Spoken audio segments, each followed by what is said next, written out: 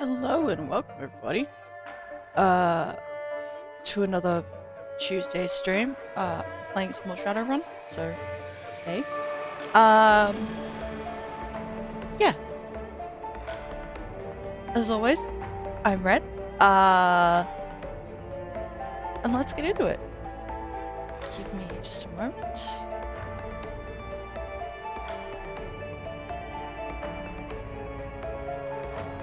Alright, let's pick up where we left off, I guess. Actually, one second. There is no subtitles setting. Okay. I'm just gonna hope that if there is another cutscene or whatever, that it isn't too quiet. So apologies in advance if it is. Just let me know and I will attempt to fix it for next time. Alright, let's get into it. It's hard to shake off the walled city. Its gravity clings to you as if wretchedness itself had grown tentacles. The sound of suffering subside, but the echoes still turn your insides. Isabel walks quickly, regularly checking over her shoulder as if expecting pursuit from the buildings themselves. She hugs a cyberdeck to her chest as if protecting a small child. Wu pauses a moment and breathes a sigh of relief when you finally reach the streets. But returning to Heoi isn't like coming home. Suspicious looks and closed mouths accent unsmiling faces that billboard a universal message: you don't belong here. Time to report back to Kindly Cheng and inform her that the message has been delivered. Get this business over with, get your sin burned, get on to the next step, whatever that is. You leave the city of darkness behind, head to the mahjong parlor and a date with a crime lord. Alrighty. I'm actually kind of surprised we managed to get through all of it without it cutting off. So, waterfront.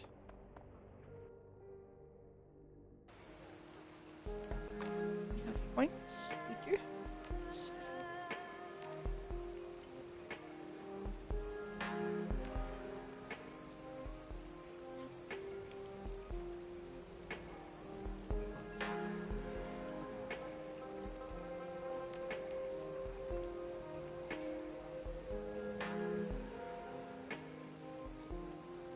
We get some spell casting.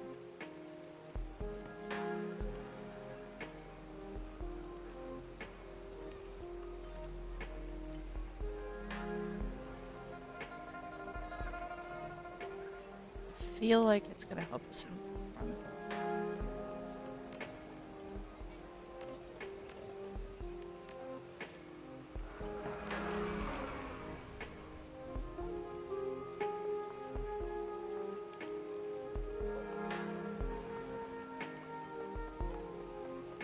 Okay, so go straight in and talk to Kindly Cheng.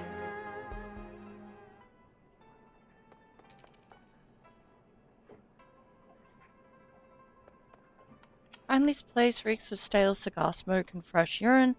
The clicking of mahjong tiles is strangely absent. In its place is a low murmur of laughter and an air of eager anticipation. All eyes are focused on the groaning figure kneeling bloody and bound at the feet of Kindly Cheng. Okay. She beckons to him with her fingers, and he struggles towards her. The loud rustling of the plastic top crackles under his knees as he moves. His pants are wet with fear. An acetylene torch lies on the table at Cheng's right hand. Kindly Cheng ignores the scene. She behaves as if all is right in the world. How did you sleep, my little ones?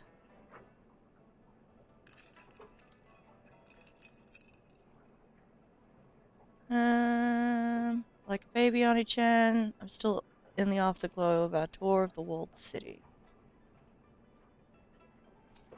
Not too well, Auntie Chan. I had a bad dream. fine, thanks. What's with the guy on the floor?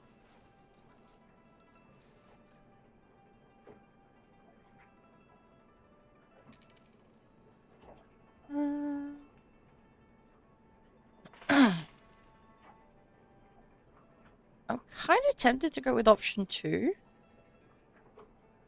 Because there was mention of nightmares and stuff plaguing the area. Not too well, Auntie Cheng. I had a bad dream. You register a brief hesitation before she responds. You poor darling. Perhaps it's the food here. I understand it can be a bit too spicy for outsiders. Still, a bad dream is better way to spend the night than getting a bullet in the ear while you sleep. She flicks a mahjong tile at the kneeling man's head. Wouldn't you agree, shitbird? She indicates the kneeling man with an incline of her nose. Shitbird here is a plainclothes cop. He snuck into the area last night while you were sleeping, hoping to find you and kill you before his competition got to you first. My men found him outside the trawler you were sleeping on. They saw to it that that your rest was undisturbed, and that your location remained a mystery.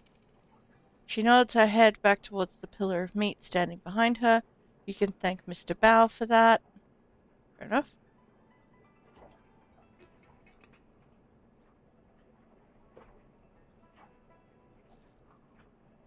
Nod at Strangler Bao. Ignore him.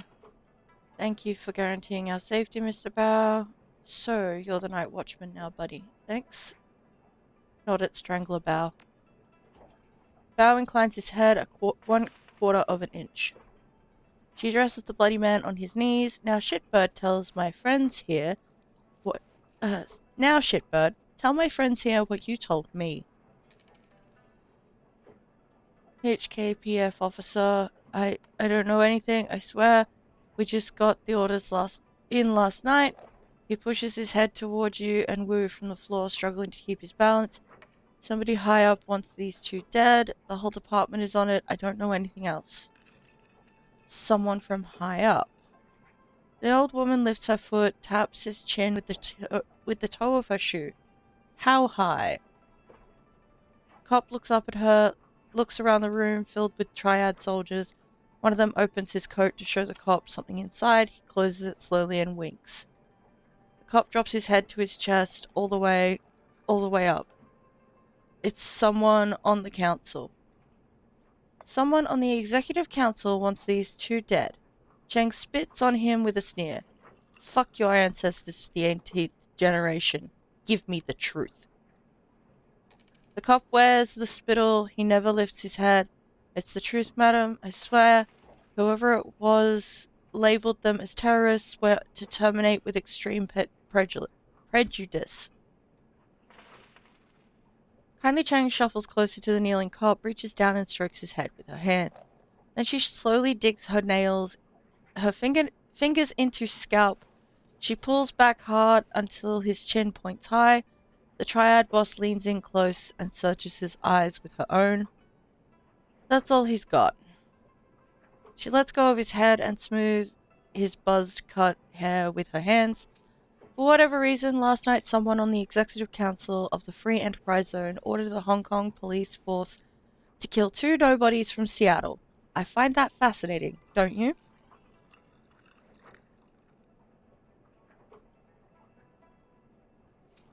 Not really. Corporations can just order cops to kill people here. Yes, but why the need to label us as international terrorists? I call that some messed up shit. I'm gonna go with, but why the need to label us as international terrorists? She strokes the policeman's cheek with the back of her hand. Her rusty voice becomes sweet as she explains the ways of the world. Propriety, my dear. Sorry, my darling. When the government has someone gunned down, they prefer to make it appear justified. The people feel safer when their murders feel like part of civilization. I don't know why I'm stumbling over words really badly today. I apologize. My, but you have definitely fallen into the deep end of the pool. Seattle isn't like Hong Kong. There are There, the megacorps control the government. Here, the corps are the government. The exec council is chosen by the corporate board of governors. They're basically the legislative and executive branches of the Hong Kong government in one tiny package. 8 people call all the shots, neat and efficient. Kindly Cheng steps back from the cop and lights one of her thin black cigars. For the wage slaves and the civilian sheep, the corporations are a pantheon of gods who wield absolute power. She looks around the room. But not for us. The Triad woman takes a long pull from her cigar and taps her ash on the kneeling cop's head. Who else knows about my guest's visit to Heoi Shitbird? No one, madam. I hadn't called it in yet. I wanted the kill for myself. No one knows they're here. I swear it. She turns to her enforcer. Mr. Bao? Bao fiddles with the PDA in his meaty hands. He's telling the truth. No outgoing calls on his PDA. Very good. Thank you, Bao. She nods at the cop. Thank you for your honesty. In one smooth motion, Strangler Bao produces a silence pistol, fires it once into the policeman's head, and replaces it in his jacket. His face never changes expression.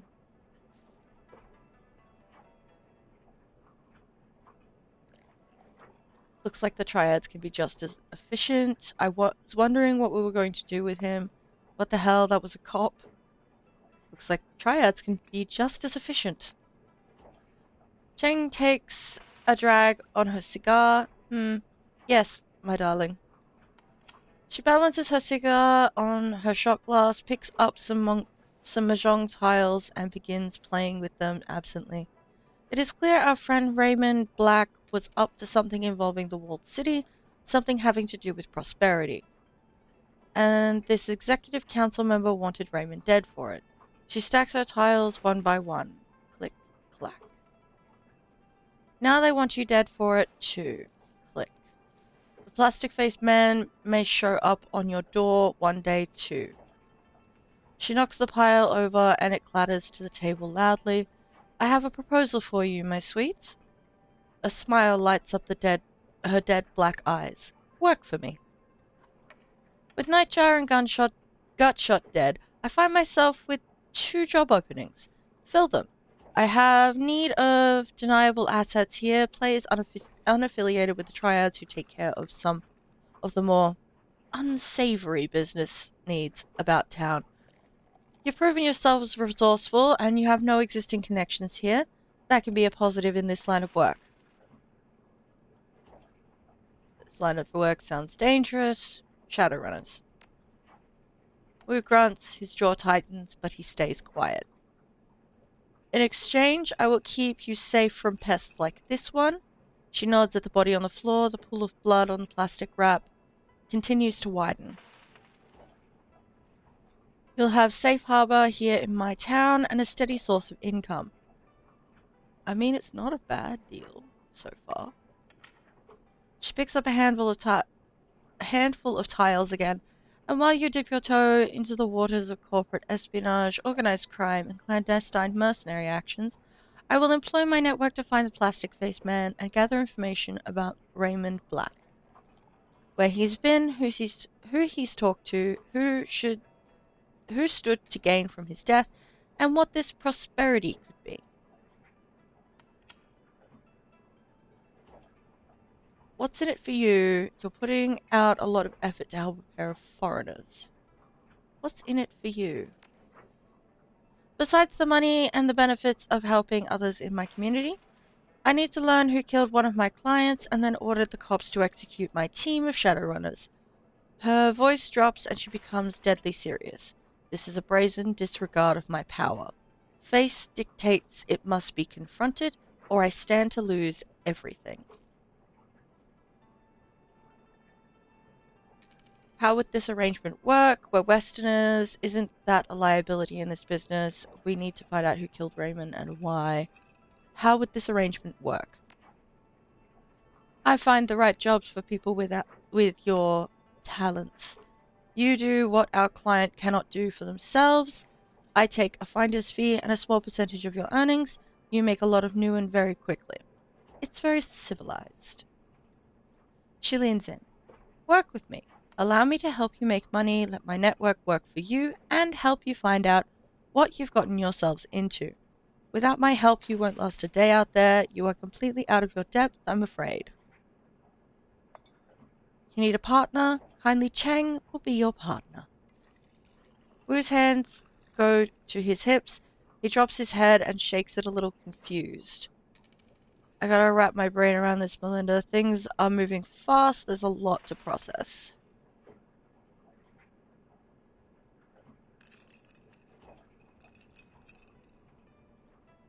Think about it, Duncan. This gives us freedom to find out what happened to Ray. You had to see this coming, Duncan. I did. Come on, Wu. You and me on the streets together again. Think about it, Duncan. This gives us freedom to find out what happened to Ray. I know, I get it. I just gotta reconcile this whole... He grips the back of his neck, squeezes hard, rips his hand away. Fuck it. I'm not a cop anymore. That guy's dead. He nods, the decision's made. I'm in. What about you? I'm in too. I didn't have anything back home anyway. There's good money in the shadows. It's about time I cashed in. I'm in until I clear my name and get the hell out of Hong Kong. I'm gonna find out who killed Raymond. Someone's gonna pay. I think Ray's alive too. Let's run the shadows and figure out what happened to him. The first one and the last one are the ones that I'm leaning towards.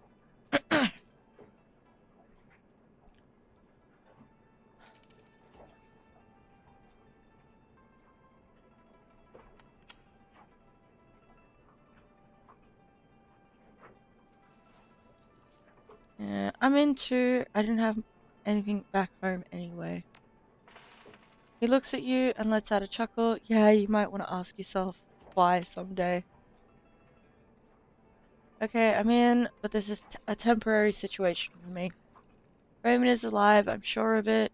So I'll run the shadows as long as Auntie Cheng keeps up her end of the bargain and helps us figure out what really happened to him. Then I'm gonna find my father. Then it's done. Huey is now open to you. She gestures to her lieutenant, who raises a finger to his ear and whispers into his sleeve. First order of business. Melinda Nix, Duncan Wu, you don't exist anymore. You'll need street names.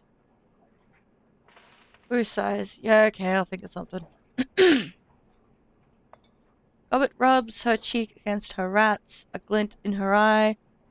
I think we've got you covered, gun show. She turns to Isabel. Fits, doesn't it? Indeed. I knew that was gonna stick. It has stuck. Gobbet, Isabel will handle this the same way we did with all your previous work. She didn't say Nightjar. All the jobs I line up for you will be sent to your computer on the squat boat. She's pointing at you. I got it. Why her? It's a simple process of elimination. She points to the little decker. Isabel isn't the leader type. You got that right. She moves her finger to the orc girl. As for Gobbet, let's just say Gobbet doesn't have a head for business. Not my thing. Then she rests a finger on Wu, and then there's Gunshow. She wiggles it. The jury's out on Mr. Gunshow. Meaning? Her response is direct, straightforward. Meaning there's a lot going on within that head of yours right now, and I'm not sure I can trust you.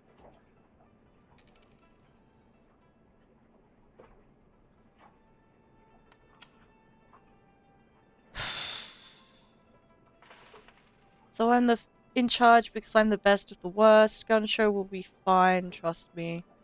Jury is out with me too. Duncan, you're a raw nerve, and I'm gonna have to keep my eye on you.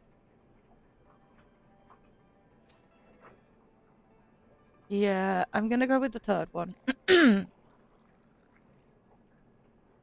Jury's out with me too, Duncan. You're a raw nerve, and I'm gonna have to keep my eye on you too. Kindly Cheng makes eye contact with you and holds it. She keeps it steady for a long time. Wu doesn't notice. I get it. Feels like I've been on tilt since I arrived in this country. She looks at you. Follow your lead, Melinda?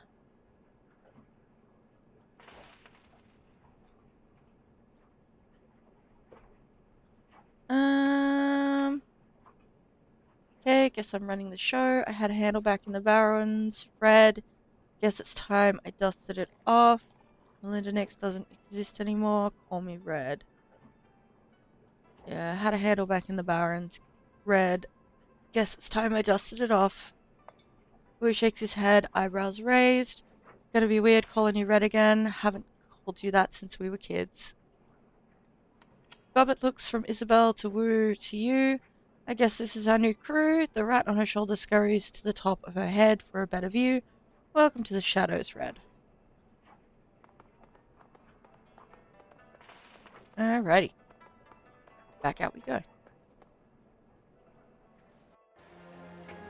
As you lead your team through the shadows, your companions will continue to develop and learn new combat skills.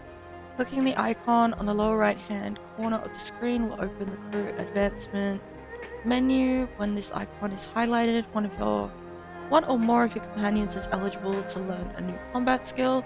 At each advancement level, you may choose one of two possible combat skills for each of your runners. Choose wisely. Okay. Territoriality. Territoriality. Augmented skill, ranged combat. Gobbet spends some more time at the firing range, increasing her ranged combat skill, and SMG is specialization by 1. Spiritualist, augmentability, spirit control. Spirits will never break away in the first 2 rounds after summoning them. Spiritualist, gain rat totem, steel spirit. Gobbet's rat totem invocation can steal control of spirits that have been summoned by enemy shamans. Note that only one spirit can be under control until rank 5. Spirit control, where it increases to 2. Spiritualist, augment summon shrine spirits. Shrine spirits summoned by Gobbet are now present for an additional time before dispelling themselves for a total of 3 rounds. Devil Rat Spirit Fetish. Gobbet now carries a Devil Rat Spirit Fetish in her standard equipment. Gain ability Consume Spirit. Gobbet can now consume spirits and imbue herself with their power. Consuming a spirit heals Gobbet for 20 hit points total over 2 rounds, and her AP is increased by 1 during that time. Totem Invocation does 99 damage to any hostile spirit. This spell can only be used on spirits. Okay. Poison Fog is upgraded to Acidic Fog, doing AP damage to those affected as well as HP. Plague Barrier. Gobbet gains a Conjuring spell, which sets 4 heavy cover barriers that last 3 rounds.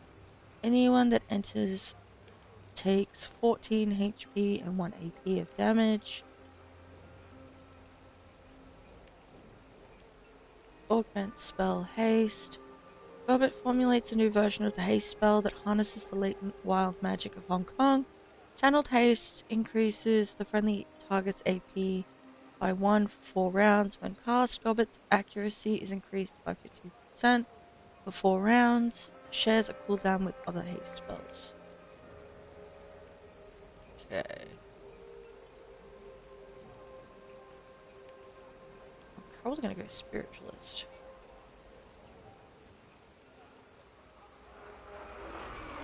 Augment, weapon, mini launcher. Isabel's grenade launcher can now fire remote mines, which can be triggered to detonate at will. Espionage, gain program Tar Blaster. Isabel gains the Tar Blaster 1.0 program, an upgraded version of Blaster that also sticks enemies in place for 1 round.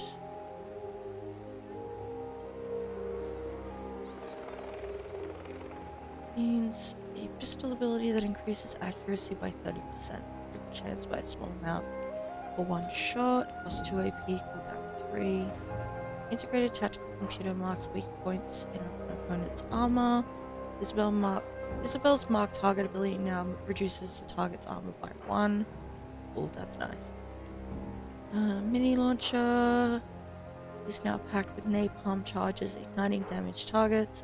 Targets on fire will take an additional 6 hit points of damage.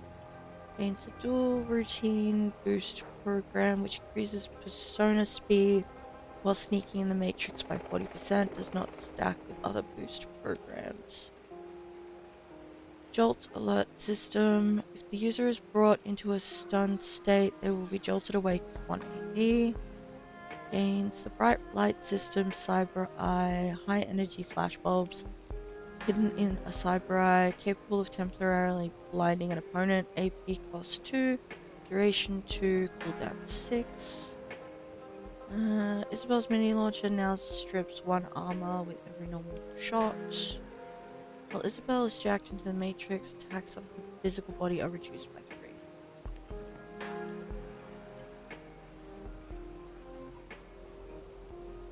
I feel like this one. Alright. Firepower round. Gains an assault rifle ability that fires a single shot of incendiary ammo.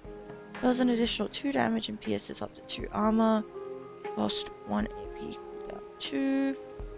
Underslung beanbag. Duncan gains a rifle ability that does 2 AP damage and imbalances targets. Makes them easy to hit on subsequent attacks. This ability cannot do critical damage. Costs 1 AP. 2. Ooh.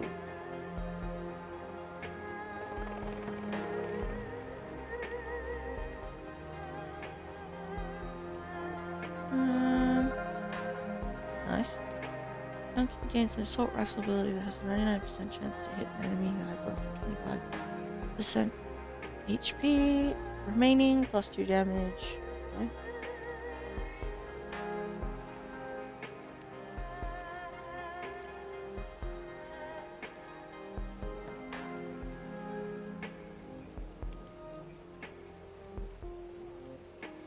Well, that's just neat. The ability to throw back incoming grenades. Gas grenade.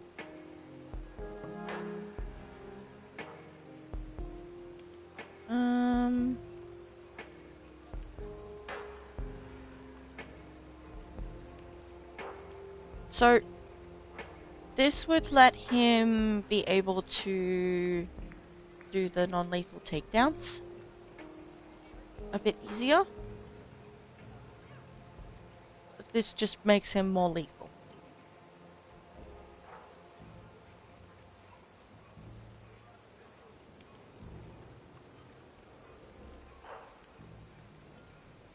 Being able to stun people is really nice though. So let's go with crowd control. Sure you want to confirm these selections. This action cannot be undone.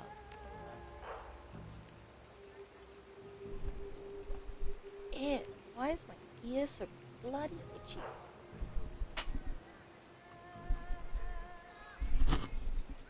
It's because there was hair stuck under my headset. Love that. Alright, so we have just over $1,000. Shall we go for an explore, see if there isn't anyone new? Ooh, hello.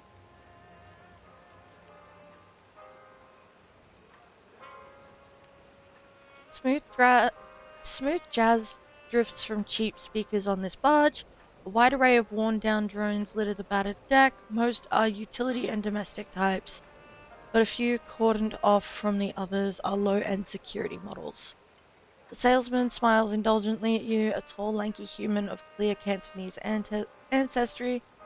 He's wearing a cheap suit and limply clutching a smelly cigarillo. He adjusts his tie with exaggerated nonchalance, languid,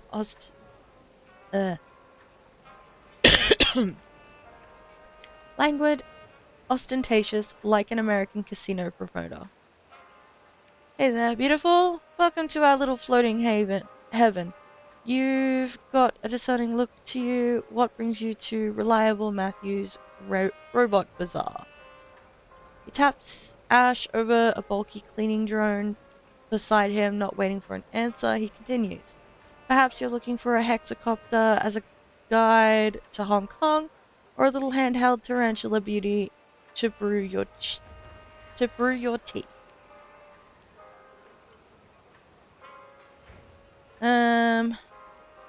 You're Reliable Matthew? That's right, Reliable Matthew Shun. At your service, he extends his hand to shake. The odors of peach-scented moisturizer and stale tobacco smoke wash over you. How about it? Um,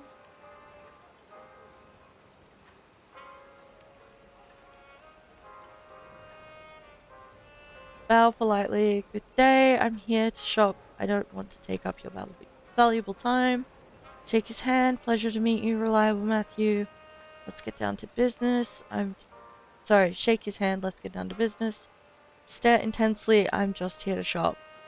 Stand silently. Let's go with shake his hand. Pleasure to meet you, Reliable Matthew. Always, always. Welcome to our little patch of peace on the river. I think you'll really love Hioi. It's just a fantastic place. Well, now that we're acquainted, maybe I can brighten up your day a bit. What's on your robot list? Are you calling me beautiful? You know it, beautiful. I hope I don't offend. I just can't help it. Tell me. To me, everybody's beautiful, baby.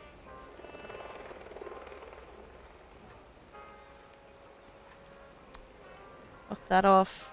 Right back at you, beautiful. Okay then. Stuff it. Right back at you, beautiful. Oh, a woman after my own heart. I'm interested in your combat models. Reliable Matthew looks over his shoulder at the security drone, some heavily cannibalized in the corner of the yard. He turns back to you with a nervous smile.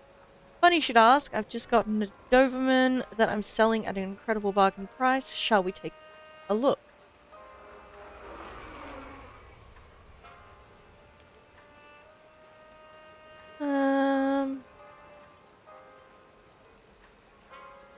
Incredible bargains, huh? They fall off the back of a truck.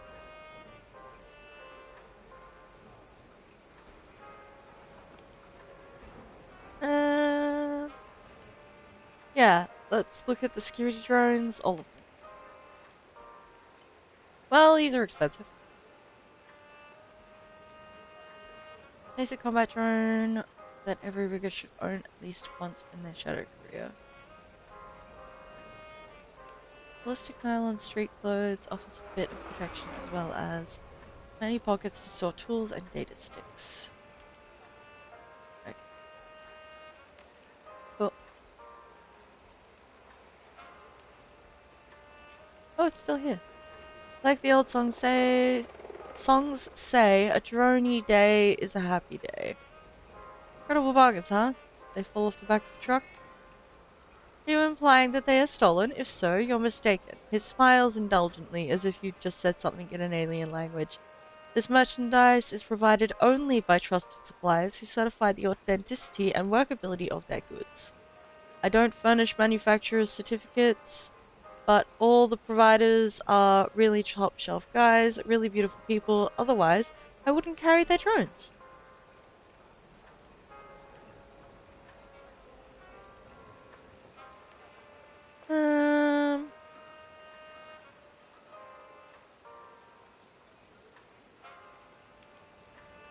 Sounds good to me. Where do these trusted suppliers get them?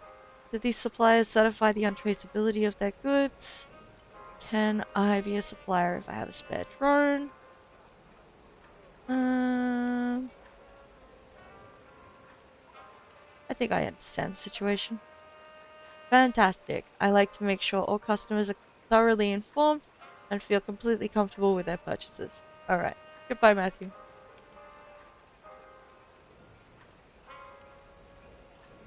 Jin. Interesting name. As you approach the small landing, you see three men, two elders, and a younger man hunched over a go-board. The juxtaposition of the two white-haired, white-bearded men and the black-haired man is almost comical.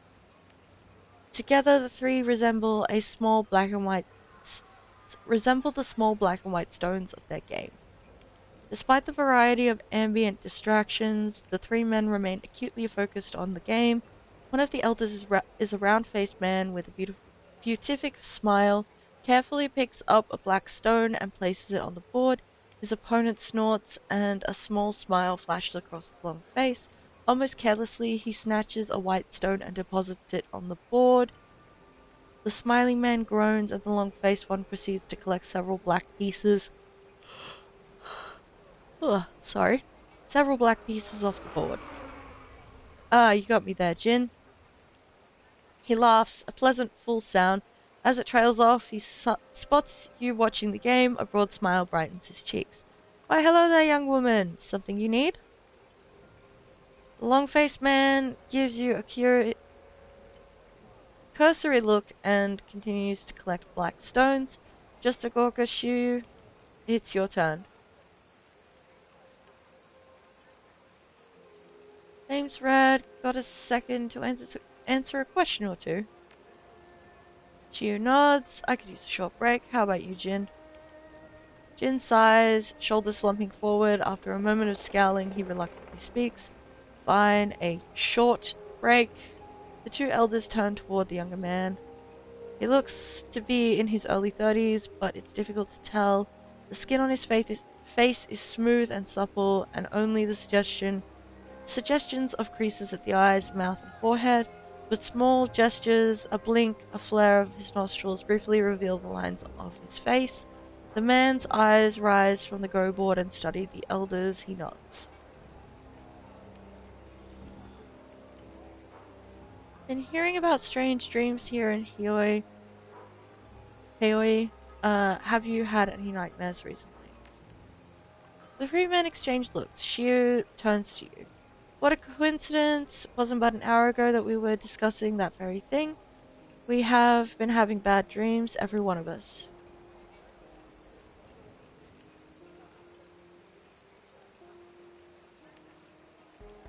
Interesting. You mind sharing? Jin shakes his head and crosses his arms. What makes you think we'd be comfortable sharing our dreams with a complete stranger? Seems like a good way to get ourselves in trouble, especially with what you kids can do with that matrix you all love so much. He turns his head, pretends to spit. Peck.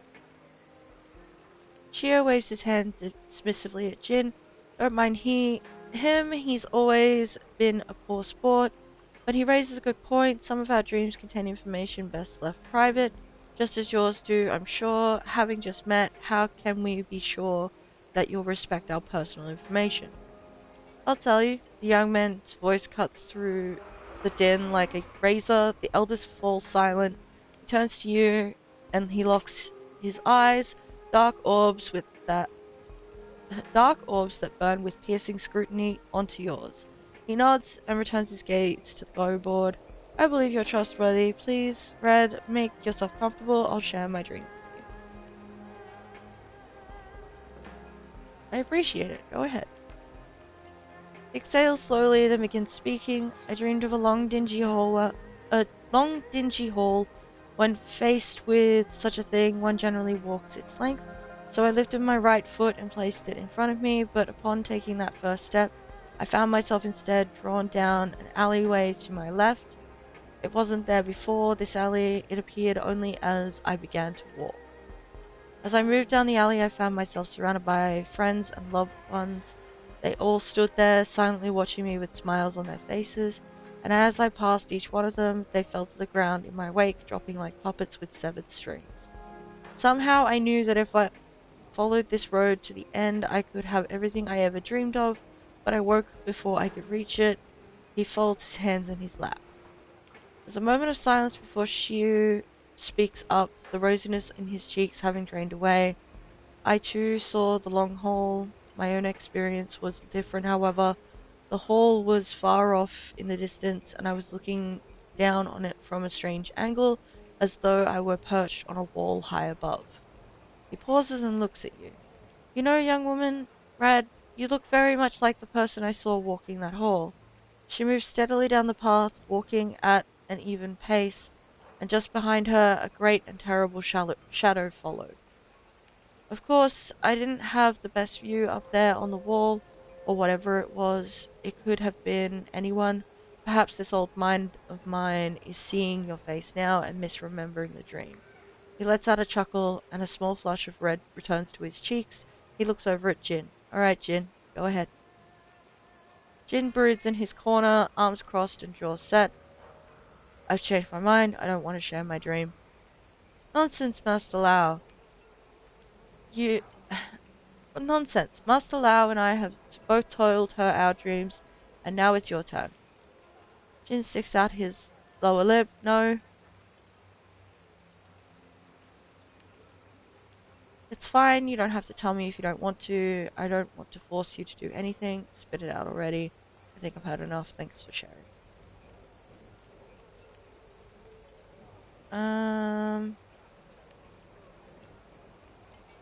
It's fine. You don't have to tell me if you don't want to. He holds his palm up towards you and looks at Shiu. See, straight from the horse's mouth. I don't have to. Jin. Lao's voice is firm but soft. This is important.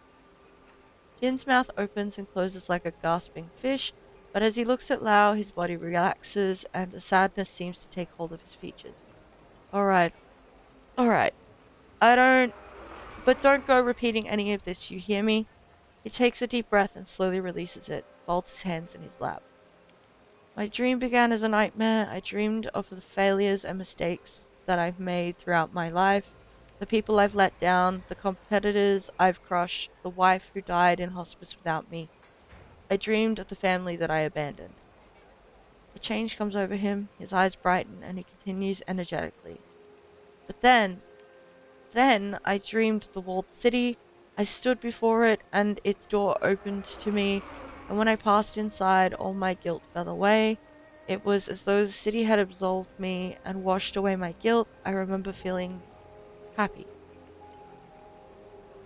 As his remembrance ends, so does the lightened mood. His face shrinks into a pout, and he stares grumpily at the ground. There, I did it. You happy?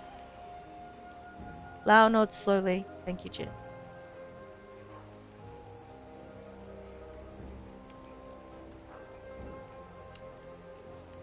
You have my thanks too. That was great, and don't worry, I won't abuse your personal information, promise. All said and done, this was pretty boring, but who knows, this might be helpful later on. You have my thanks too. Yeah, now can we change the subject? My ulcer's acting up. I'm guessing you've been around these parts longer than I have. Is this sort of thing normal? If it were normal, we wouldn't be huddled around discussing them in whispers now, would we? Enough of that, Jin. Red here asked in earnest for our advice. She deserves a proper response. Shiu gives you a gentle smile. Please forgive our friend. Bitter years have left him suspicious of others. No, that's completely fair. The answer to your question is no. Upsetting dreams have never been uncommon around Hioi, but these recent visitations have been different. They've been darker, more vivid, stronger than normal dreams. Last night, I felt consumed by the sense that something was coming. While my friends here felt a sense of relief and excitement as their dreams ended, I felt as though I was sitting on the precipice of some vast and terrible chasm, with the void yawning beneath my feet. Suddenly, his cheeks flush. He blinks twice, then looks away.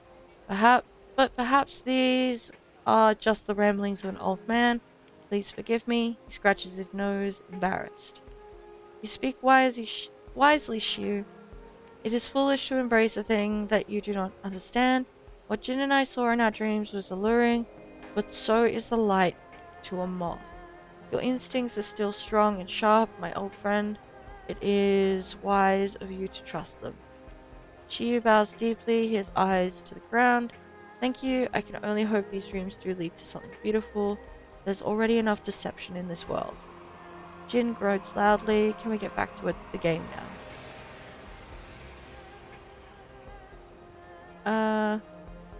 I don't want to keep you. Looks like the break's over. I've got to head out too. I don't want to keep you.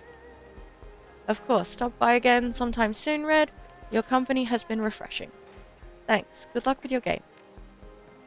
appreciated, young woman. We'll be seeing you. Well, that was enlightening. What's over here?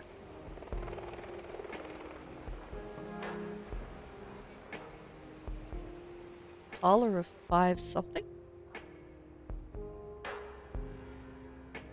Crafty Zoo.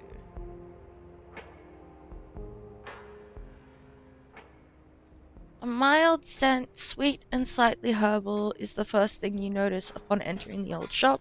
Its quarters are cramped, made smaller by the display cases and furniture packed inside. Yeah, an altar that big does take up quite a lot of space.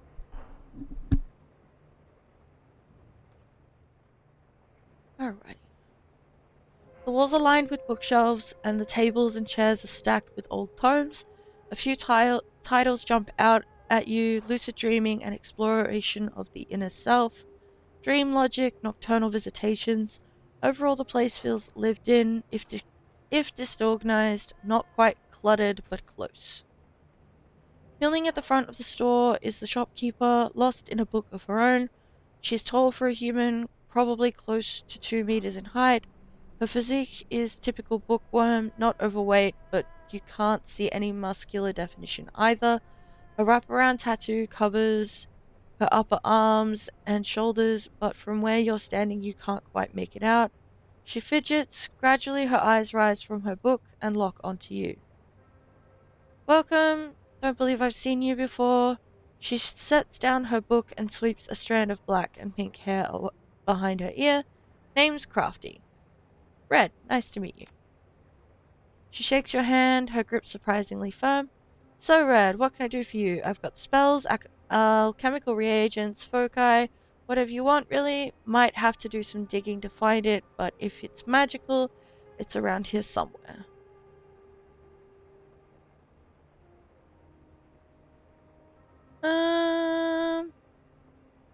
Is this your store, or do you just work here? It's mine. I inherited it from my mom. As you can see, she generously left me all her research journals. Her words are thick with sarcasm. Mom was never a big cleaner, but neither am I. My mom used to keep spirits around that helped her manage the place. They're not here anymore, but sometimes I swear my books aren't where I last placed them. Who knows, maybe they pop by for visits. I just wish they'd clean while they're here. Okay.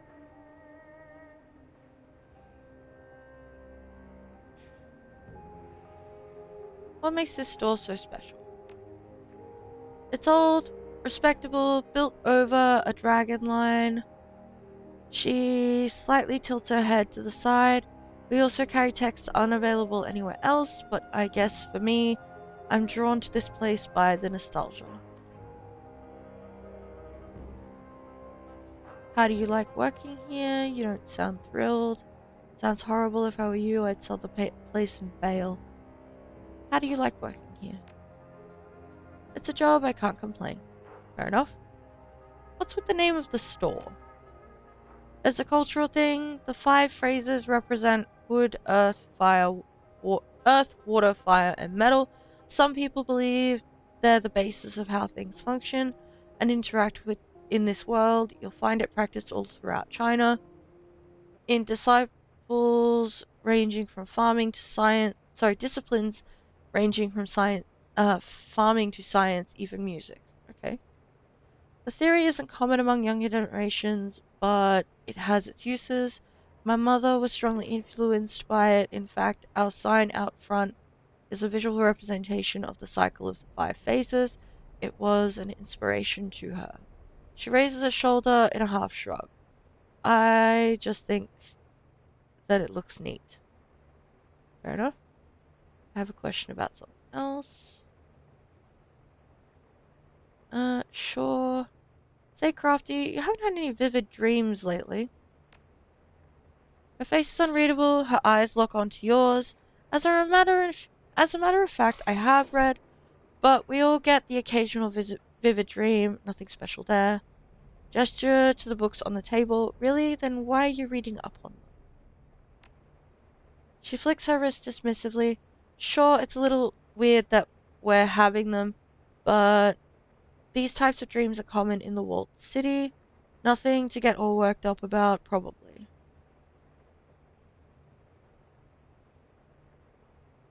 They're common? Explain?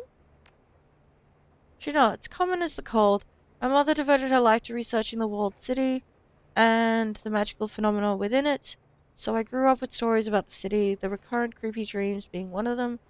I've never been inside the walled city myself, but Mum went in pretty regularly and experienced the dreams.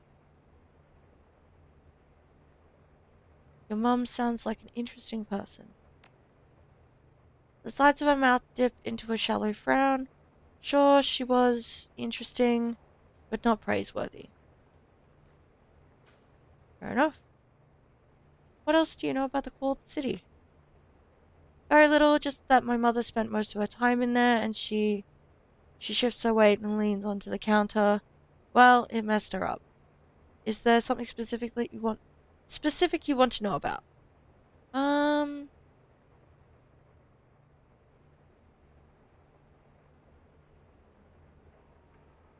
can you tell me about the city? She runs a hand through her hair, exhales. Where to begin? The walled city's always been a hellhole. It started a bad place. It's still a bad place. Crime's drawn to it like a magnet, and you can't enter the city without a security guard on each elbow. But not even that will guarantee your safe passage. No one famous or rich or memorable has ever come from the place, and the only thing it's known for around here is its shitty reputation. She shrugs loosely. That's about the gist of it. Now, there's a whole library here that just so happens to be the foremost location for walled city texts. I'm sure you can fill in the blanks.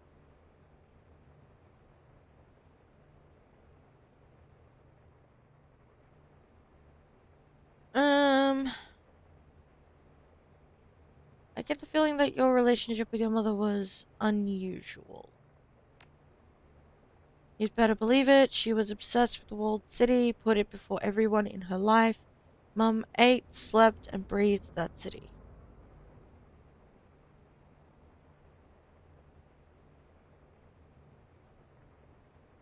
Was something fueling her obsession? Crafty shifts her gaze to a stack of books on the nearby table. Yeah, actually. Mum was convinced that something was wrong with the place, that it was cursed in some way, polluted with unnaturally bad chi. Okay. She'd visit the city under the protection of the Yellow Lotus and spend hours, sometimes days, studying it. Crafty tears her eyes away from the books and returns her gaze to you. Mother was consumed by her research. Did she did she ever find anything? She sure tried. Mom thought that she could find a way to purify the place and to exorcise its demons. Her obsession with the walled city grew, and she devoted more and more of her life to breaking its curse. Wish I could say she fell off the radar, but really, the rest of the world fell off of hers.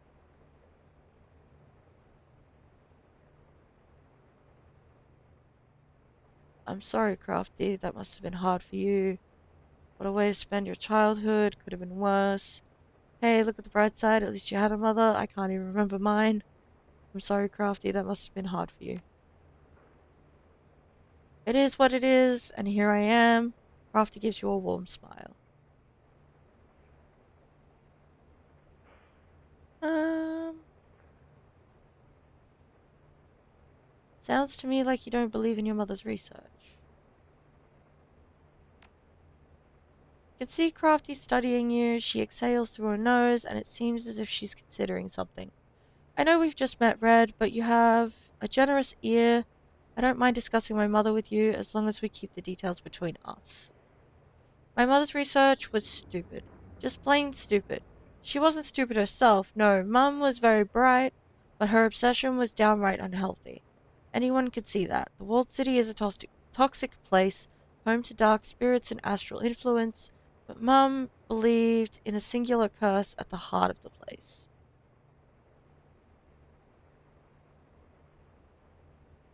When you say toxic, what do you mean? My mother failed to change the walled city, and the time she spent inside there changed her. She grew sickly and became moody, irritable. She suffered from night terrors the rest of her life. Crafty languidly sweeps a small clump of dust off a nearby book.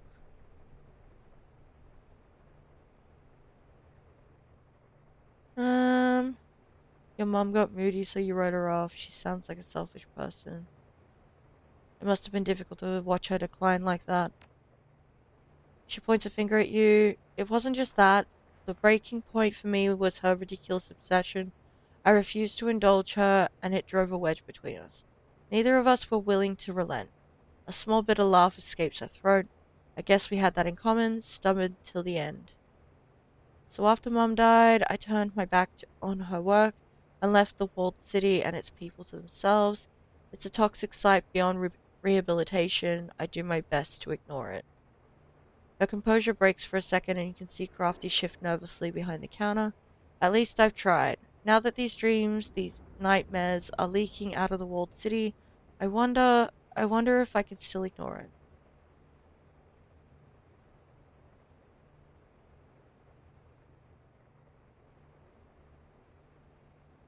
Um,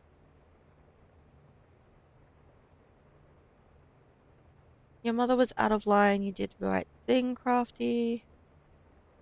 We always have a choice. What a disaster. How can you sleep at night? And let me know what you decide. I've got to head out. Um,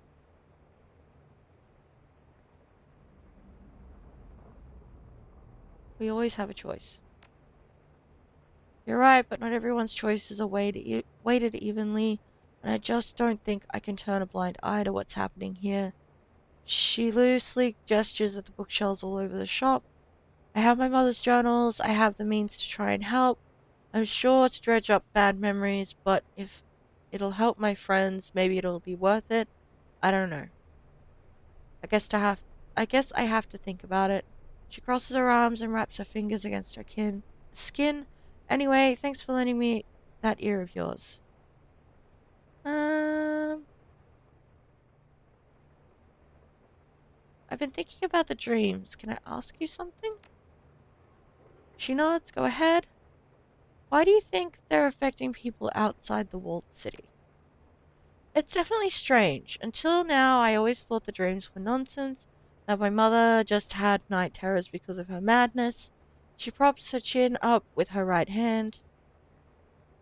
But now it's really happening, and not just to me, to others around Hoyoi. Those same psychic forces that drove Mum insane are edging into our subconscious. Lately, I've been wondering if there might have been something to her ravings. Maybe I've been skeptical for so long it feels almost blasphemous to consider it. Maybe the walled city's curse is real? She rubs her hand down her face, obviously frustrated. I just don't know. Um, maybe you can learn something from your mum's journals.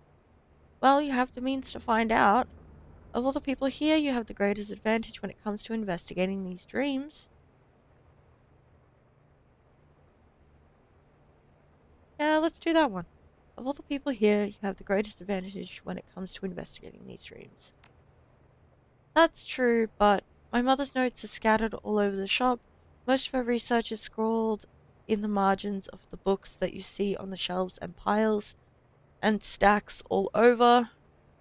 The clues we'd need to figure this out could be in any of these volumes, and there are thousands of them. Um, I have a bad feeling about these dreams, Crafty. If there's anything we can do to get to the bottom of them, we need to take that opportunity. This isn't about you or your mum. This is about everyone who's having these dreams, and you could help them all. But with the dreams spreading, can you really afford to let all this knowledge just sit there? I have a bad feeling about these dreams, Crafty. If there's anything we can do to get to the bottom of them, we need to take that opportunity. She sighs, straightens up. Yeah, I know what I have to do. It's just, damn, look at them all. She tiredly looks down at the book she was reading earlier. I guess I won't be finishing this one anytime soon. Alright, Red. I'm going to get started now. I've just now, but it'll take time and take time. The house of five phases is jammed from floor to ceiling with books, and any one of them could hold valuable information. Check in once in a while and I'll share my findings with you. Okay. Sure thing. Keep me updated. She clucks her tongue and points a finger at you. Will do. Tell me about yourself, Crafty. She raises a shoulder in a half shrug. I'm not sure where to start. What do you want to know?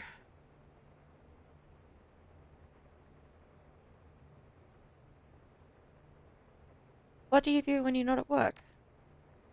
I've been pretty crunched here at the shop, so I don't have a lot of time outside of work.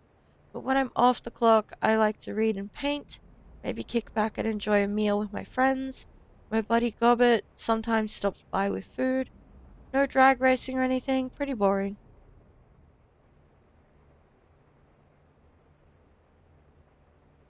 Um, you said you paint?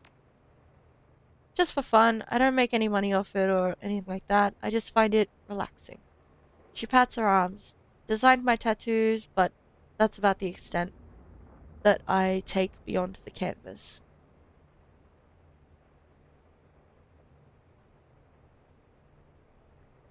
Um,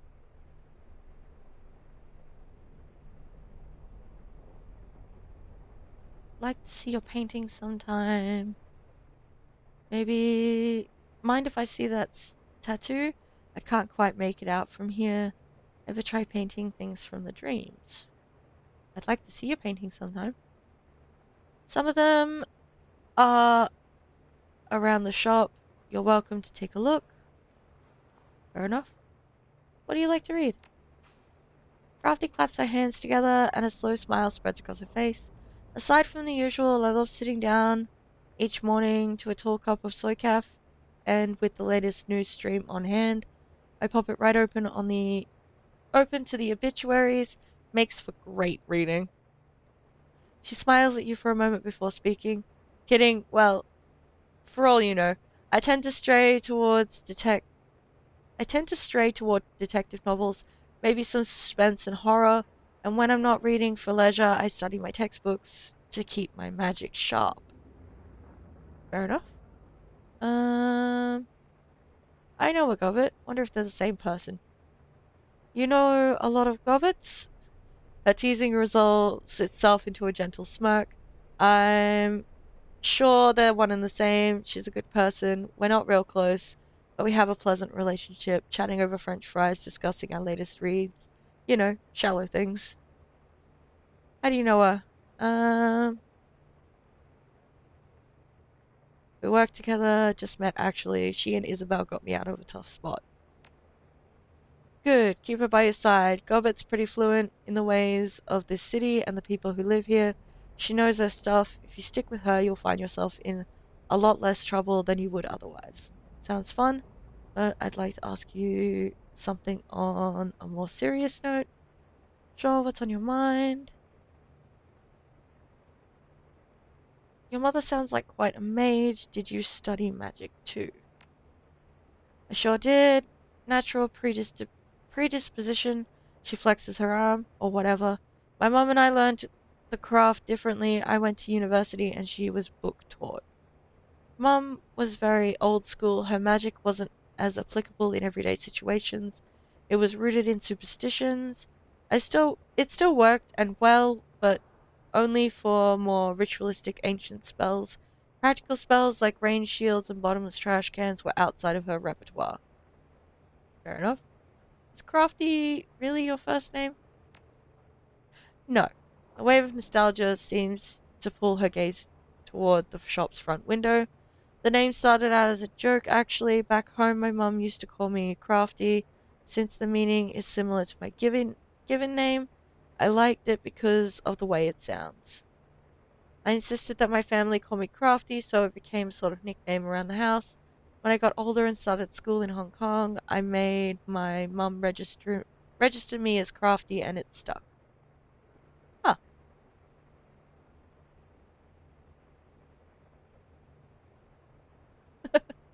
So what's your given name? Looks like you've owned it, not to insinuate that you're untrustworthy. Let me guess. Your first name is Phyllis.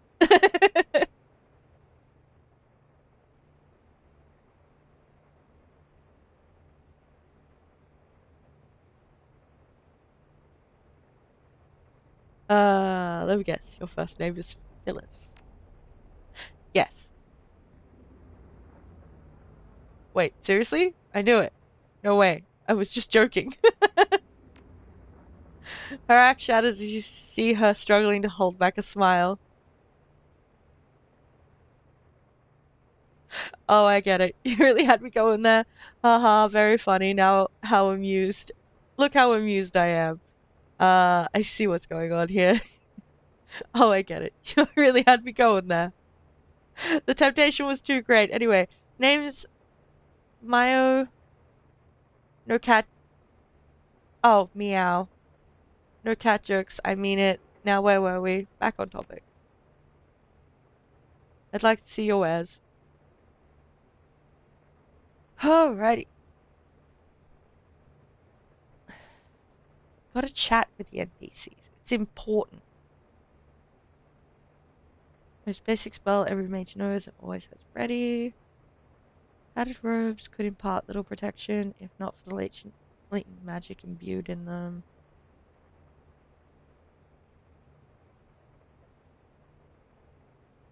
You can buy blood magic?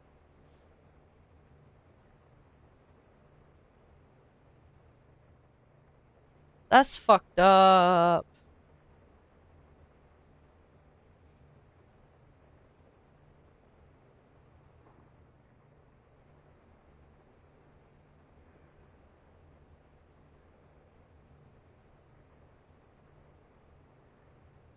Nomadic fetish. Possession of this fetish grants the benefit of +1 willpower. Neat. +1 charisma.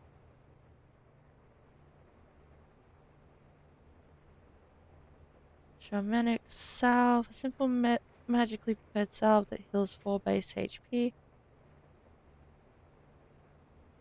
And a further 4 HP per round for 3 rounds when consumed when used. Huh. That's neat.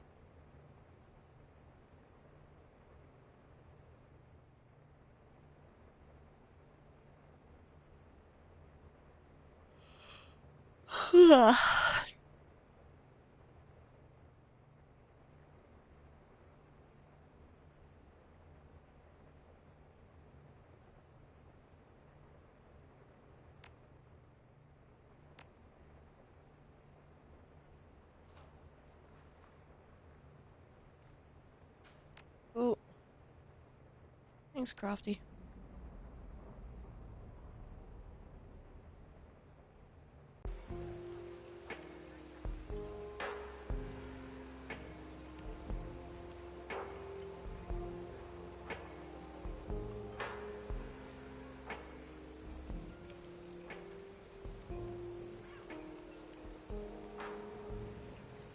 Is there a peeps over here?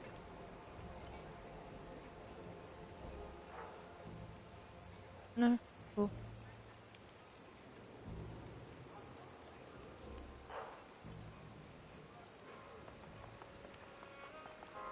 That's where that stops.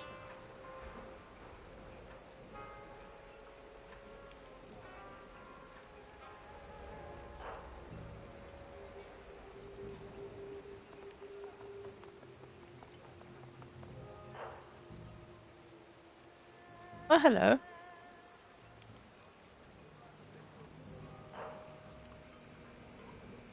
Overhead, a giant A gigantic hollow sign shines like a searchlight, screaming its message through the dim light.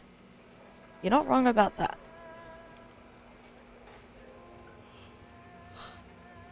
Hums and flickers, sputtering like an old engine. Fierce electrical crackles sporadically burst out of the sign's emitter, stabbing your eyes and filling your ears with static. Under the baleful glare of the sign, the rusty mini barge's deck is stacked with electronics. Dilapidated stereos share space with crisply boxed servers. Ranks of discs and memory chips fill display cases padlocked under plexiglass. A short human in his late 20s stands in the middle, hands on his hips, talking loudly into the air. Bulky virtual reality goggles cover his eyes. A data jack cable runs from his temple down his stained t-shirt to a belt load of clearly home-built computer hardware. Maximum law. No, I'm telling you, his voice is shrill and clipped. Nobody uses KM3s. Like nobody, they're shit. I don't care what Deng says. If Shiaway's SRP uses KM3s, they're stupid. Hey, flesh is rolling up, gotta go. He turns to face you, goggles blank with an enigmatic blinking with light. Wait, what? He turns to face you, goggles blank and enigmatic, blinking with tiny lights and wrapped in duct tape. He points at your PDA. I ripped that PDA. You work for Kindly? His lips work impatiently. Yo, what do you want? You provided this PDA? Tell me about it. It was a Fuji Azura Star 3. They use a Scarab chip, which is good, but the motherboard is wet noodles and sprouts.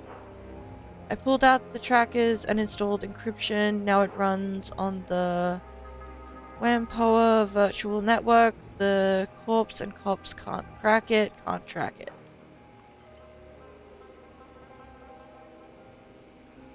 Nice work. Who are you anyway?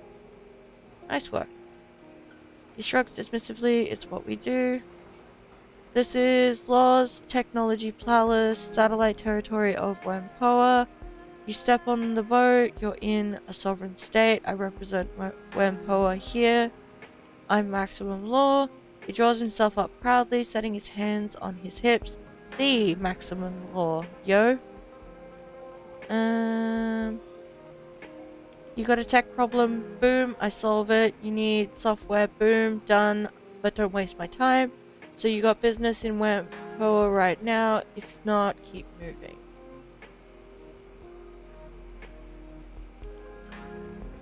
That's an amazingly ostentatious hollow sign you've got.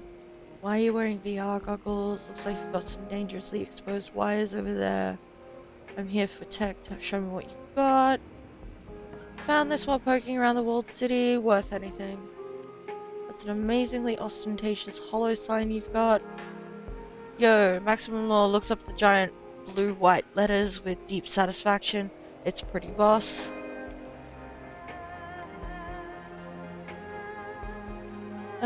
That must cost you a small fortune in electricity.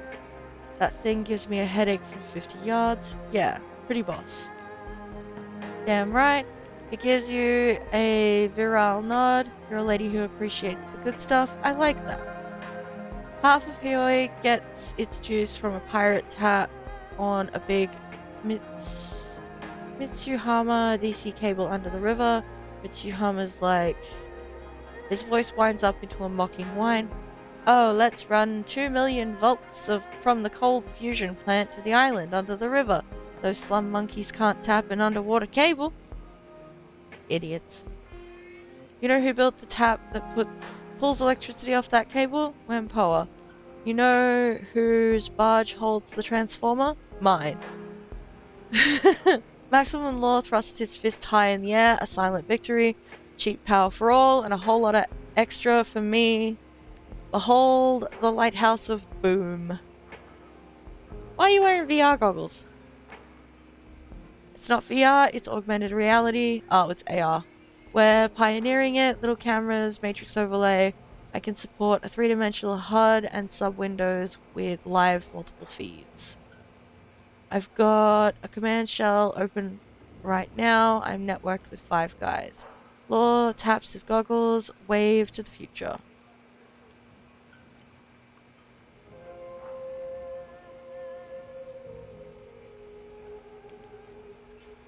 Wave to the future, huh? A future where you can't look anyone in the eye and you resemble a B-grade sci-fi character. Techies trying to proxy for astral perception with gadgets. Cute. Augmented reality, really? I hear a lot of corps are experimenting with it, but not in such a socially invasive way. Sounds interesting.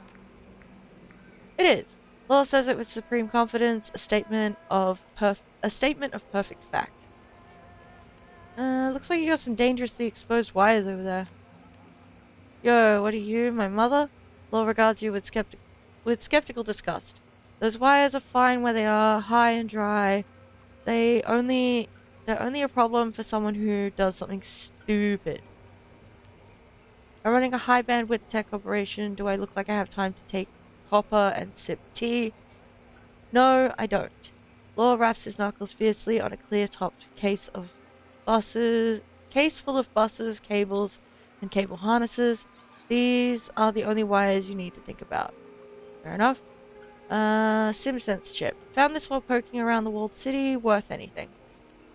He scans the chip's casing and with a handheld optical reader. Yo, that shit is banned. Lift it off some yellow lotus. They traffic this stuff.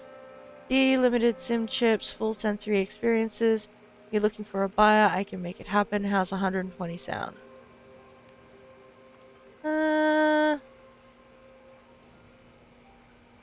Sure, take it. Hope it finds a good home. Yeah, well, yeah, I'll sample it first, but these CalHots can send you for a trip. Don't worry, I can handle my sims. Okay. Oh, where you go, buddy? Can't do decking or anything, but like...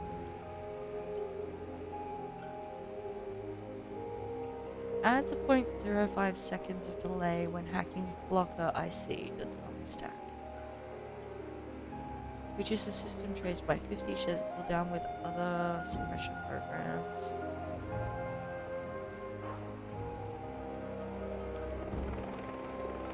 Oop. See you later, Law. Yeah, whatever. Hope that's Law. Okay.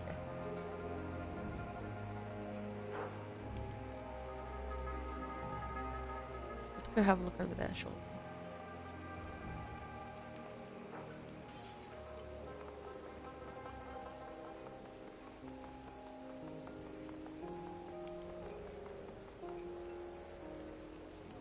News intercom. A massive steel security door is set into a bunker-like concrete wall. There's no sign or identification of what this place is. The battered intercom is encased in a cage of welded steel and armored glass. Grainy letters are barely readable on the screen. Chrome alley, medical services and mechanical repair. Premises protected by deadly weapons and infectious diseases. Press the buzzer. There's a crackle of static, then a brusque voice answers. What do you want? The voice Cantonese is precise, but the accent sounds American. Is this a medical clinic? No, it's a chicken factory. What do you want? Looking for a medical clinic? Yeah, that's me, but listen, lady, I don't know you, and I don't like people I don't know. Who sent you?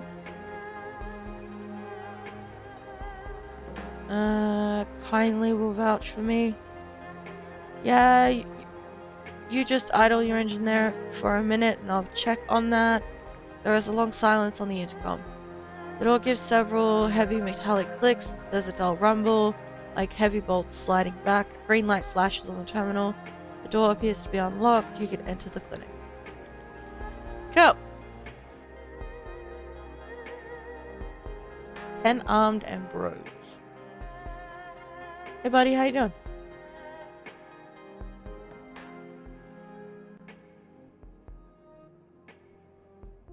This clinic looks like it just hosted a party. Spindly mechanical arms swing from unobtrusive wall mounts, pulling down crepe paper ribbons and scooping food platters and empty beer bottles into biohazard bags. A severely crippled Caucasian man sits in a wheelchair amidst the maelstrom of mess and robotics. He's in his 40s, thick beard, tungsten earrings, beer belly, one cyber eye. Both his legs are missing, one at the hip, the other at the knee. He has only one arm, and only 3 fingers remain on his surviving hand. His face and arm show the scars of reconstructive surgery. He grins widely at you, regarding you with bloodshot eyes. He's clearly hungover. "Hey, I'm Ambrose," he shouts cheerfully in English, its words piling together in a loose Midwestern accent. "They call me Ten Arms. Welcome to the Kong, fellow UCASian." He chuckles, his chest shaking with mirth. A Waldo arm springs to life and swings over to him. Menacing metal pincer momentarily sets a cigarette between his lips, just long enough for him to inhale from it. "Kindly says you're alright. What can I do for you?"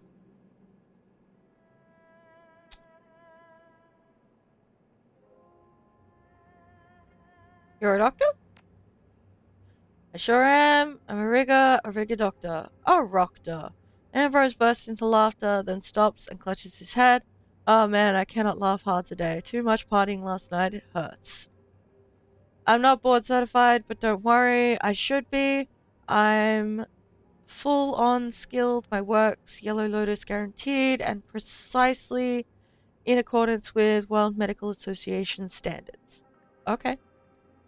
Everybody in Haoi comes to me because I'm the only option." Ambrose chuckles delightedly.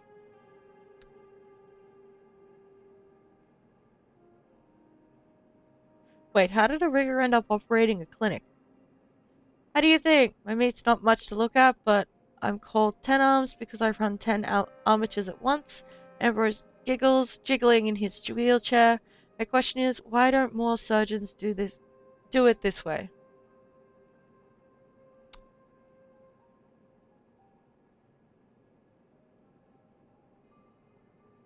"Maybe because they don't want a first career as a rigger on top of 6 years of residency?" "I was more asking how you got your medical training." "Good question."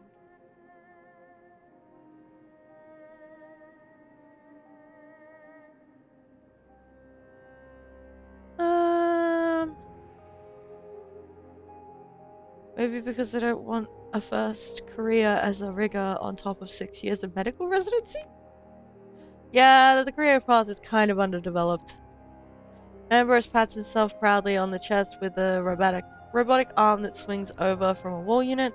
"Makes me one of a kind, except for all the rigger surgeons that are out there, which is actually a lot. They're just not as good at the rigging as me." "Okay." "Your front door could stop a bulldozer. Why so fortified?" "Are you kidding? Have you any idea how much all the stuff in here is worth? This is a high capital operation, and life's dangerous for a guy missing most of his members, tooling up smugglers and criminals.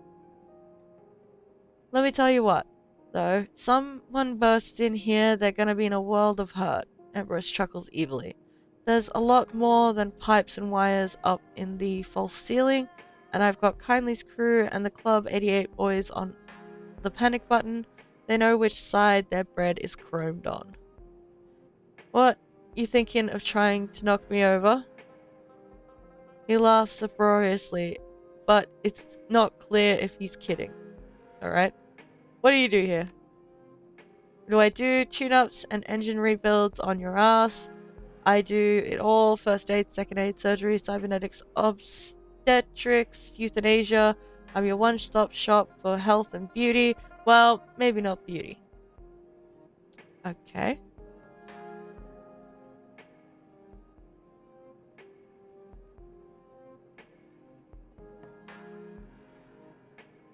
I don't modify myself. Any reason I'd come around here if not for medical gear? Shoot, this is a friendly little neighborhood. I love it when people come by and bullshit. Hell, I host birthdays. Ambrosia's spider drone swings a bottle of coffee liqueur over to his nose. He sniffs it gingerly. Nope, that's no good anymore. Full of spit and cigarette ash. Fair enough. Can you install me with combat wear? You know what? You got coin and the essence. I'll trick you out like a bulldozer with ground effects and a turret. I've got it all. Bionic limbs, wide reflexes, deca wear, blood filters, synthetic muscle, bone lacing, greased bearings, ground effects, tight bolts. Full range of chrome alleys services is something that we like to keep beneath the HKPF's radar. Ambrose Weeks. What sort of mechanical services do you offer? Oh, nothing you'd be interested in. Right now I'm mostly doing engine mechanics and electrician stuff. I send Maximum Law and Reliable Matthew any work they can handle. It's really just a hobby and service to the community. I make my nut with the clinic. He looks fondly over at the massive, partially assembled V8 engine, occupying part of the operating theater. That baby's gonna be a goddess when I'm done with her. Fair enough. Show me what you got. Sure thing. Tune up or spare parts. I'd like a V8 and a box of chocolates.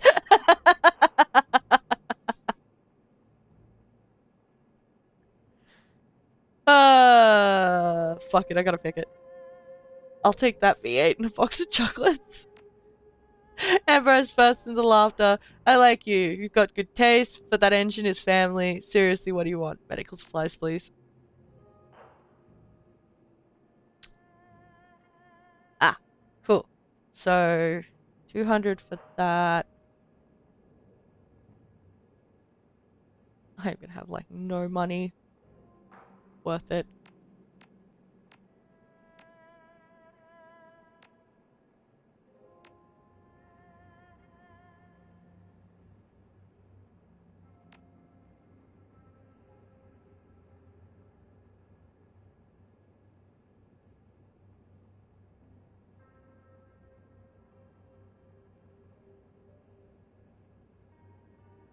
That should be good for now.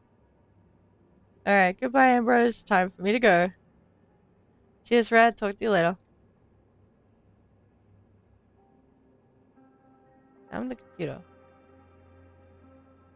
This impressive home-built computer is running multiple large memory units and processors. Chilled air from its active cooling system washes across you as to the whir of fans. A thin fiber optic cable runs across the floor to Ambrose's chair. To Ambrose in his chair. On the wall behind the computer are miscellaneous decorations, notes, and photos. Two items stand out: a large dry erase calendar and a corkboard plastered with printouts. Look at the corkboard printouts. News clippings and BBS posts have been printed, carefully snipped and pinned in place. Most are less than a year old. They're intermixed with grainy photographs of what look like a devastated city, Chicago. The news articles describe an outbreak of a virulent version of the VITAS plague in the city and the subsequent quarantine of a zone containing hundreds of thousands, if not millions of people. The newest items are plain text bulletin board postings printed out. The very fact that they're from so crude a site is strange. Very, very few Matrix sites are so plain.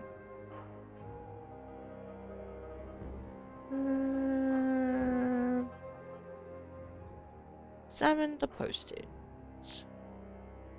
Files smuggled out from within the containment zone. They describe a cover-up, the detonation of a small nuclear weapon, the catastrophic release of insect spirits into the city.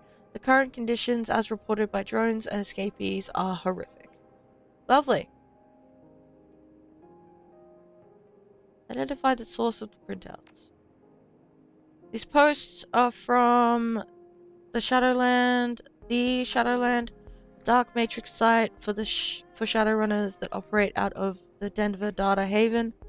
It's the first and foremost of all underground and anonymous systems dedicated to Shadowrunning activity. Captain Chaos, Fast Jack, and other global shadowdecking luminaries appear in these posts. Neat. Turn your attention to the wall as a whole. The calendar. Riley's calendar is cluttered with a relentless storm of commitments written in cramped, sloppy handsy. Most appear to be medical appointments with patients, followed by a list of social engagements. Closer scrutiny reveals others: a basic mechanics class on Wednesday nights, basic computer coding Sunday afternoons. Before both of these, inked in red marker is prepare lesson plan, you stupid idiot. Holidays, big combat, auto races, birthdays, every Sunday at 4 p.m. is simply labeled engine. Only 5 hours a night are allocated to sleep, but large swaths of time are conspicuously labeled hangover. Fair enough. Look away. I'll have to come back when I have academic. Down in the lobby. This electro furnace room has been built out as a medical clinic and a and a machine shop. The air is alive with the rumble of the furnaces and the hum of cooling fans. It is sweltering. The front area is more like a homey coffee house than a clinic lobby. Comfortable old furniture, used digipads, coloring books. The wall opposite the boilers is cluttered with a mixture of photos and prints, local artists' work, images of military vehicles, off-road racing, Rube Goldberg machines, personal photos, old-time Chicago gangsters, the Desert Wars, motorized combat division. Glance around the clinic space. The work area looks more like a machine shop than a medical theater. The roboticized operating table and oh my fucking god. Can I speak English? No. A roboticized operating table and a hydraulic lift supporting a partially disassembled V8 engine occupy places of equal importance. Against the north and south walls, prosthetic limbs are racked overhead like machine parts. A heavy lift hoist is clamped to an I-beam. Huh. An impressive home-built computer sits against the far wall. Several bulkier towers sit under the desk, fans whirring. It looks more like a sysadmin Decker's server station than a doctor's terminal. The floors are scuffed concrete, stained with grease and old blood. The faint odors of ammonia, gasoline, and antiseptic mingle in the air. A large sign on the back wall reads, "Sanitary space, no spitting." Okay. Inspect the personal photos. The pictures are mostly of Hioi residents, holidays, and parties. 10 armed Ambrose is in many of them. The vast scope of photos suggests that Ambrose must be acquainted with almost everyone in Hioi. Cool. We have investigated. Time to leave.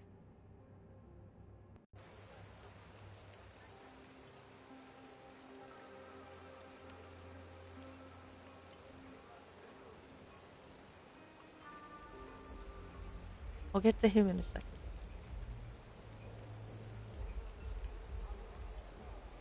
That way is blocked off.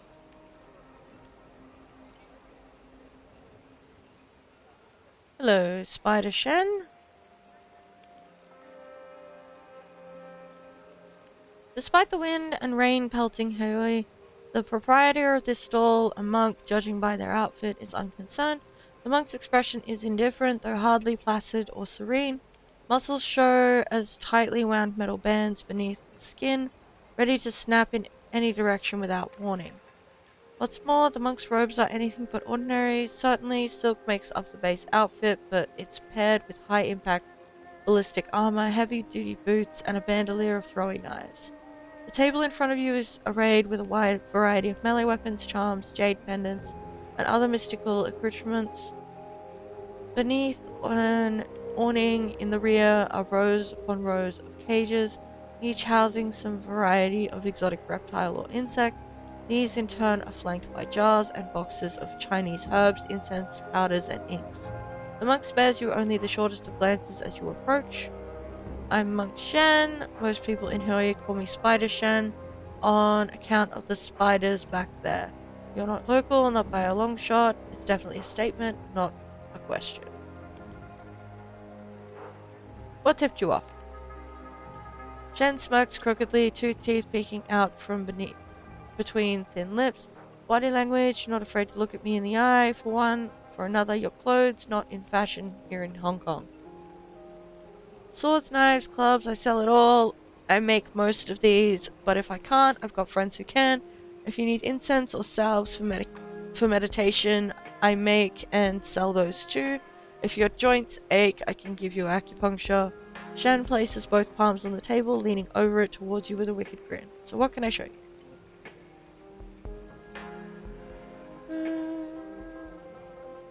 You sell the snakes and spiders too? Shen shakes a finger at you, eyes narrowed. No, they're mine. I can sell you the things I craft with my hands, or things I can do, but the medicines and poisons I make are my secret. You want those? You apprentice to me. In 5 years, maybe I show you how to make a poultice, eh?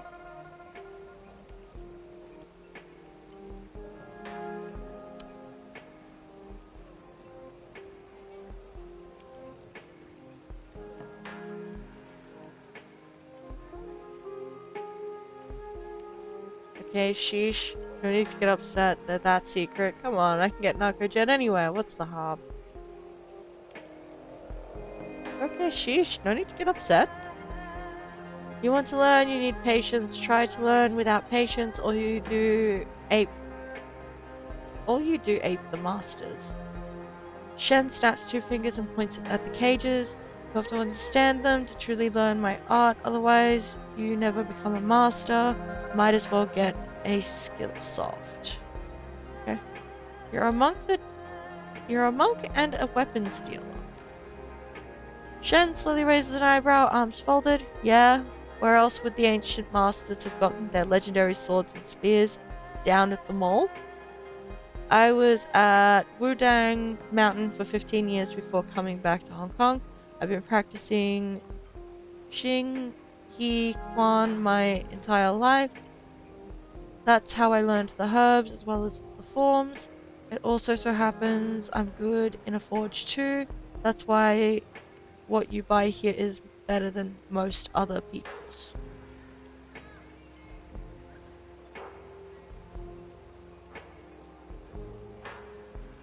What's Xing Yi Quan? Shen strikes a sudden pose, body low, one fist against a hip while the other is extended in an open palm. The 5-element fist style, water grows wood, which burns to become fire. Fire creates ash and earth, which condenses into metal, etc., etc.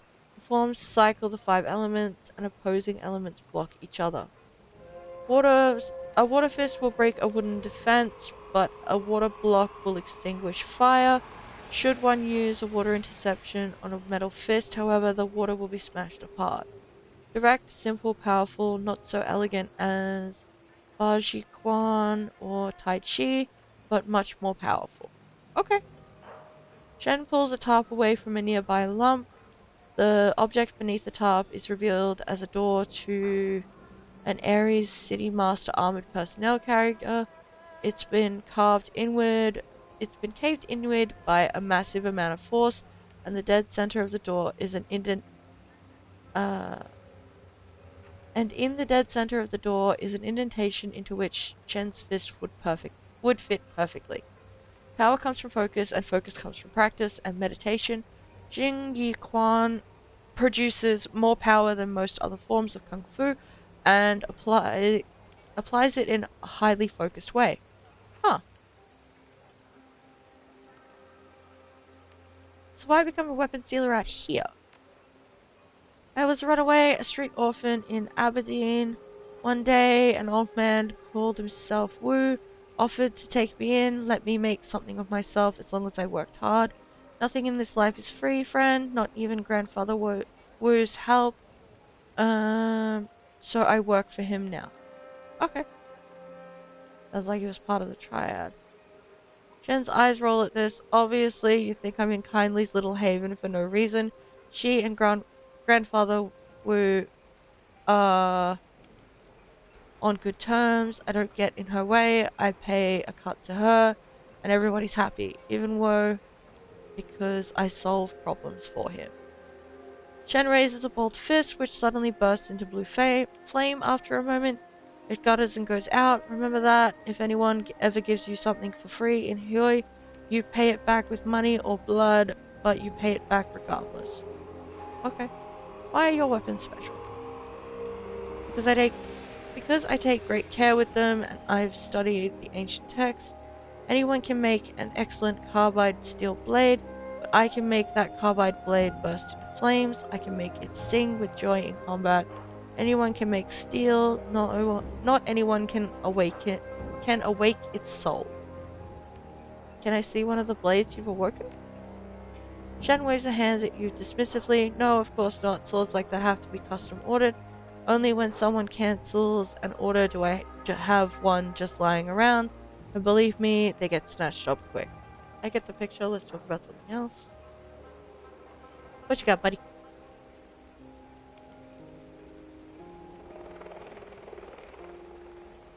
So this is the guy that you go to for physical adept stuff? I take it?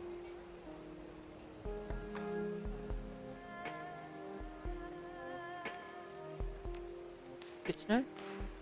For now.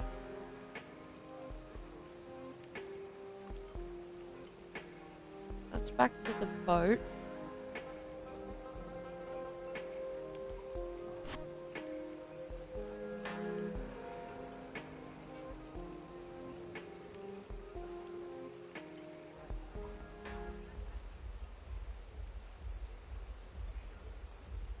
Frederick Cafe? I don't know. Like most troll bouncers, this man is knotted with muscle, but absent are the myriad scars that come with age or indiscretion. His only blemishes are the bony skin growths common to his kind, and a single deep scar across his neck and collarbone. You watch yourself in there, or else we check your aerodynamics.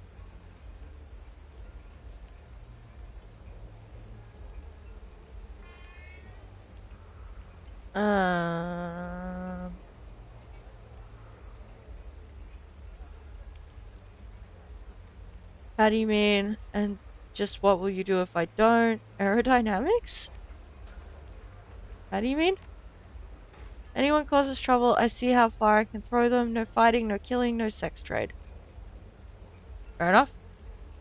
He lifts an arm, flexing. His muscles jump out like a mass of serpents and steel cabling. His arm is easily as thick as most humans' waists. I don't mess around. Good to know. I just want to see what's in here. I'm curious. Bye. You're all related, I take it? Say hello. Kafai.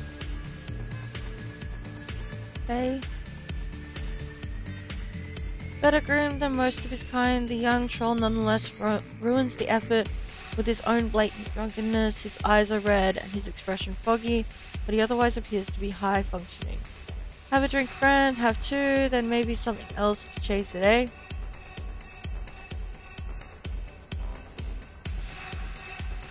You alright? Couldn't be better. I'm a prince of Club 88, chosen you might say. You part of the family that owns this place. You are a shrewd one, friend. I am the heir apparent, and my birthright to peddle chems to every sniffer that passes through our gates. What do you say? Need something to pick you up or bring you down? Can you tell me what I might find around here? Not a hell of a lot, but I suppose it depends what you're in the market for. I'm your man for chemistry. My ma offers an assortment of firearms in the back. Everything else here is just glitter and smoke. If you're looking for tech, Law's place sells all the techno baubles you could ask for. Just walk towards the giant blue hollow sign that gives everyone a headache. Out further on the same dock, Reliable Matthew is your basic used drone salesman. He's the only game in town for that sort of stuff. If you're needing magical what's-its, try the Parlor of Five Phases. Haven't a clue about that stuff myself, but both places certainly smell legit from the street. If you're better off staying here though, I could set you up with an ampule of something real smooth. Alright, what you got? Nothing I can afford. Love it.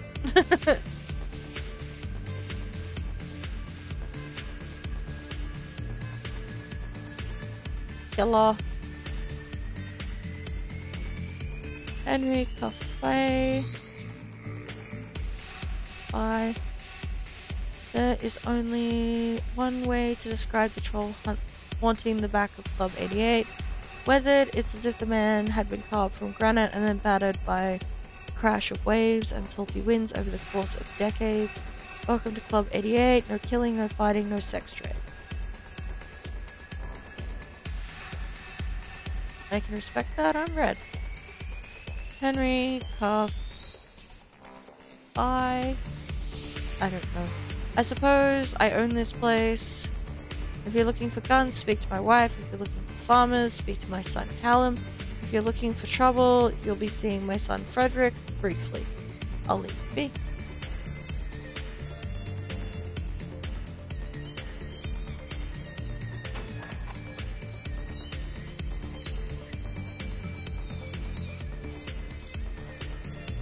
No, it's a tiny room. I thought it was a corridor.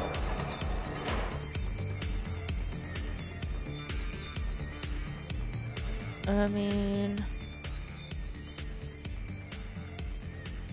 The old troll woman has a stinking Amazonian quality. Sorry, striking Amazonian quality. When she was younger, she must have really turned heads. Can I help you?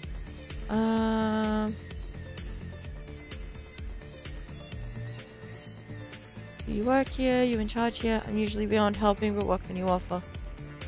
Guns or a swift kick out the door if you mess with me or mine. This is my family's place, me, my husband, and our 2 boys. Now, do you have business with me? I have no time for window shoppers. What do you got for sale? Firearms from all over the world, from Ares to Walther and everything in between. You in the market. Let's take a look. Can I use any of this stuff? Fuck no. Do I have the money for any of this stuff? Not really.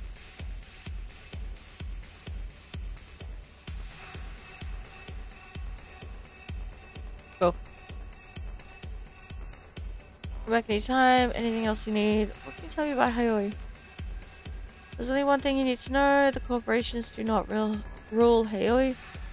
We're under Kindly Cheng's umbrella, and her Yellow Lotus soldiers protect the docks and maintain the peace. But we're not Triad members, and they don't own us. Hayoi is a crossroads where goods change hands and deals are made. Kindly makes the market, but we, the families, make it happen. Amin speaks with the pride of a woman who bows politely to great powers, but never prostrates herself before them. Families rebuilt this place when it was left to rot. Strong families like mine, and we protect our own. Outsiders and corps know that tangling with Hayoi is more trouble than we are worth. The Triads know it is better to work with us than against us, and now you know these things as well. You would do well to remember them. Fair enough. I'll leave you be. Very well. Was there anything else? No. Goodbye. Cute.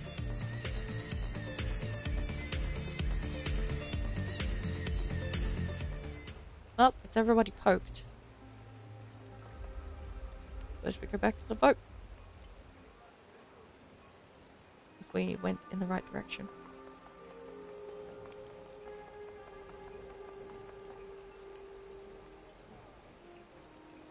Safe boat.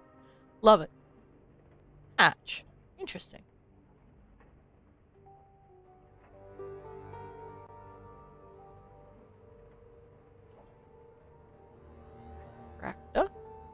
Hello? It's oppressively hot down here, and the air is full of synthetic odors that grab you by the sinuses and refuse to let go. You can smell engine grease and melting plastic, ionized air, and lead solder. A quick scan of the room tells you why. The downstairs tenant has converted this space into a machine shop. Metal fabrication tools and Duraplastic extruders line the walls, and a heavy pair of industrial manipulators hang from the ceiling. A man in a black trench coat stands with his back to you, staring at a monitor mounted above a sturdy workbench. He addresses you without turning. Ah, I was wondering when I'd meet the new neighbor. His voice is pleasant, cultured, there's a hint of Russian accent there, but it's buried under layers of nuance. Please stay where you are, I'll be with you in just a moment, and unless you fancy an unplanned trip to Chrome Alley, don't touch anything. There are all manner of tools in here that could take your hand clean off.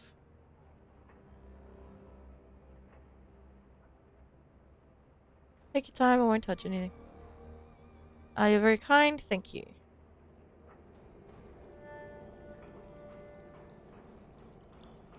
Try to see what's on the screen.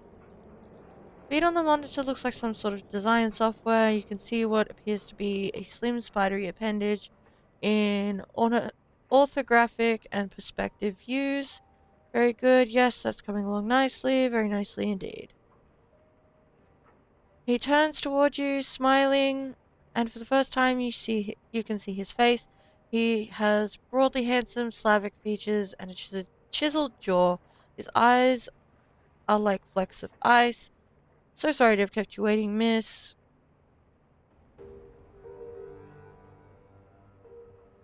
Bread, it's no problem. Don't worry about it. Too kind. Now tell me, what can I do for... His voice trails off as a flash of motion catches his eye. With alarming speed, a sinister-looking drone scuttles out from under the work table. Its movements are surprisingly agile and fluid. The machine rears back menacingly, spreading its forelegs in a clear sign of aggression. The man's smile tilts, his tone goes apologetic. Please don't mind the drone, he can be territorial, but so long as you remain civil, he will not bite. He extends a hand. Simultaneously, the drone relaxes into a neutral position, lowering its killing legs. Racta, my mechanical counterpart here, is called Koshi. Shake his hand. Pleasure. His hand is rough and abnormally warm to the touch. He shakes your hand with a solid grip. I'm very pleased to meet you, my friend. In a community such as Haoi, it's important to be on good terms with one's neighbors. Agreed. Speaking of which, I'd like to ask you some questions if you have the time. He glances at the bracer on his forearm. A technical display winks to life, then gutters out. Very well. Well, the morning's casting should be cooling for a few minutes yet. That's enough time to talk.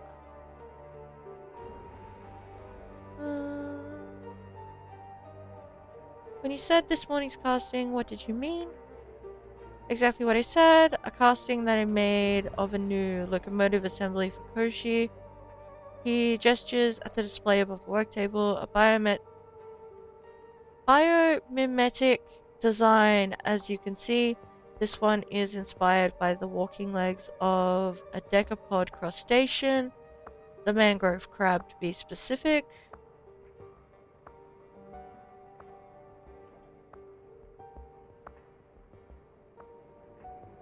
You're designing parts in here, that's fascinating. And will this leg assembly make your drone more effective?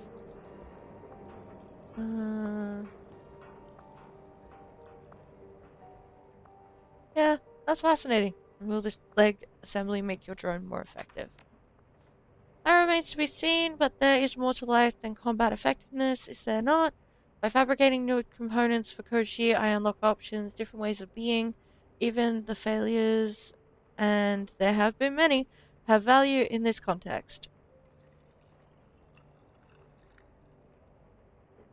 How did you learn to do all this? More training experience than I care to mention. He offers you a wry smile. Drone architecture was one of my was once my profession, you see. Now it's more of a calling, one that I am free to pursue now that I've freed myself from the shackles of corporate servitude. Ah, fair enough. Hoshi is an interesting name for a drone. Yes, I suppose it is. Not many riggers would name their most prized possession after a villain from a fairy tale, a nod to my heritage, suppose. What's the fairy tale? What's the fairy tale about? A thoroughly unpleasant person. A thoroughly unpleasant person. Koshi the Deathless, he was called, and for good reason. His soul was cleverly hidden outside of his body, and he could not be killed so long as it remained intact. Neat. Koshi was a villain and a notorious kidnapper of women, but something about him always stuck with me. I suppose that it was the notion of immortality through cleverness that resonated. There was something to be learned from that, I was sure, and so when it came time to name my beloved creation, his was the first name that came to mind. And is your drone deathless like its namesake? In a manner of speaking, I suppose that he is. I have redundant copies of every piece of his architecture, and his core programming is stored on disk in a secret location. Should he ever suffer critical damage, I can easily bring him back. I had a plan once to automate the self-repair process. I must confess it was really quite ingenious, but alas, my research was lost. One day I will reclaim it, and Koshi will become as deathless as the stories claim, but it will not be today. Fair enough.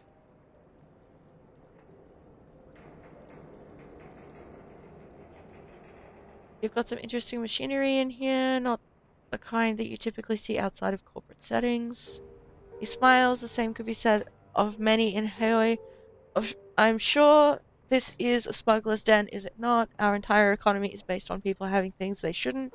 Is there a particular device that interests you out of curiosity? Um,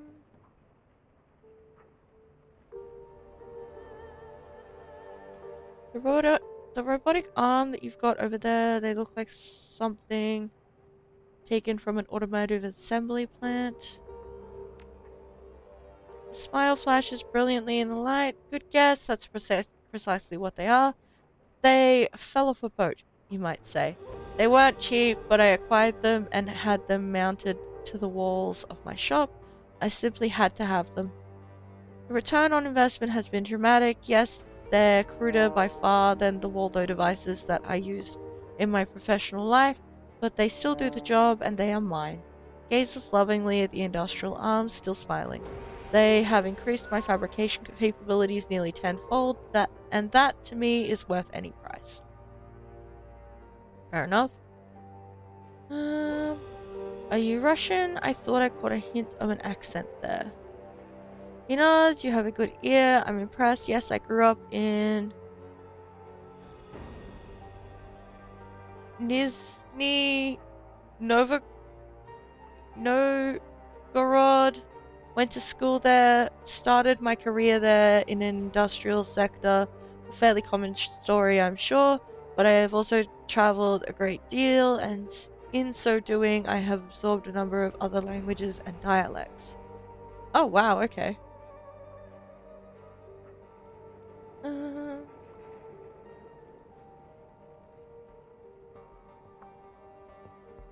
how many languages do you speak? Counting Russian and Cantonese, 15. He shrugs apologetically. It shames me to admit that I am only literate in 12, however. That's still impressive. You're either way too hard on yourself or acting ashamed to cover the fact that you're bragging. Why bother learning all of that organically with the right no softs? You could speak as many languages as you like. That's still impressive. Perhaps when compared to the common man, but I've known a great many polyglots who can and do put me to shame. It gives you another half shrug, and Koshi mirrors the gesture. Arabic has been a particular bugbear of mine. The unfamiliar characters and lack of vowels make it damn tricky to get a handle on, but I suppose that all men have their limits. Fair enough. Said you worked for a corp? Whose payroll were you on? He sighs. That is something of a sore subject. My departure was involuntary, you see. I did not part ways with my employer under the best terms. I will tell you that I worked for Grisham Aviator, but you'll forgive me if I don't want to go in detail. Yeah, that's fair. Keeping all this machinery money can't be cheap. How can you afford it? Freelance, all the risk of at the risk of sounding immodest, I've modified myself rather well. There are always corporations in need of design consultations. You'd be surprised by how lucrative such work can be, and there is always other work that I can turn to in a pinch. You said that you did other work besides consulting. Care to tell me what kind? He pauses, and for a second something flashes in his eye. Koshi lowers its body into a crouch. A rather personal question, wouldn't you say? Sorry, I didn't mean to pry. No, it's alright. After all, it was my throwaway comment that led you down this path. I cannot fault you for following it. Truth be told, I don't feel especially comfortable discussing my side work with relative strangers. Suffice it to say that my freelance activities often fall on the illicit end of the spectrum. Tell you what, I'm just going to guess. You're a Shadowrunner, aren't you? It's okay. I'll drop the subject. Maybe we can come back to it later. He doesn't want to talk about it. I'm not going to push. I'll drop the subject. Maybe we can come back to it later. Perhaps. He glances at the display on his bracer again. Now, will there be anything else? I have to go back. I have to get it back upstairs. Very well. Come back anytime. It's pleasant to have someone to talk to.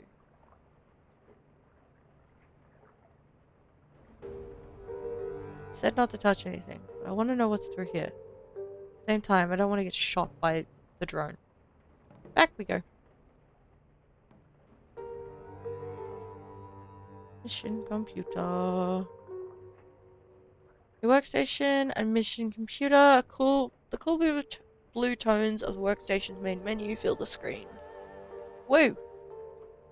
A blinking message in the upper right corner notifies you that you have 6 unread messages. Fuck. Check your inbox for new messages. 6.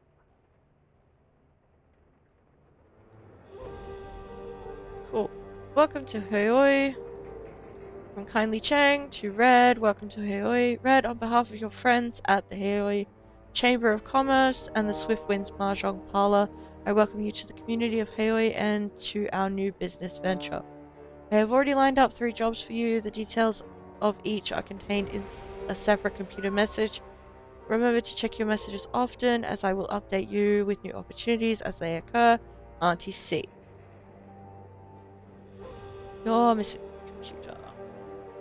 Isabel to Red, your mission computer. Hey Red, I've set up your mission computer to automatically collect and collate news reports, information, and media that might be of interest to you. Some of the keywords I've been trolling for are things like Raymond, Duncan, Walled City, etc., etc. I've also patched in a permanent link up to the Hong Kong shard of the Shadowlands BBS. It's a great place to connect with other runners, sell pay data, get news from the street, and so on. Don't be shy about taking a look. Isabel. Resources. Bao Jianjun Red Resources. I have been instructed to inform you of the various suppliers present in Hoyoi. Auntie Cheng has cultivated a commercial district of well-stocked and trustworthy vendors. Whoever you choose to do business with, you will be in good hands. Ermin Cafe at Club 88 is an excellent resource for acquiring additional weapons should you require any. If you're in need of magical supplies, go to the Parlor of 5 Phases. If you desire training in the path of the Adept, seek out Spider Shen. She can help you as well as supply you with any close quarters weapons that you might desire. Chrome Alley can supply you with cybernetic enhancements and medical supplies. The proprietor, 10 Armed Ambrose, is a cyber surgeon of some repute. Laws Techno Palace is a Wampoan run supplier of the local decking community. The place is hard to miss. Just look for the sign glowing in the sky. If you need drones, reliable Matthews Robot Bazaar is your best bet, and I pity you. Best of luck in the shadows. First fresh meat, you are likely to need it. Strangler bow. 3 messages. Serial killer. Kindly Cheng. 2 red. Serial killer. I've got a problem, red, and you're going to help me solve it. I do a lot of business with the Wampoans. If you're not familiar with the term, I'll forgive you. You are an outsider after all. The Wampoans are a tribe of techno fetishists and deckers who have taken up residence in the Wampoa Garden area of Hong Kong. They make and trade high-tech goods to people all over the world. A lot of new one passes through their nasty little fingers, and I make a lot of money brokering deals between them and the smugglers here in Haoi. I've hit a snag though. The Wampoan elders, their council of leaders, are being eliminated by a serial killer. They've asked me to dispatch someone to get to the bottom of it and stop the killings. They're not taking their goods through my turf until I do. So you're going to be my proxy, dear. I don't care how you do it, but I need those murders stopped. The Wampoans have delegate here in Haoi by the name of Maximum Law. Speak with him if you wish to know about Wampoa. He's got a big mouth, but he knows very little of importance. Don't expect much from him. Don't expect much from that half-empty bottle of vinegar. You get your ass down to Wampoa Garden and talk to the elders. Lie, cheat, steal if you have to. So long as they're convinced that there won't be any more murders. I want my cut back, and I want it soon. Okay, cool. Take the run. Good, I'll tell the elders you're coming. They don't like outsiders, and they might shoot at you if you don't want them. And if I don't want them, that you'll be warn them that you'll be arriving. Back to root. Inbox. Artifact liberation. Kindly Cheng. Red. Forward. Artifact liberation. Welcome to the Shadows, Red. I've received a request from an archaeologist named Mr. Drake. He's interested in liberating certain artifacts from beneath a manor house located in Tai Po. I've attached a copy of the video message that he sent me. Mr. Drake. The screen flickers a few times and the email is replaced by the face of a stern-looking orc. Hello, Madam Chang. I've heard that you're a woman who knows how to get things done, especially with regards to things that aren't legal in the strictest sense. That's exactly the kind of help that I'm looking for. Recently, a rich investor by the name of Liu Hua decided to expand his manor house on the outskirts of Tai Po. Too much money, not enough space for fancy parties. He hit a snag with local government officials, however. They suspected the land his estate was built on may have pre-modern archaeological artifacts buried beneath it, all of them dating from the Song dynasty. Consequently, I was contracted as an archaeologist to oversee the excavations and ensure everything was properly recorded and catalogued. Sure enough, we were only there a few days into the excavation when we discovered a series of tombs lying beneath the site. The scope of the tombs was far beyond anything Liu or I had expected. Several acres of catacombs, at least, untouched relics throughout. What's more, they're certainly older than the Song dynasty. They may even be from the previous cycle of magic. Before I could make my report to the Free Enterprise Zone authorities, however, Liu called his allies in from Tantian Incorporated.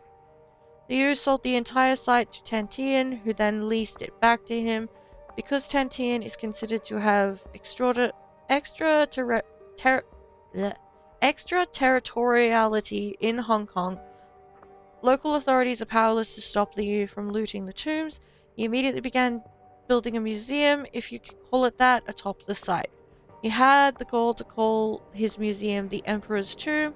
Can you believe that? The odds of there being an actual emperor buried there are basically nil, but he doesn't care, anything to sell a few tickets. Liu has continued his excavations using Tantian contractors to expand the dig site. What he didn't know is that I bugged his comlink before he fired me. Based on what I've heard, something strange is going on in the lower levels. Workers have been disappearing only to be found dead several days later. Whatever is going Whatever is down there is too dangerous to be left in Liu's hands. Liu must have found my data line tapped, though I stopped receiving any information 3 days ago. The last thing I heard him talking about were a pair of ancient texts that workers had discovered. Then he issued an order that further excavation should be halted until he can secure the subterranean areas. I'm betting those texts are the cause of whatever's killing the workers. I have quite a bit of experience with these kinds of dangerous excavations, but an operation of this scale is beyond me. I need a team that's tough enough to get in and survive, aren't afraid of making a mess, and who can get out with the books and whatever else they can carry. Beyond the two texts, I am willing to pay whatever other artifacts your team can very well for whatever other artifacts your team can liberate. The more valuable, the better. Don't worry, they'll be going to an actual museum, not some rich playboy's mansion. I've got a second program in place that'll suppress the security system. The team will have to be careful though. There are so many alarms I can There are only so many alarms I can suppress. Go beyond that number and I'll scrub the mission. I've included a catalog of likely items to help the team appraise the most valuable ones. They don't need to be subtle. In fact, I'd prefer they make it look like a common robbery. Tell them to smash and grab what they can. Let them know when you find Let me know when you find a suitable group of Shadowrunners. There you have it, a nice simple robbery. Do you think you can handle something that basic, dear? I have faith in you. Let me know when you're ready to proceed. I'll contact Mr. Drake when you're on your way. Yeah, I'll take the run. Excellent. I've attached directions to Liu's estate to this message. Good luck. Don't fuck it up. Oh. Geomantic sabotage. Geomancy is big business in the free enterprise zone. Here in Hong Kong, Feng Shui isn't just the act of rearranging your kitchen to make things look pretty. The fortunes of empires rise and fall with the ebb and flow of qi, and sometimes the flow needs a helping hand. That flow needs a helping hand. Wuxing Incorporated are the preeminent practitioners of large-scale key manipulation here in the Free Enterprise Zone. They've gone to great lengths to channel qi from all over Hong Kong into their headquarters, an enormous monstrosity that they call the Wuxing Sky Tower. There it is focused and transformed into good fortune through the building's geomantically attuned architecture and interior decoration. Our client believes that it's time for Wuxing's good luck to run out. You are to infiltrate the Sky Tower, disrupt the flow of qi throughout the building, but you are to do so in two distinct fashions. First, you must disrupt the feng shui of the offices by subtly altering the environment of that level. This will consist of minor adjustments of desks, spilled water, and other small activities that are unlikely to be noticed. Ordinarily, even subtle disturbances of this nature would be noticed. This is why the client wishes you to make a much louder demonstration on the rooftop garden. The garden is to be ransacked, utterly destroyed, set fire to things, uproot trees, that kind of thing. Our client has also specified that he would like you to destroy the large Buddhist statue in the garden, smash the thing to bits, and leave them scattered across the rooftop. This level of destruction will keep Wuxing's geomancers busy long enough that the more subtle disruptions below will take effect. In addition, it will send the kind of message our client would like Wuxing to hear. I have utmost faith in your ability to cause destruction. The more destruction, and the more disruption you can cause on both levels of the Sky Tower, the happier the client will be. Given your skills with magic, you should have an easy time identifying the most effective ways to disrupt the qi of the building. Cool. Good. Contact me when you finish the job, and I'll send you your cut of the payment. Cool. Yep.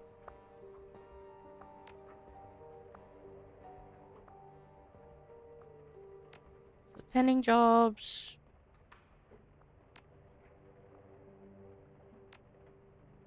active jobs?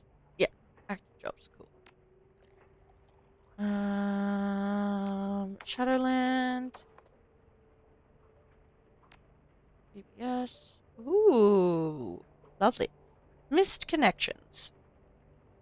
You rappelling down the side of an unnamed luxury hotel in a ball gown on a Monday night. Me admiring the view from the 28th floor urinals during a private soiree for an unnamed corporation that I was infiltrating. Our eyes met briefly before you dropped out of sight. Your long dark hair had come loose from your... I don't know what that is. Framing your beautiful flushed face. I will never forget it. You were carrying a duffel bag bulging with stolen prototype weaponry. Well, I filched the intel that goes with it. Can we connect? Blackjack.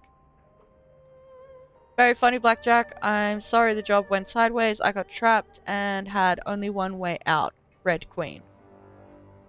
We were supposed to have each other's backs. Just wait till you hear the way out that I had to take. Blackjack. We gotta lay low for now, and why are we posting on about this on a public message board? Red Queen. Terrorists in Hong Kong. Been hearing some buzz about some mainlander terrorists that showed up in Victoria Harbour and had a shootout with the HKPF the other day. Anyone heard anything about that? Dong Shang? Ming Pao said there were four of them that got away, one elf, two orcs, and a dwarf. A troll and an elf and a human were all killed on the scene. Word is that they're members of White Star out of Henan, coming here to start trouble against the Executive Council. Wharf Rat. Looks like there's 50,000 yuan reward for any information leading to their capture. The HKPF seems pretty nervous about letting these bastards walk freely around the streets. Heaven shot? You think they'd actually pay out to somebody like us? Not a chance. You walk in there to claim the reward, you're getting thrown in a hole with them. The HKPF doesn't keep promises to the sinless. Freedom Cowboy. Couldn't hurt to try. Why'd you have to be such a downer? Heaven shot. Because I know the police. They're all dirty. They're only in it to protect their paychecks, and they don't give a damn about anybody else. Believe me, I'm just looking out for your best interests. Freedom Cowboy. Like you and your triad looking out for my brother. You know he's still paying for his reconstructive surgery, you bastard. Dong Zhang. If a man wants to keep his teeth, he should pay what he owes rather than pull a gun on me. Simple as that. Freedom Cowboy. Well then. No more posts in this thread. Poetry Slam. Ladies and gentlemen, poets and Shadowrunners, welcome to the first annual Shadowland Poetry Slam. There are no rules and there are no prizes, except bragging rights. With no further ado, let the...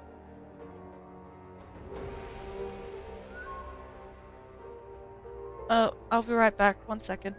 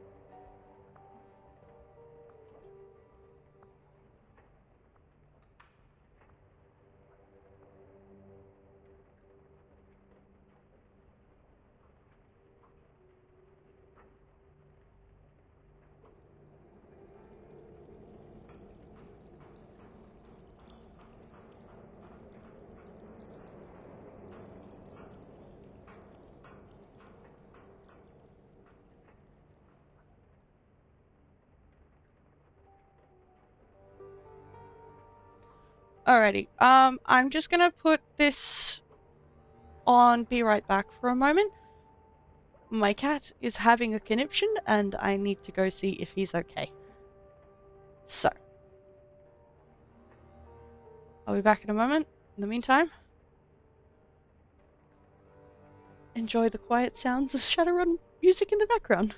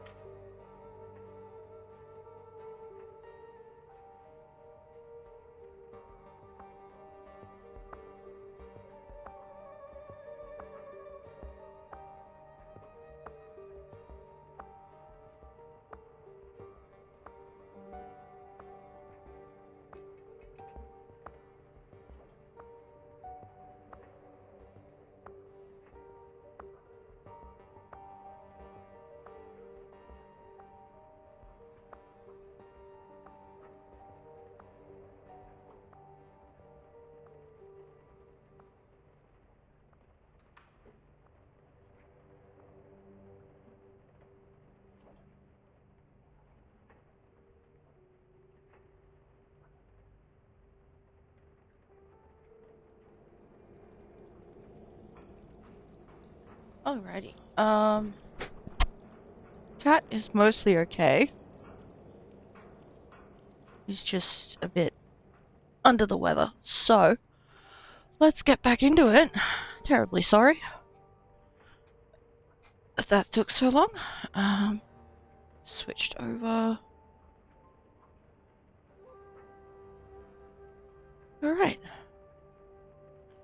Ladies and gentlemen, poets and Shadowrunners, welcome to the first annual Shadowland Poetry Slam. There are no rules, there are also no prizes except bragging rights. Without further ado, let the versification begin. Matrix Bard. How long do you think you can keep this going before the trolls show up or the sysadmin shuts us down? Jive Bert. Why would they shut us down? It's a free board. We can be poetic if we want to. Tennyson?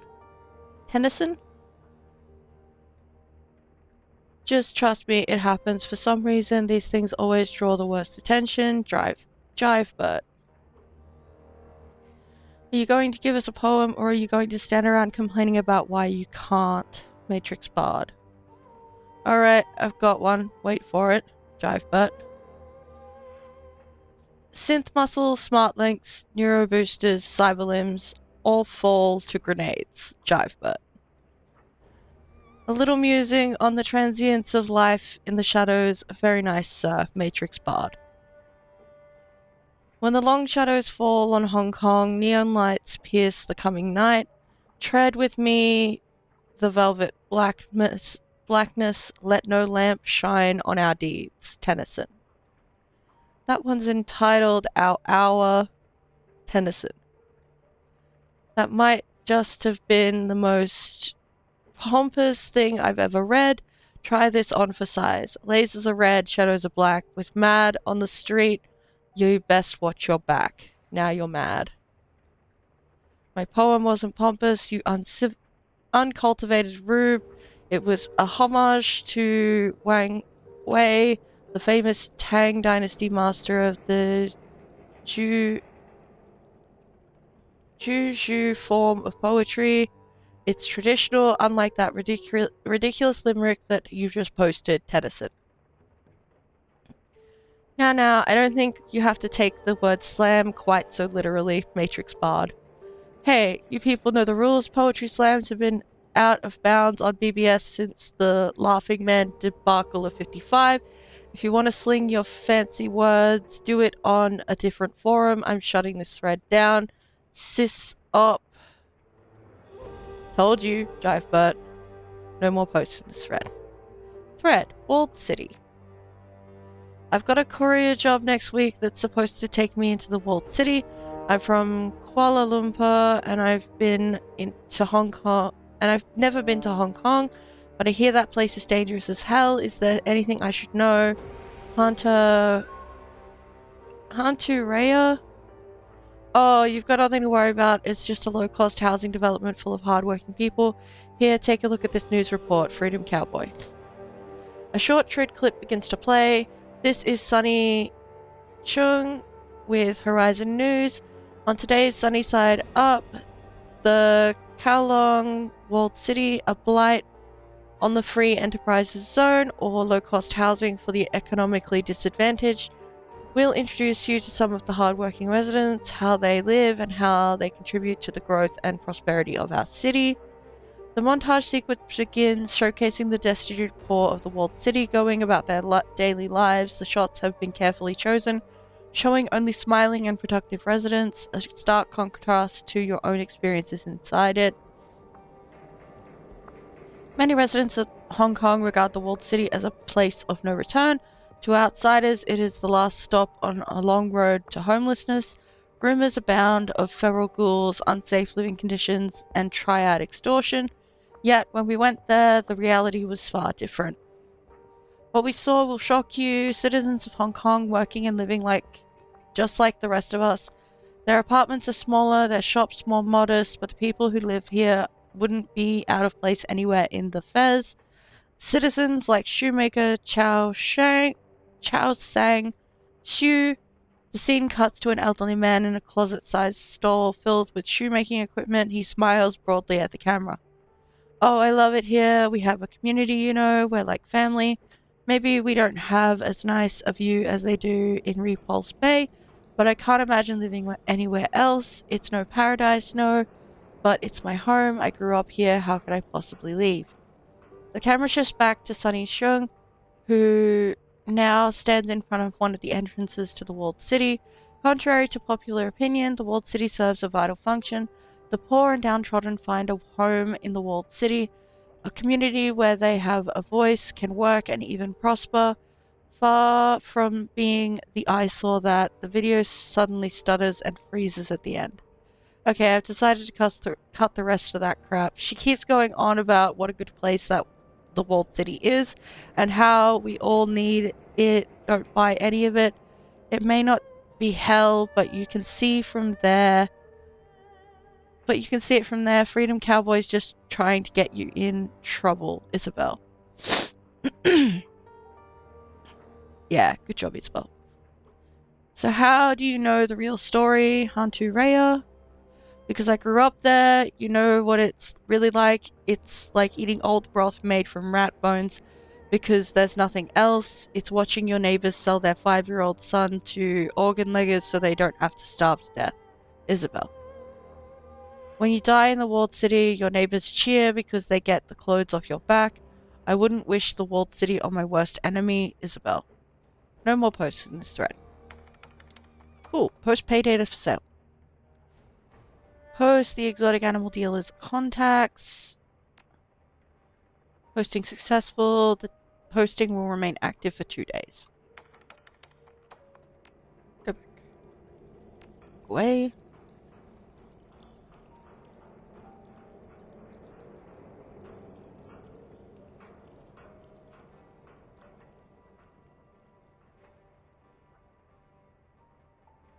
Stash. Hey, Duncan.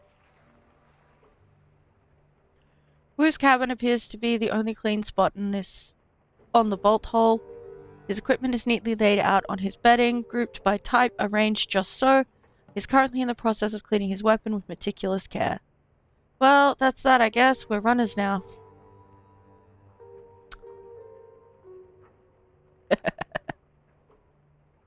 Yep, I think it's time to catch up. Forgot to ask about benefits. Think we get medical and dental care. Something on your mind? Yep. Think it's time to catch up? Could be. He stops for a moment, stares at the weapon in his hand.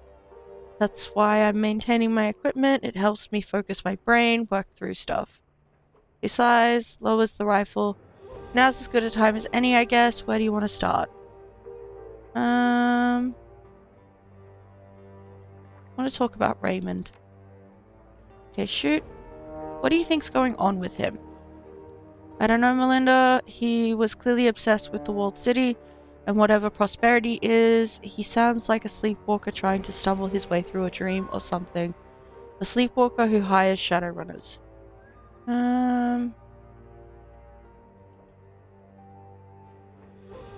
Whatever he was doing, he knew it would be dangerous. Raymond was smart as hell. If he thought he needed runners to take him into that place, he needed them. Why do you think he came to Hong Kong? Well, he's from here, right? It sounds like he had unfinished business that he needed to take care of before. You think he was dying? Maybe, I don't know. Yeah, me either. Just something to think about.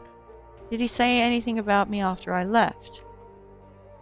You know, Raymond, Melinda, he taught us what he wanted to teach us, told us what he wanted us to know. Everything else was met with a wall of good-natured silence. He used to say, you are the master of the unspoken word. Sorry. He used to say, you are the master of the unspoken word, Mr. Wu. Once it is out of your mouth, it is out of your control. And so no, after you left, he never said a word about you, not a word. Let's talk about something else. Sure, ask away. Let's talk about being Shadowrunners. What's there to say? I worked my ass off to pull myself out of the gutter and make something of my life. I did what it took to earn my bronze, and now I'm a mercenary hiding in shadows of a foreign country. Doing dirty jobs that the corps need to keep off the books. It's the reverse of everything I wanted. You seem to be taking it pretty damn well, so let me ask you something. You said you had nothing back home, and that's why you were cool with becoming a runner. Was that true? Um,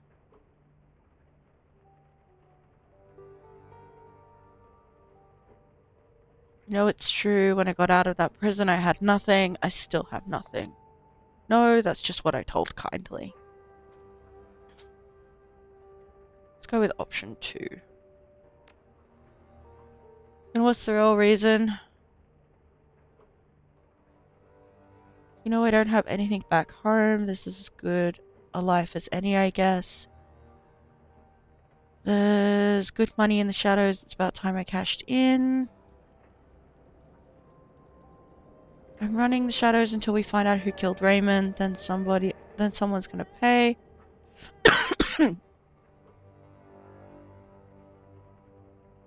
I'm in until I clear my name and get the hell out of Hong Kong. I think Raymond's alive. We need to run the shadows until we find out what really happened to him. Actually, that was the real reason. No, we're gonna go with this. I think Raymond's alive. We need to find out. We need to run the shadows until we find out what really happened to him. Wu nods, surprised and satisfied. Good to know that we're on the same page. I feel better knowing that. What's your opinion of Kindly Cheng?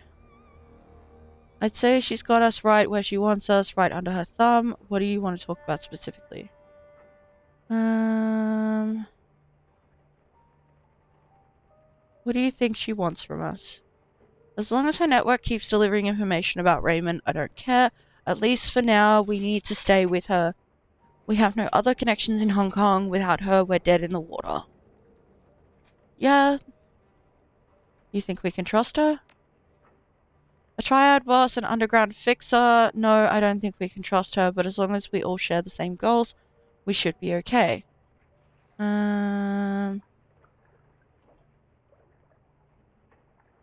Makes sense. As long as we serve her interests, she doesn't have a reason to screw us over. Exactly, it's simple. She provides jobs, we do jobs. She gets info about Raymond and that plastic-faced man, and we figure out what the hell is going on. We figure out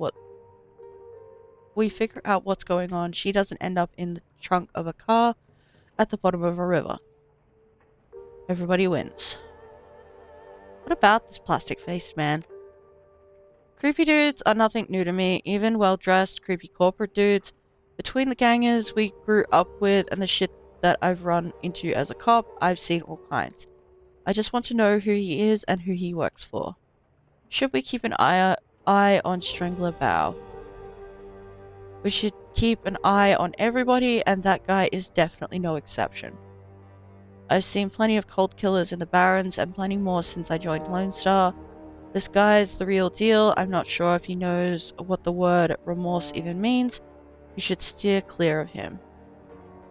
I'll be careful. I can see that. Let's talk about something else.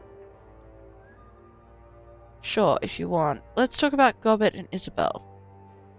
They seem competent, considering how young they are, but then again, they sound like they've been taking care of themselves since they were pretty young. The three of us worked together well in the walled city. Based on that, I'd bet the four of us would make a solid crew. Do you trust them? As far as I trust any runner, yeah, it's like Raymond used to say, trust and verify. They haven't given me reason not to trust them, so until they do, I'll believe what they say and keep my eyes open. I can't get that dream I had out of my head. You said you had one too, right? Yeah, yours sounded like a nasty one. I don't remember much about mine. I was pretty creeped out by our run into the walled city. Between that and all the drama, I'd be surprised if I didn't have a nightmare. He shrugs.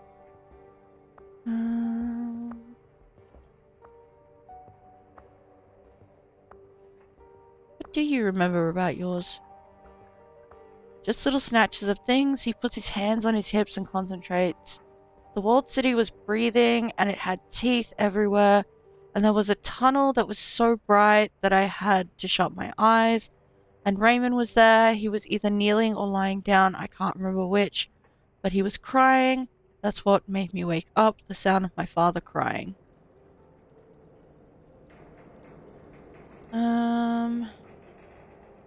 Was the walled city in your dream? Of course the walled city was in my dream. It was a nightmare, wasn't it? It gives you a lopsided grin. Was it in your dream too?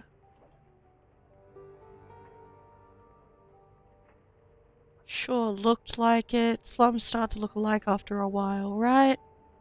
Maybe. I suppose it could have been anywhere. Sure looked like it. I'm not sure I'm surprised. The walled city is more than just another slum in a sprawl. Hell, it is a sprawl. Of course, we dreamed about it. The feeling I had there has stayed with me. It felt thick, heavy, and I got this overwhelming feeling of, I don't know, wretchedness, I guess? Did it feel any different from other nightmares you've had? He takes his time, thinks about his answer a bit before he responds. You know how sometimes you'll be mad at a friend in a dream and then wake up still mad at him?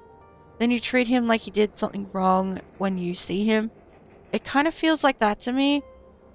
Like, I dreamed I was swimming towards a bright light and then I woke up. I was out of breath from the effort. Let's talk about something else.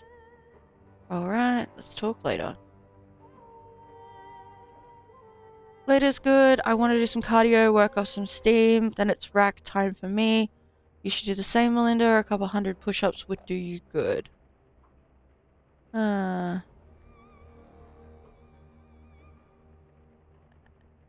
don't think so, Duncan. But hey, knock yourself out.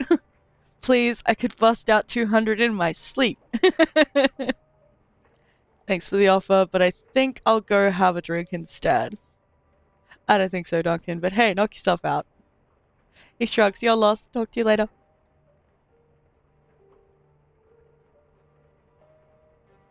Up.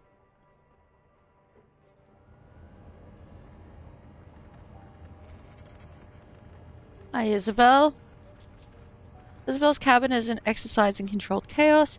Her living space is utterly dominated by an enormous jury-rigged computer. Serpentine cables snake from component to component, tying dozens of obsolete terminals and cyberdecks together into a single colossal machine. This is my personal machine. If you're looking for your mission computer, it's downstairs. If she doesn't bother looking up, you can see that she's elbow deep in the guts of an obsolete cyberdeck, one of a half dozen that have been wired into her computer with braided cables. Actually, I was hoping to talk to you. Got a second. There's a long pause, then she chirps out a response. We're talking now, aren't we? I guess so, yeah. Can I ask you a few questions? She leans in, scrutinizing the innards of the obsolete deck. Go ahead, I'm not stopping you. Have any weird dreams recently? Her body goes still. Yes, I think that everybody has.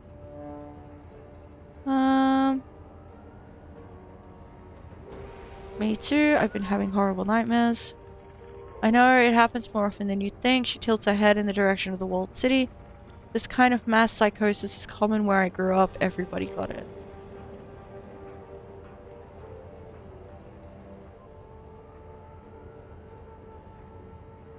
What is it? What's causing it? Mass psychosis seems more like a magical phenomenon to me. Wait, you've been sharing bad dreams with others since you were a kid?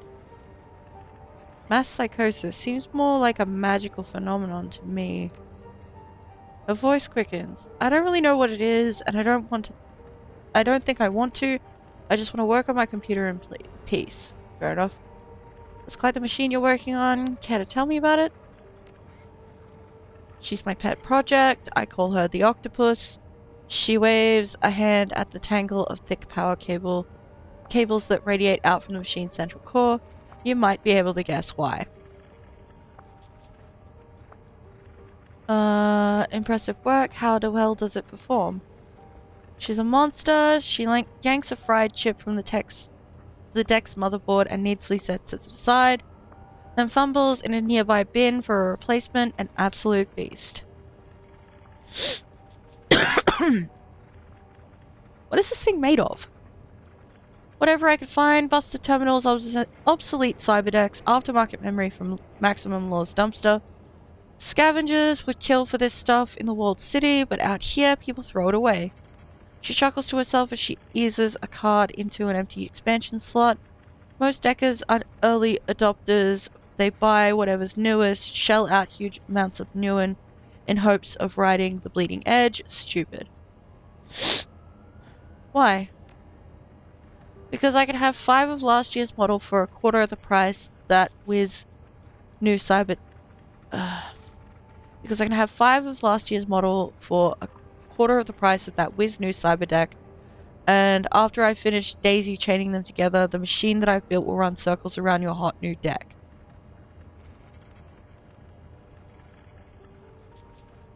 Makes sense to me.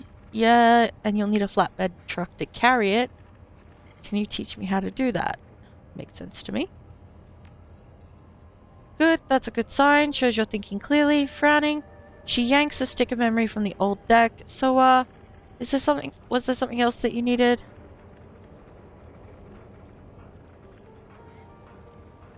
What about your portable gear? Your cyberdeck software, that sort of thing.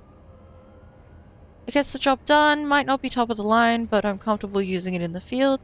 If you should happen to come across any more advanced hardware or software, either on the job or on the discount rack at Law's Techno Palace, I'm not above taking donations, but barring that, I'm fine with using what I've got. Your call. Okay. Can we talk about the ambush at Victoria Harbour? I'd rather not. I lost funds there.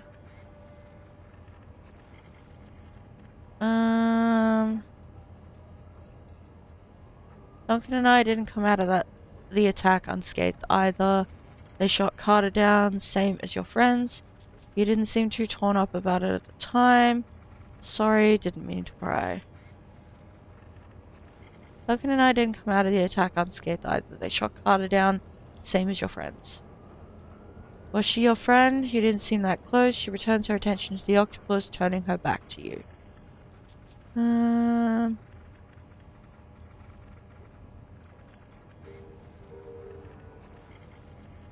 I'd like to get to know you better. Tell me something about yourself. Something? She pauses for a moment. Okay, I don't like small talk. Does that count?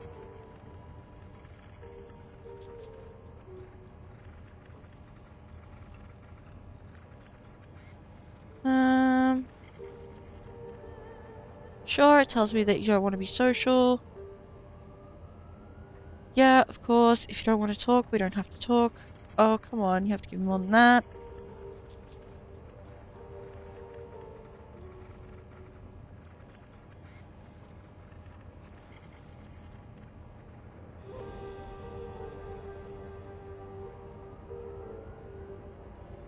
This is where I push it.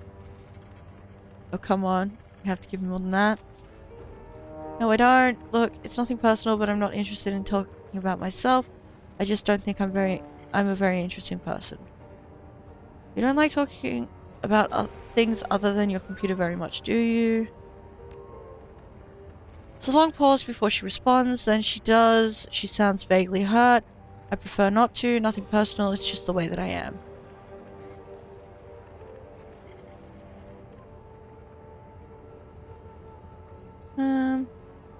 There's nothing wrong with that. I just want to know who I'm running with, don't you?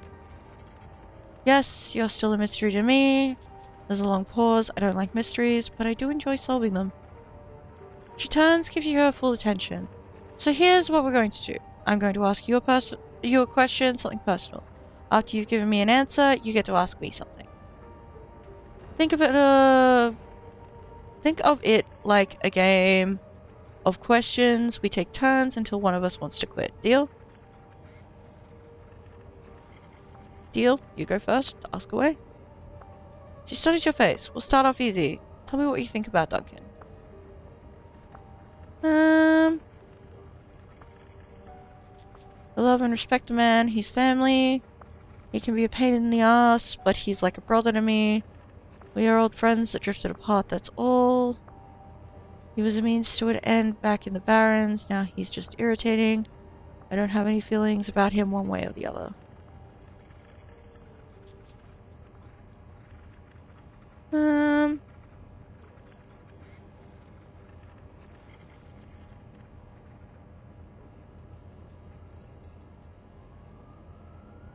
He can be a pain in the ass, but he's like a brother to me. Ah, fuck it. I love and respect the man, he's family. She cocks her head inquisitively. I've heard how you abandoned him back in Seattle. If that's love, you've got a funny way of showing it. Well, you've answered my question. I guess that makes it your turn. How long have you been running the shadows with Gobbet? How did you and Gobbet meet? Where did you learn to deck? You grew up in the walled city, right? Tell me about that.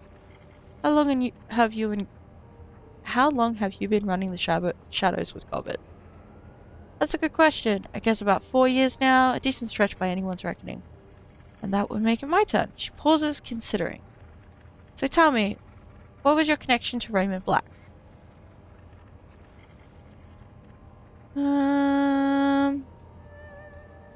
He was like a father to me and Duncan. He got us out of the Barrens. He was a rich old man who wanted to buy the gratitude of street kids. I accepted. He was my benefactor and mentor. I respected him. He was like a father to me and Duncan. He got us out of the Barrens. In that case, I'm sorry for your loss. Losing the ones that you love is hard. Your turn. Ask me a question and I'll give you an answer. How did you and Gilbert meet? About brow furrows, and after a moment she screws her eyes shut. We met as kids in the walled city. My prison was her playground. I'm sorry if that was uncomfortable for you. You okay, Isabel? Did I touch a nerve?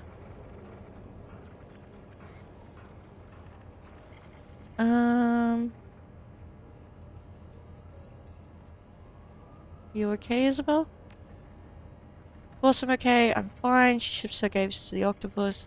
I just have a hard time remembering those days. My childhood is kind of a blur. And that brings us back to my turn.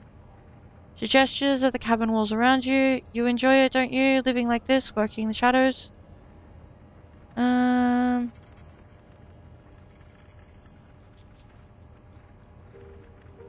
Yeah, Raymond Black was wrong. This is what I was born to do. No, I left this shit behind when Raymond pulled me out of the Barrens. I want my old life back. This is survival. I do what I have to. Enjoyment doesn't come into it. Yeah, Raymond Black was wrong. This is what I was born to do. She nods slowly. I knew it. I could read it all over you. Your turn again. Go ahead and ask me something. Where did you learn to deck? The Wampoa. I lived there for a while after escaping the walled city. The people there were difficult. We didn't get along, but it was a great place to learn. My turn again. Her head tilts as she studies your face. And I think my last question for you. You're stuck here, marooned, you and Duncan both. He's obviously unhappy with the situation. He keeps going on about the things that he left behind. But what about you? Is there anything that you want to get back to?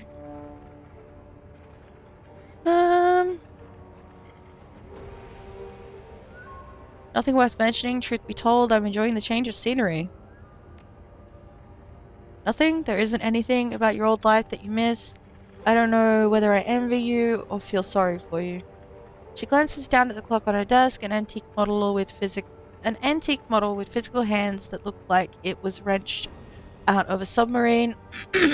A frown spreads across her face. Shit, it's even later than I thought. I've got a long way to go before the octopus is fixed. She begins to turn away, her attention fixed on the stack of partially disassembled cyberdecks arrayed in front of her. Hang on, Isabel, you still owe me another question? She stops in place, fidgets. That's true, go ahead. I need you to tell me what you can about the walled city.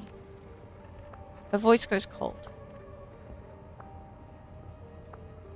Why? Because Raven Black wanted to go in there and somebody destroyed my life to keep him from doing that. Why do you think that hellhole is getting into our heads, influencing our dreams? Because I visited the place, but I know that there's more going on there than I've seen. Hmm.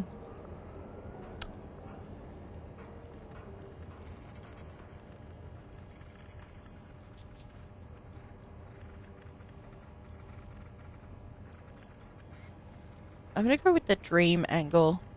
Why do you think that hellhole is getting into our heads, influencing our dreams? Her cheeks flush, just like they did the last time. She averts her eyes. No, I'm sorry, but no. Later, maybe, but not now. Alright, Isabel. Maybe next time. Blinking, she turns away and buries herself in the octopus splayed innards. Please excuse me, I have work to do. Gobbet. Hello. Gobbet's nest is pretty much what you'd expect. Piles of clothes on the ground, overflowing garbage. Sorry.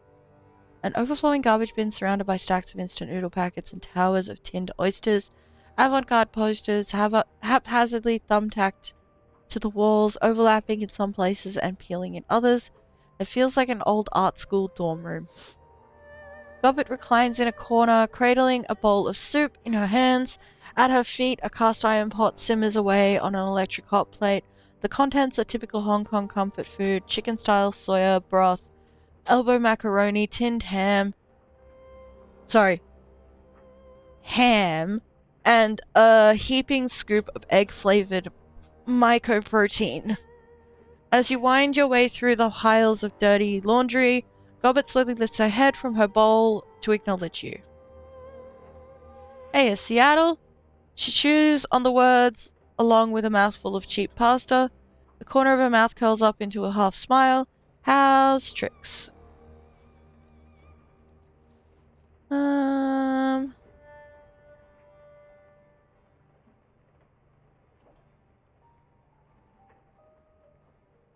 It'd be a lot better if you stopped calling me Seattle. Can't you come up with something better than that?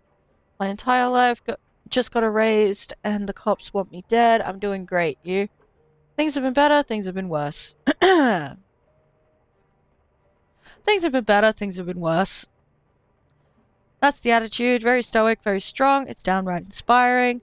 She skims an oily slab of faux ham off the top of her soup and pops it into her mouth. Now, you want to tell me what you're doing in my bedroom? I'm assuming you're not here to admire the view.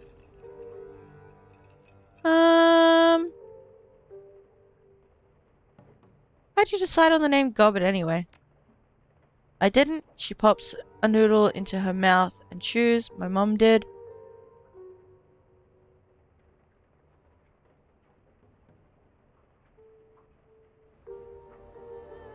So Gobbet is your given name. Your mother named you after a wad of meat.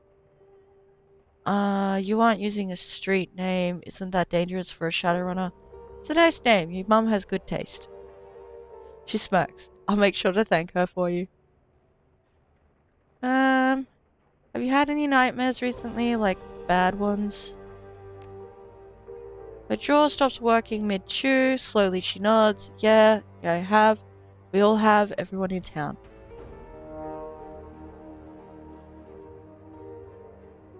Me too. And Isabel. We both had the same nightmare.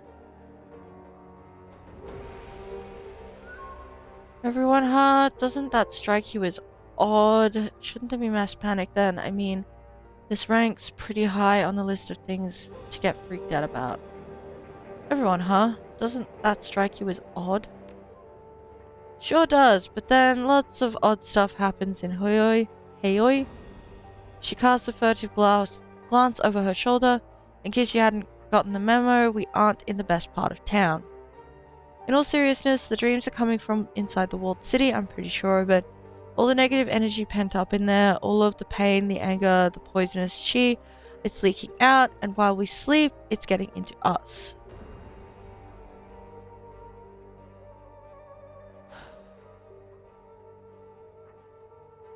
If you're so sure of that, why stay in Kowloon? Why not pick up and leave? It's because she works for the fucking Triad. You can't leave. You think that this is a magical phenomenon then? You've been watching too many horror movies. You think this is a magical phenomenon then? Yeah, I think it is. For my personal opinion, the walled city is cursed. Deep down, I think that everybody knows it, and we live in its shadow.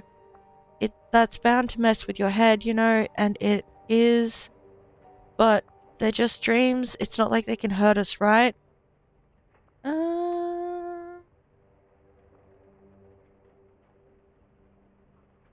Who says they can't? She tries to smile, fails, does her best to laugh it off. Don't worry, Seattle, we're fine here. But let's talk about something else, huh? I don't like thinking about the walled city very much. Too many old fears and bad feelings. If you're up to talking about it, I wanted to go over the ambush back at the docks with you. Yeah, she nods slowly, frowning. Yeah, I figured you would. That was a hell of a thing, right? You could say that. It was fucking awful. Nightjar and Gutshot were two of the strongest men I've ever known. Quality Shadowrunners, both of them. I've watched those two fight through situations that'd kill anyone and come out on top. And how do they go out? She mimes holding a rifle, makes a show of peering down the scope. Bang, bang, dead. No blaze of glory, no final speech, just extinguished, smashed like bugs. They went quick and clean. We should all be so lucky. We would have gone the same way if you hadn't gotten us out of there. They knew the risks when they decided to run the shadows. It's an occupational hazard. We would have gone the same way if you hadn't gotten us out of there. She absent-mindedly raises her bowl to her shoulder. A rat claws over the slope of her back and lowers its head to lap at the broth. It was more rat than me. She's the one who grabbed me by the gut and led me to that sewer entrance. All that I did was follow. I'd like to learn more about Rat. What kind of totem is she? She slurps thoughtfully at her soup. A clever one. She's gotten me out of more trouble than I care to mention. Gotten me into a fair amount of it too, but I can always count on her to lead me out of hot water when I need her to. I can feel it in my belly, sort of a tugging sensation. I've long since learned to follow it.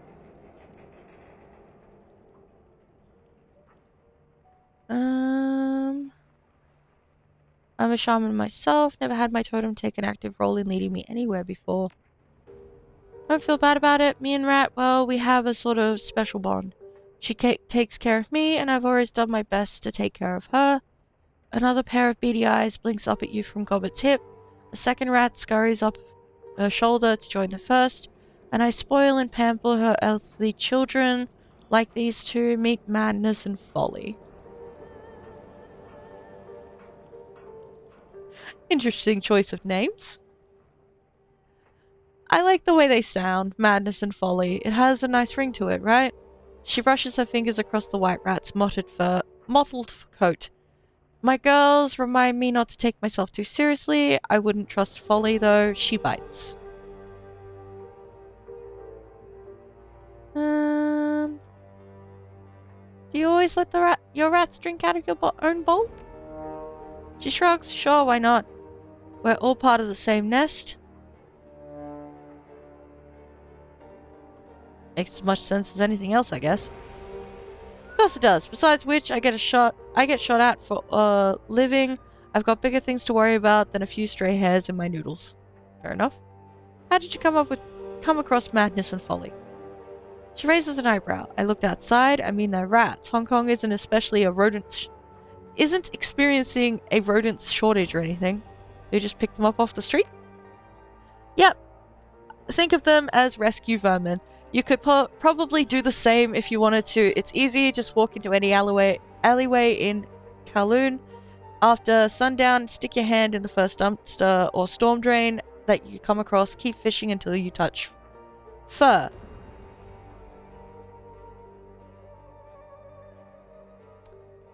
Sounds like a really bad idea. Might have to try that. That sounds like a really bad idea.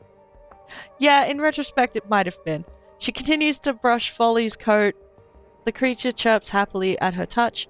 Odds are about 50-50 that you get your hand chewed off. I'd probably feel bad about that. Fair enough. You seem pretty comfortable with all this. Been running the shadows for a while. She dips her chin. A long time. Started when I was just a kid.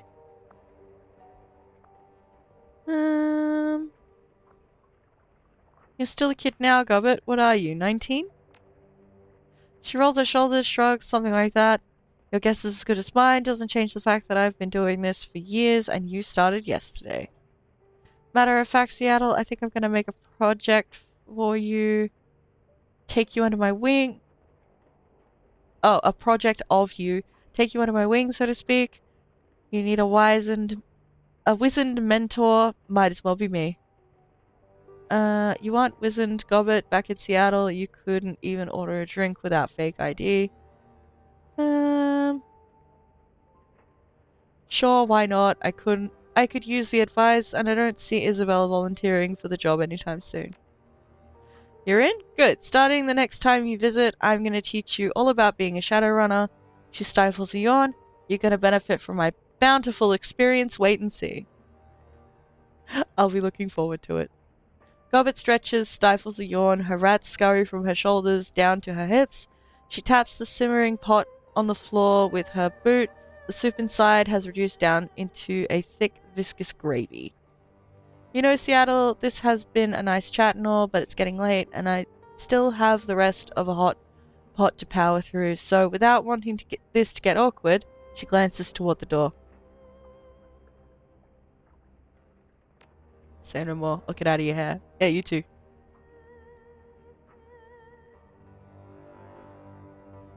Alrighty. So.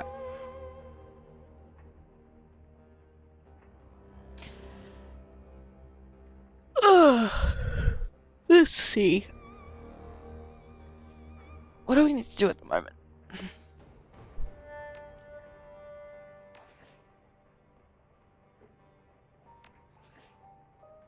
That took 3 attempts. Go to the Emperor's Tomb Museum and liberate the artifacts. Go to Wampoa to track down a serial killer. Travel to Sky Tower to damage Wuxing Ink.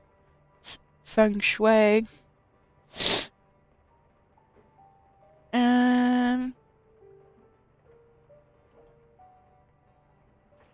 Let's go see if we can track down a serial killer.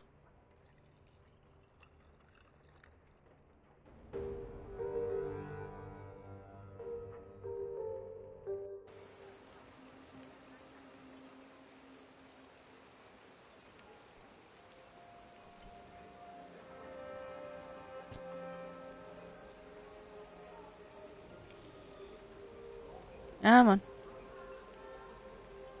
Over there.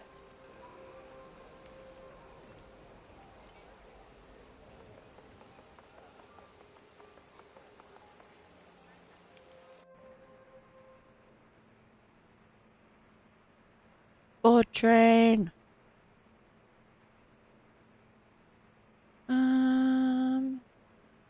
The MTR doors open as you approach. Head to Wempoa Garden to discover who's killing the Wempoan elders. Oh wait. Stay here. I just realized.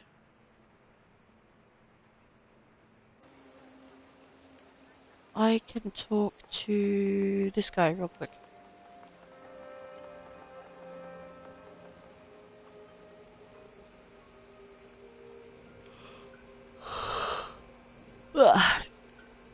Law's VR goggles drip in the rain and blink with what look like aerolites. He sweats profusely in the steamy humidity. Yo, you're back. I've probably got what you need. Just remember, you're in Wempoa here. Tell me about Wempoa. We're pretty much the best, Joe. What do you want to know? Law folds his arms impatiently as if irritated by your request, but he can't quite stifle a proud grin.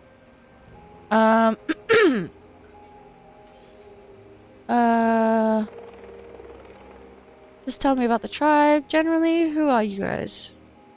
Law smacks. You really are new to the Kong, aren't you? We're the Neo Matrix Collective. We run the Hong Kong Data Haven and the Kong Shadownets. We are the Kong Shadownets. Cool.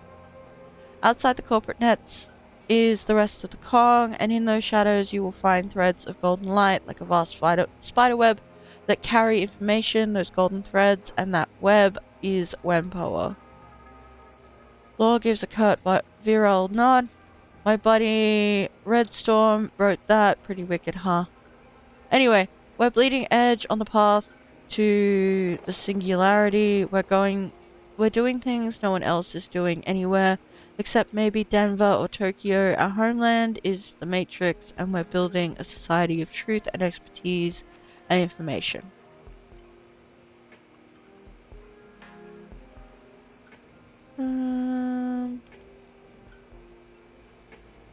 You seem very outspoken, less modest than many Hong Kongers.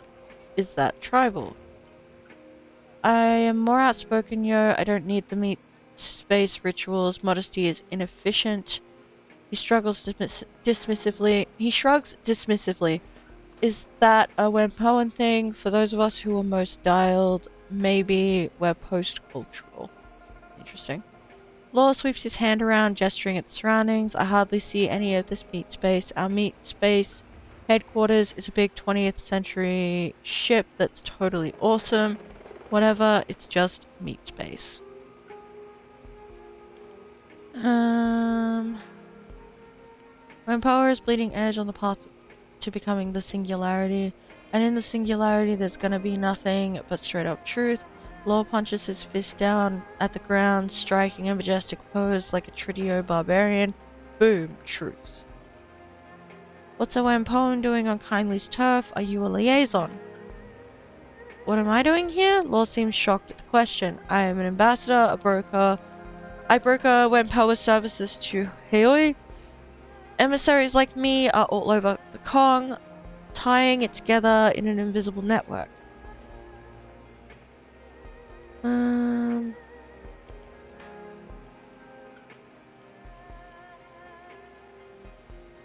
So you work with Kindly doing tech for Yellow Lotus? Well, I do some work directly with Kindly, but my focus is more the street level. We're all part of a big machine, each piece playing its critical role.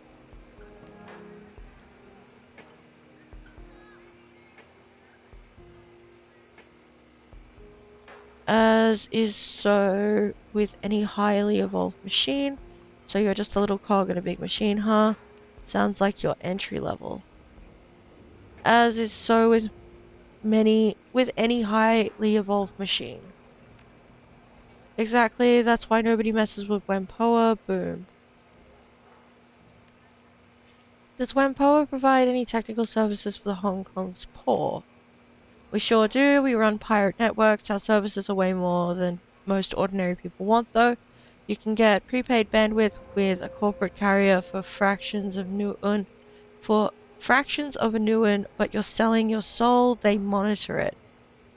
If you want to operate unmonitored by corporate algorithms, you've got to fly through the Wempoan network. It's the only place to be. Wempoans are coders and deckers for criminals, right? We do tech for anyone on the Kong. Outside the corporate umbrellas, anyone can use our networks if they pass our vetting and can pay for what we bring. Law speaks without a shred of irony. It's mostly the extra legal elements that needs our skill. Okay. I understand someone's killing your elders.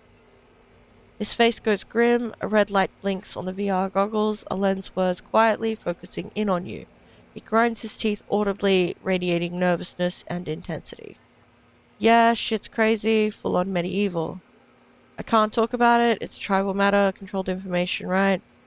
We're gonna solve it, that's all outsiders need to know.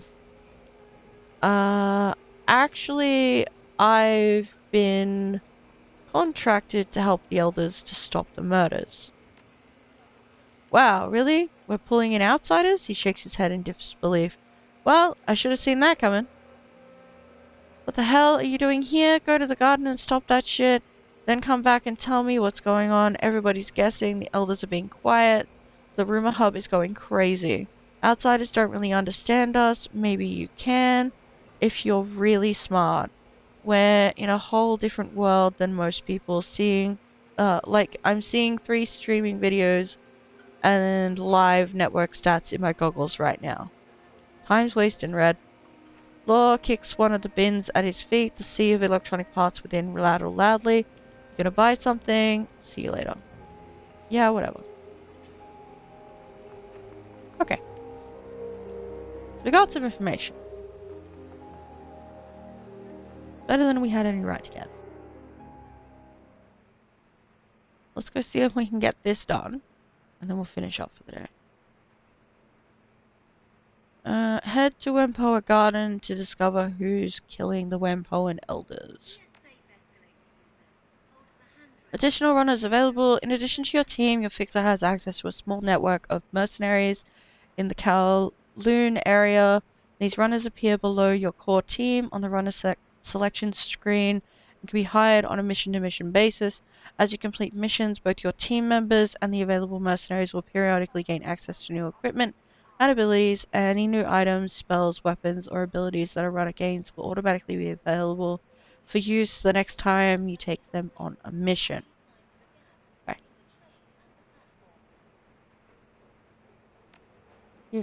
You, you. Drone rigger, a rigger equally talented with drones and some machine guns. Mage traveling through Hong Kong. Physical magician skilled in hand-to-hand and spellcasting. A coyote shaman with a penchant for shotguns and getting into trouble. A street samurai searching Hong Kong for evidence to use in his personal vendetta against Shireways Corporation. Nate?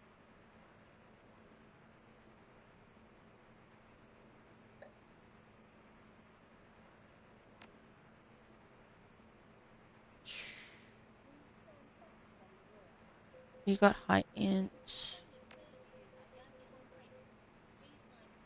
Strength and quickness makes sense.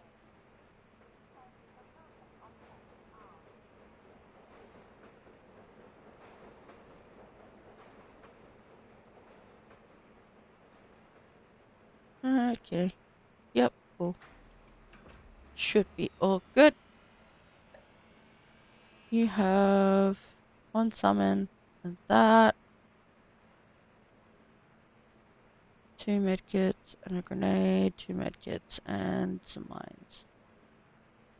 Got it. We're about to travel to Wempoa Garden. Continue. Confirm.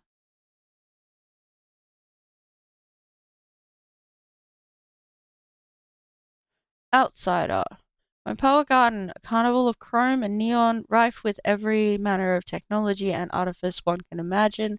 The entire area has the feel of a night market, save that chips are sold in lieu of steamed buns, and vendors hawk the latest drones rather than folk art.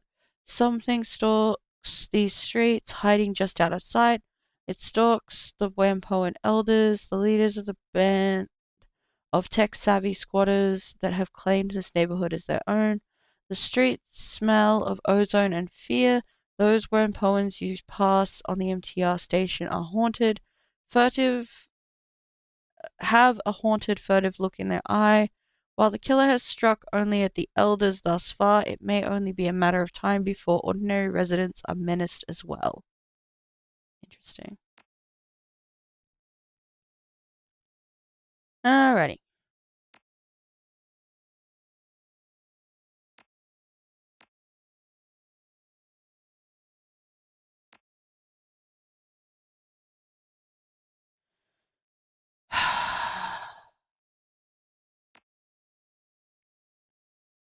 Decker gets it.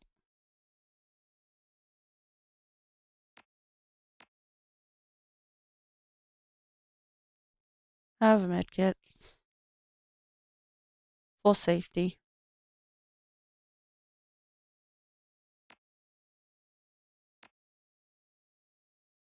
Feel like you should probably have that. No, you're not, Duncan. You are.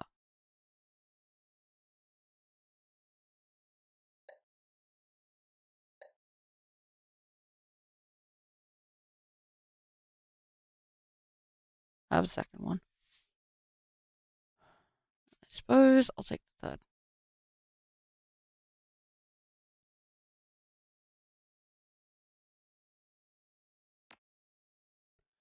Game auto-saved. I'm going to be saving it in a second anyway. The streets of Wempower Garden are slick with rain, glittering under the neon glow of myriad signs and holographic displays. The sky reflects the same glow, painting the white apartment blocks the sickly orange of sodium streetlights. The smell of grilling meats mingles with other rarer scents, ozone, engine oil, and high-tech fabrication facilities. Despite Despite the hour, there are plenty of people out and about. You can hear the call of street vendors and touts urging people into their stores. Isabel wrinkles her nose, scowling darkly. She wraps her arms tightly around her chest, staring off into the distance. Is there a word for feeling nostalgic for a place you can't wait to leave again? I don't miss this place, but I miss the feeling I had when I lived here.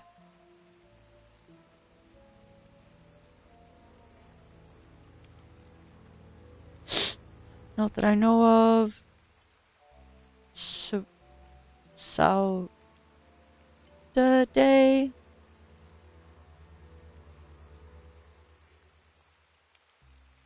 I don't know what this is, but maybe. Isabel shakes her head. No, that's not it. It's close, but she lets the sentence trail off into nothingness, clamping her mouth shut for a moment. Isabel sighs heavily. This place seemed like heaven after the walled city, like the whole world had unfurled in front of me, and anywhere I turned, there was the promise of good life. Turned out this place was just as crappy as everywhere else. Everyone was still in it for themselves. Gobbett claps a hand on Isabel's shoulder, who flinches and pulls away. That's a great life lesson is, I'm serious, at the end of the day, life's a raw deal. You've got yourself and a handful of friends, and that's it. Nothing else. Duncan casts a sidelong glance at Isabel and Gobbett, shaking his head. You got some strange ideas about life. Sure, life's a meat grinder, but come on, there's gotta be more to life than just surviving. Does there? What makes you the authority on that? Isabel waves a dismissive hand. I'm done talking about this anyway. Isabel turns towards you and points down the street to your left. We're looking for the Wampoan elders. They're gonna be in the Wampoa itself. That's the big ship down the street.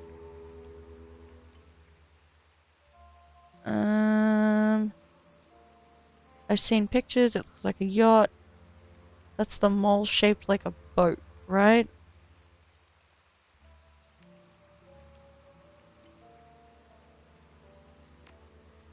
Isabel nods, lips pursed.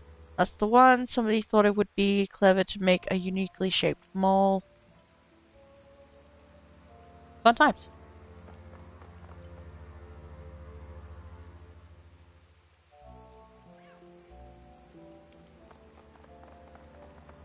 I heard he's not just dead, he's been all cut up.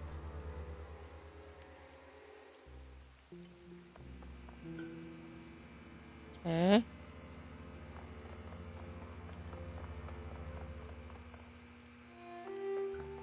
I don't know, I just don't feel safe here anymore.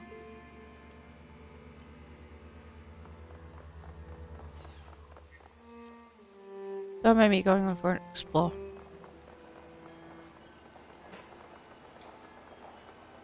Well, you look ominous, Mr. Cyberman.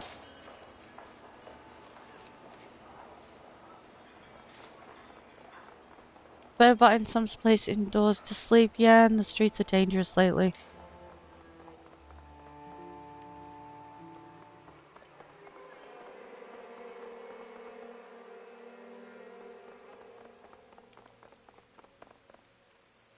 Nothing?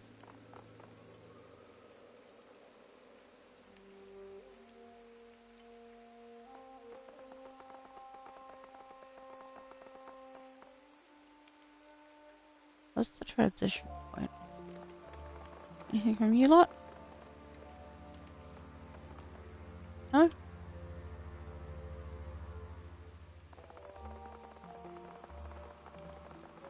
And it just kind of stops there. Okay, cool.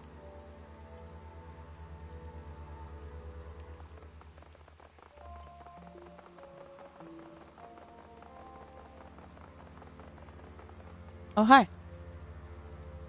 Nothing new? Onwards, I guess, then.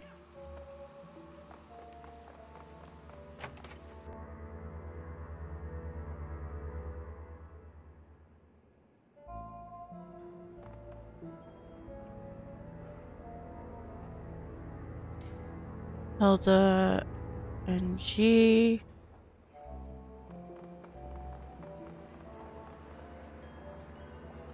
The Orc Woman is festooned with small circuits, tiny trid screens, and speakers. The trid screens display snippets of old trid broadcasts from every corner of the world. The tiny speakers play counterpoint with a susurrus of voices speaking Sparathiel, Punjabi, Kazakh, and other languages. Her expression is haggard, and she fidgets with her fingers as you approach. Welcome to Wempoa, my friend. I am Elden G, and these are Elders Tang and IP. And G gestures to the elf and human, who incline their heads respectfully. Thank you so much for answering our request for help. We had nowhere else to turn.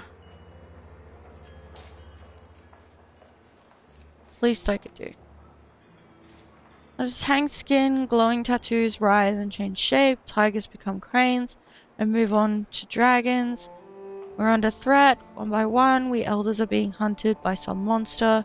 As you may have noticed when you arrived, there's been another killing just tonight. IP crosses his solid chrome arms. Holographic readouts dance constantly over their surface, displaying diagnostic information about their state, operating temperature, servo pressure, and a variety of other minutiae.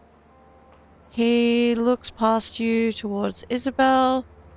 The prodigal daughter returned once more. I didn't expect to see you back aboard the Wempoa in my lifetime, Isabel. When you disappeared, Elder Yetund was very put out. I'm glad you're still alive. When you chose to walk your own path, I was disappointed, but I still understood why you had to leave. IP pauses, tasting the air as he chooses his next words with care. I hope my lessons have helped you prosper. I didn't expect to be back either. Work takes you places, though. Isabel shrugs. A moment later, she places a hand on her pistol. Eyes trained on the IP's shoes. I don't care. I don't cart this around for fun, IP. The lessons kept me alive. Isabel blinks several times and then looks up at NG, her expression clouded. Where is Yetund anyway? I expected her to be here. NG shakes her head sadly. She reaches out a hand toward Isabel, who shrinks away from it. She's dead. So are Gan and Nakamura, and Tong was killed just tonight. So much blood, you have to stop this from continuing. Isabel's expression remains impassive, but her knuckles grow white as her hands ball up into fists. That's why we're here. That's what we're here for. We'll stop the killings. Thank you, Isabel. And she lifts a hand, wiping away tears from her eyes. What can you tell me about the murders? They started 2 weeks ago. The first to go was Gan. We found him in his apartment, eviscerated, and G swallows, grimacing at the painful memory. He had been torn apart, his head had been ripped completely off, and most of his skin flayed away. There was so much blood, it took us a week to clean out his apartment. Tang nods, running his palm over his forehead. The rest have been the same, always at night, always dismembered. Each scene is like a nightmare, and every time nobody has seen anything, it's like a ghost. What happened to Tong? The same thing that happened to the rest of the victims. Eviscerated and dismembered. We sent a guard to keep people out of his shop, but he'll let you in. When did he die? Sometime early tonight. He'd locked up his shop, but IP stopped by to ask him about some skill chips he had. The door was unlocked and inside, and she lifts her hands helplessly. She opens her mouth, but no words come out. Seeing NG's inability to continue, IP takes over. Inside looked like a bad horror sim, just like all the other murders. It had to have happened after sundown because I saw his shop open when I was on my way to get some noodles for dinner. Why didn't you call the police? The Hong Kong police force isn't welcome here. They've tried to force us out several times before, or come hunting for someone to pin a crime on. We do all a lot of favors for local gangs and triads, handle their matrix security, fix up their gear, and make sure they have access to the Hong Kong Shadowlands hub. We're too valuable a resource for them to lose, so they protect us when the HKPF or anyone else decides we're an easy target. They handle our physical security, and we make sure to send the message via the matrix. The last time the HKPF made trouble, we started airing the assistant chief's dirty laundry over the TRID. They got the picture and backed off. Okay. Have you made any enemies lately? Angie shrugs helplessly. Not that I can think of. We keep to ourselves. We buy and sell technology. We're not mercenaries or criminals. We're merchants and deckers. And even if someone was cheated in a deal, this kind of response is unthinkable. Whatever did this, it wasn't human. The violence and savagery, it's a monster, whatever it is. Plenty of metahumans are monsters too, NG. Just because it's horrible doesn't mean it's supernatural. What do the Wampoan elders do? Isabel snorts derisively. They make the rules and kick people out who don't obey them. They're a bunch of petty tyrants, that's what. You're being unfair, Isabel. Our laws are for the good of the community. Tang turns to address you. We keep the Mampoa and its residents safe. We review trade agreements with outsiders to see if they're good for the community. We provide a guiding vision like a town council. I can respect that. I'm glad you understand. This community is fragile and the authorities bear us a lot of ill will. A single misstep could spell our end. I am the invoker of sprites. I commune with the spirits of machines, ask them for blessings, and pass those blessings on to the people here. I heal the sick and ensure the feng shui of our habitats is as good as it can be given our confines. She's a shaman, that's all. She's got some kooky spin on it. Claims her totem is some kind of all-encompassing machine god that lives in circuitry. Isabel pats her deck, looking at NG. Ancient gods and ancestors are one thing. My deck is mine. I built it. The only spirits it's got in it are the ESPs I loaded up with. NG gives Isabel a look of deep sadness. Just because you cannot see or touch a thing does not mean that it does not exist. Just because you do not believe in it does not mean it does not protect you from afar. I can't touch programs either, but at least I can prove that they have an effect on the physical world. Your superstitions are just that, bullshit. Isabel glances at you, jerking a thumb toward Tang.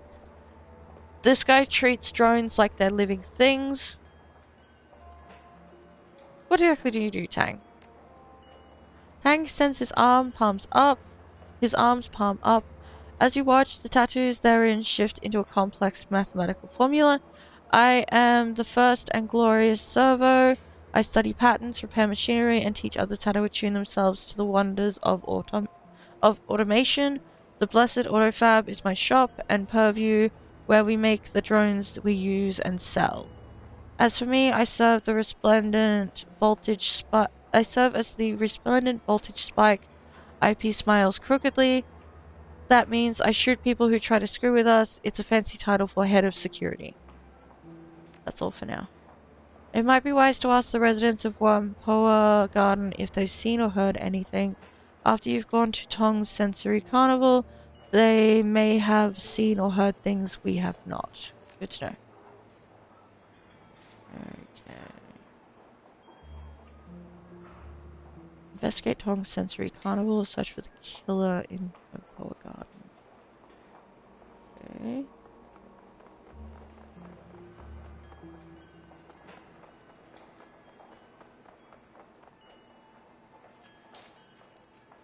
Can't go down here? Okay.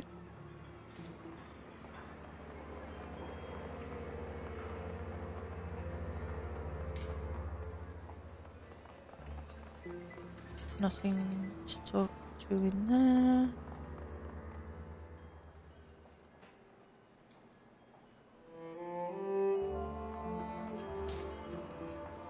I'm guessing everything is outside.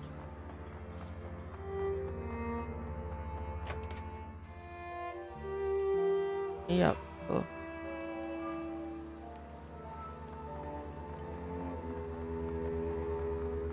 I want to talk to here.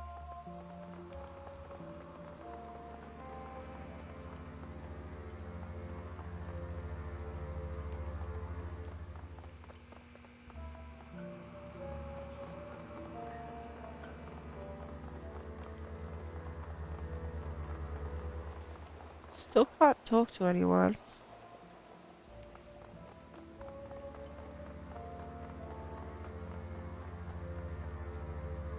That's the wrong button. Guess I need to go into here first.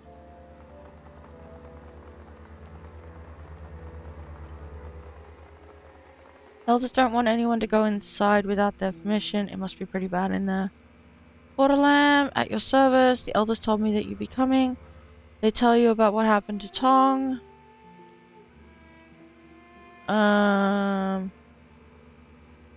Just the basics. Well, nothing's basic about this. I've seen people shot, stabbed, beaten to death. Hell, I've even seen a corpse that was so dry and desiccated I could have sworn a vampire got to it. None of that's got anything to do with this. Brace yourself and go on in.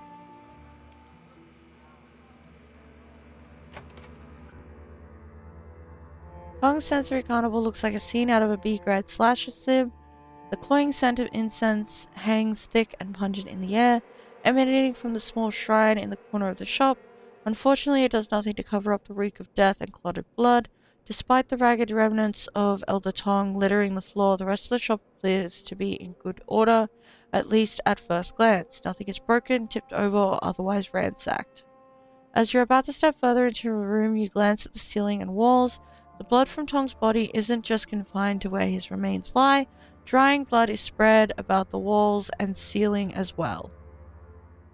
Delightful.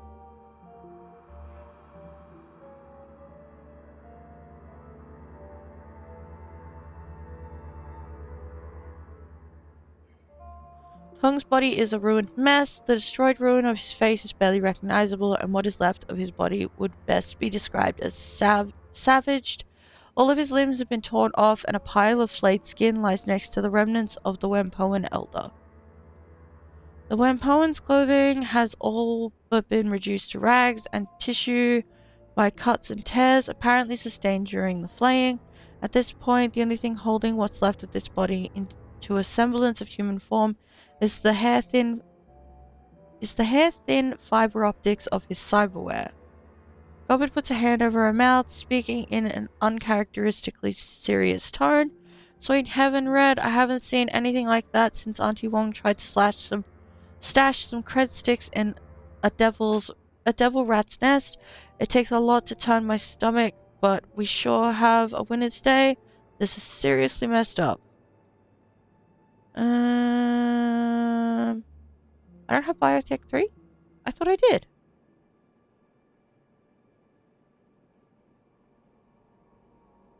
Ooh. I'll second that. This isn't a murder. This is more like, I don't know, a feeding frenzy.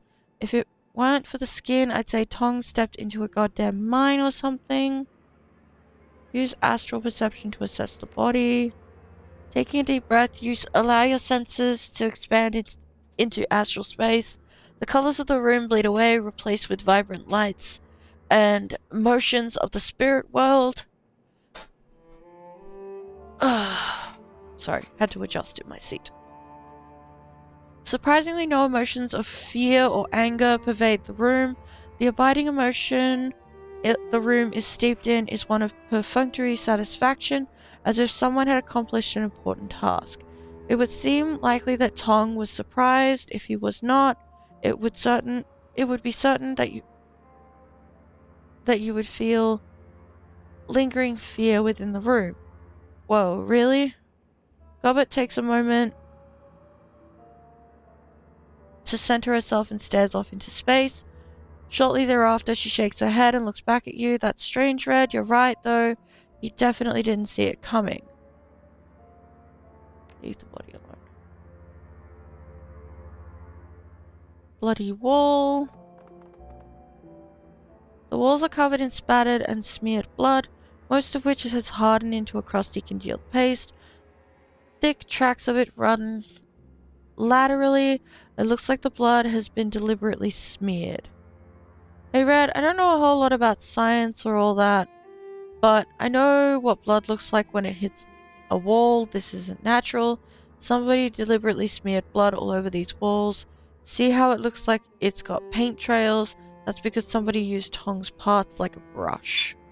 So they painted his walls with blood? Why? Do I look like a psychologist to you? Maybe because they're a freak. Maybe they're one of those sick serial killers that sees their murders as art. I got no clue. All I know is that is what normal blood looks like on a wall, and this ain't it. Some people have a bad grasp of art. I knew a guy in Kwantung who used to make music out of stray audio static and panic button calls. Called it Crisis Wave. It was awful. Delightful. Open door.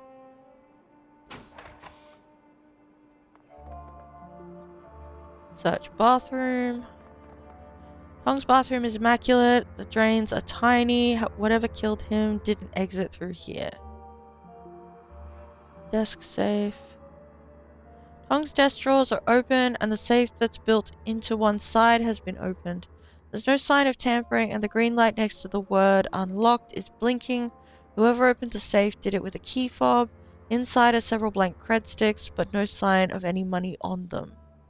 Looks like somebody looted his stash. A guy like this wouldn't keep only empty cred sticks in his safe. SimSense editor. This is a Yamaha 95000V SimSynth, a device for mixing and mastering SimSense chips. Several drive bays are empty and all of the chip jacks are empty. The screen is flashing a repeated error message. Warning, requested files cannot be found. Please return drives to bay and try again. Hey Isabel, you want to try and fix this? Isabel rattles out some commands on the SimSynth's keyboard, stepping away after a few seconds with a look of satisfaction on her face. There, I've put the drive warning on suspend. It's in diagnostic mode only though. Maybe we'll learn something, maybe not. Yamaha Sim OS 5.23 system diagnostic check. Memory okay. Drive error. Assist bus okay. Beginning core dump. Please wait. Isabel studies the screen in detail as letters and numbers scroll by. Looks like Tong was cooking some BTLs here. He's hacked the peak controller output cutoff. The delta levels on sim chips are usually about 4 to 5, 6.5 for cowhots. His delta peaks are pushing 12, that's brain burning territory red, and all the drives and chips those BTLs were stored on are missing. I never liked Tong, but it wasn't because he was a bad guy. I just didn't like any of the elders, but if he was cooking chips at Delta 12, maybe he burned somebody he shouldn't have, maybe they flipped their lid and came after him, or a relative did. Isabel gives you a serious look, tipping her head to the synth. The metahuman brain can't handle this kind of output. It'll shut down after a few of these. Okay.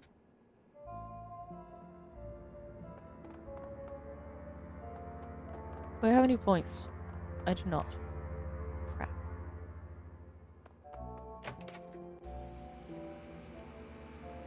Right. We got people we can talk to now? You are not one of them. Lovely. Zippy! Zippy, this orc is busy snacking on a steamed bun. As you approach, he wipes off one of his hands and sticks it out towards you. Hey stranger, nice to meet you. Zippy toe tag at your service. How are you liking Wempoa Garden? Um...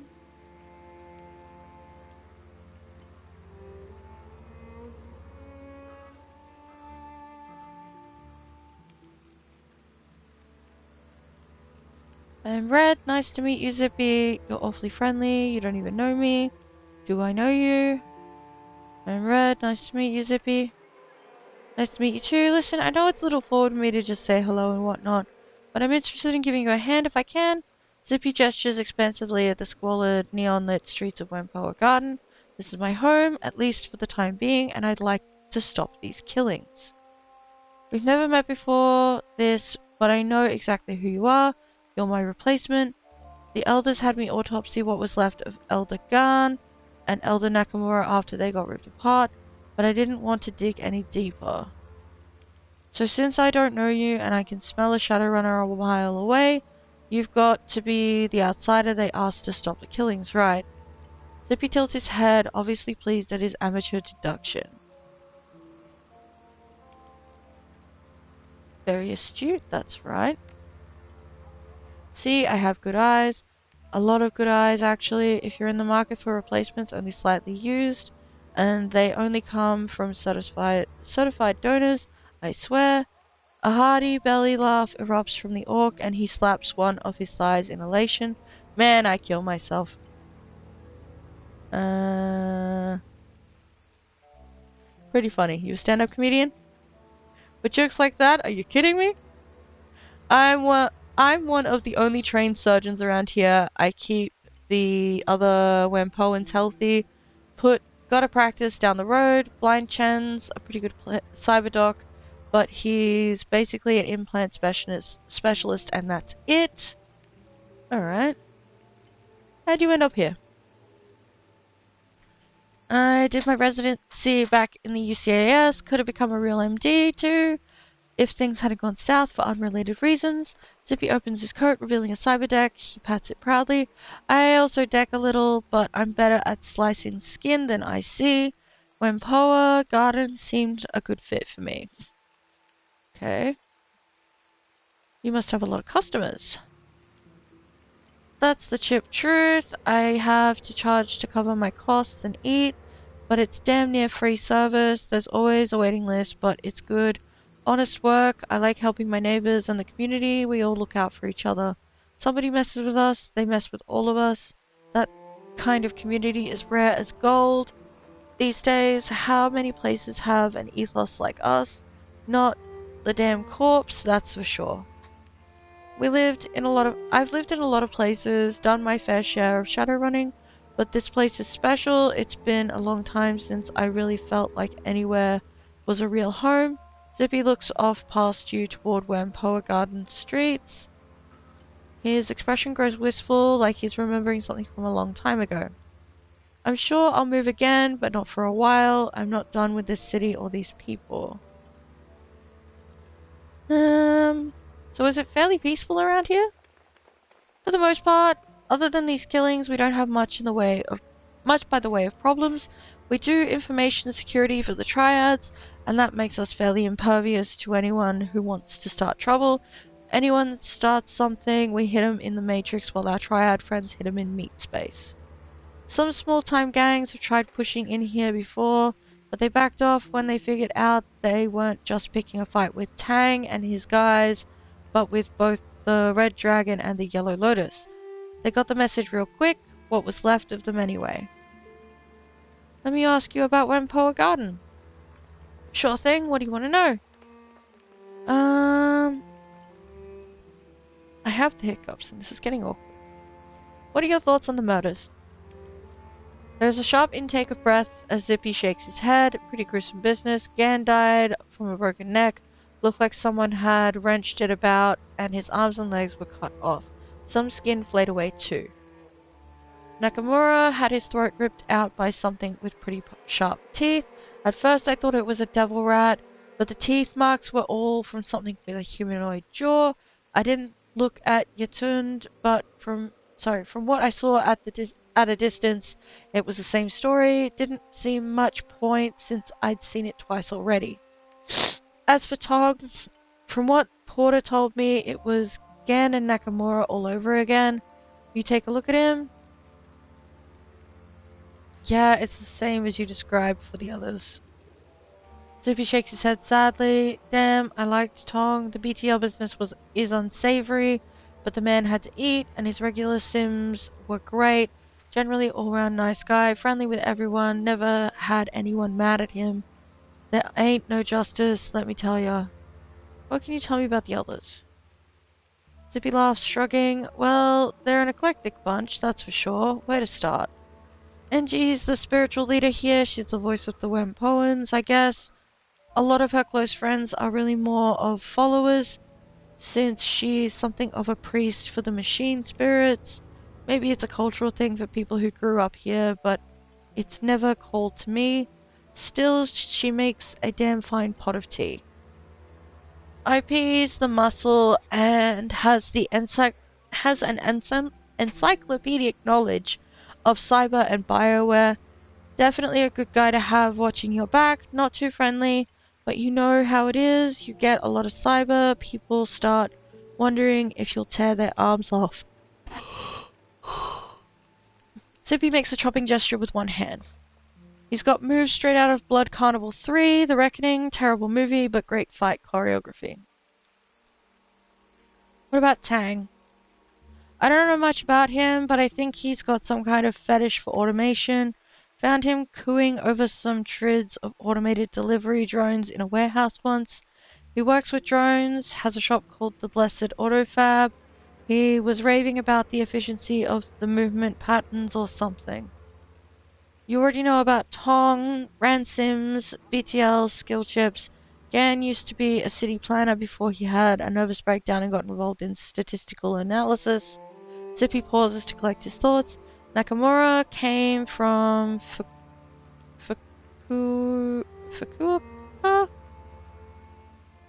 I don't know. And was interested in entertainment, trid mostly. Spent a lot of time analyzing subliminals in ads. Then there was Magpie. She was a chief decker, hot as hell against IC. Built her own hardware, salty old woman though. Never met anyone who was quite as shrill or nasty when she was mad. She was mad most of the time. Wait, nobody mentioned a Magpie to me. When did she die? She didn't. Maybe a month ago. She just up and disappeared. I went to her shop one day and she just wasn't open. Nobody's seen her since. Kind of a pain in the ass too. She owed me some new analyze software she'd picked up. I'd never heard of Magpie either. She must be one of the newer Wempoans. If she was the Decker, she would have replaced Elder Gao. No surprise there. Gao was older than Kin. She won these terracotta warriors. When I was learning decking from him, he could barely get out of bed. Still fast as hell in the Matrix though. How can you be new and an elder? Isabel rolls her eyes. It's a stupid name. It doesn't actually have much to do with the time spent in the community. That was something to do with it, sure, but it's mostly about how skilled you are, how good your connections are, and how much you can help everybody else. Should have called them experts or something. Bingo, that's exactly it. She was only here for about 3 years, but she knew a lot of people all over the Matrix in Shanghai, Beijing, all kinds of places. That plus her skill meant she was a shoo-in when Gao died. Why would she disappear? When do you think she went? Where do you think she went?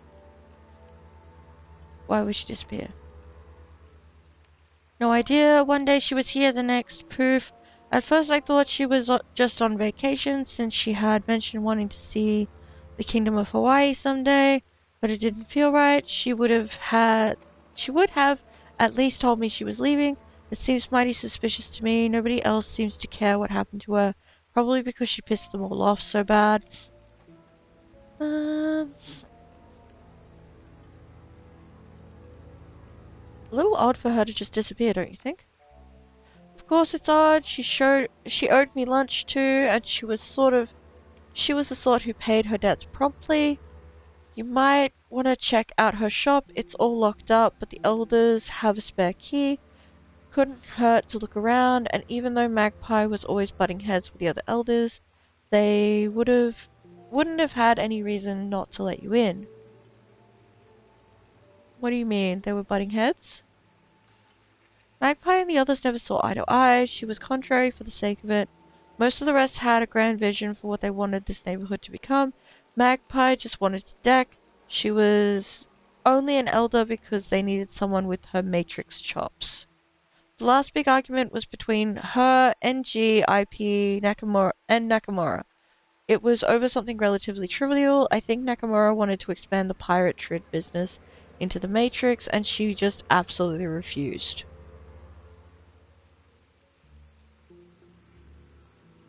Sounds like she didn't care for entertainment taking precedence over business. Why did she refuse? She said something about not using up valuable bandwidth with trivial entertainment bullshit.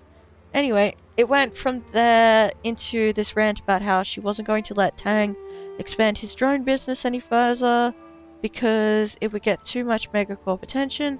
They accused her of blocking them just because she could, which is probably true. Lots of screaming. What do you mean blocking them? Everybody needs her matrix skills for their businesses to run properly. There are other deckers, me, Say, or Mo Janebi, but she had the infrastructure. If their project didn't interest her, she wouldn't even give them the time of day. She's a real hard head about having her time wasted, but she figures if she's not interested in something, it has no value objectively. Kind of a major blind spot if you ask me. Sounds like she was critical. Could you let me into her shop?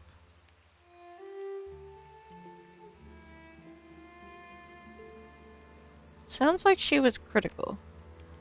Yes and no, she was, but since she disappeared, Elder IP's taken over running the Matrix infrastructure. He's not as good at it as she was, but his experience with drones makes him the best candidate. They wouldn't entrust something like that to anyone who wasn't an elder, so there you go. Alright, see you later, Zippy. Optional, get the key to Magpie's shop.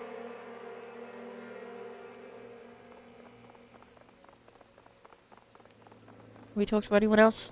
Oh, hello!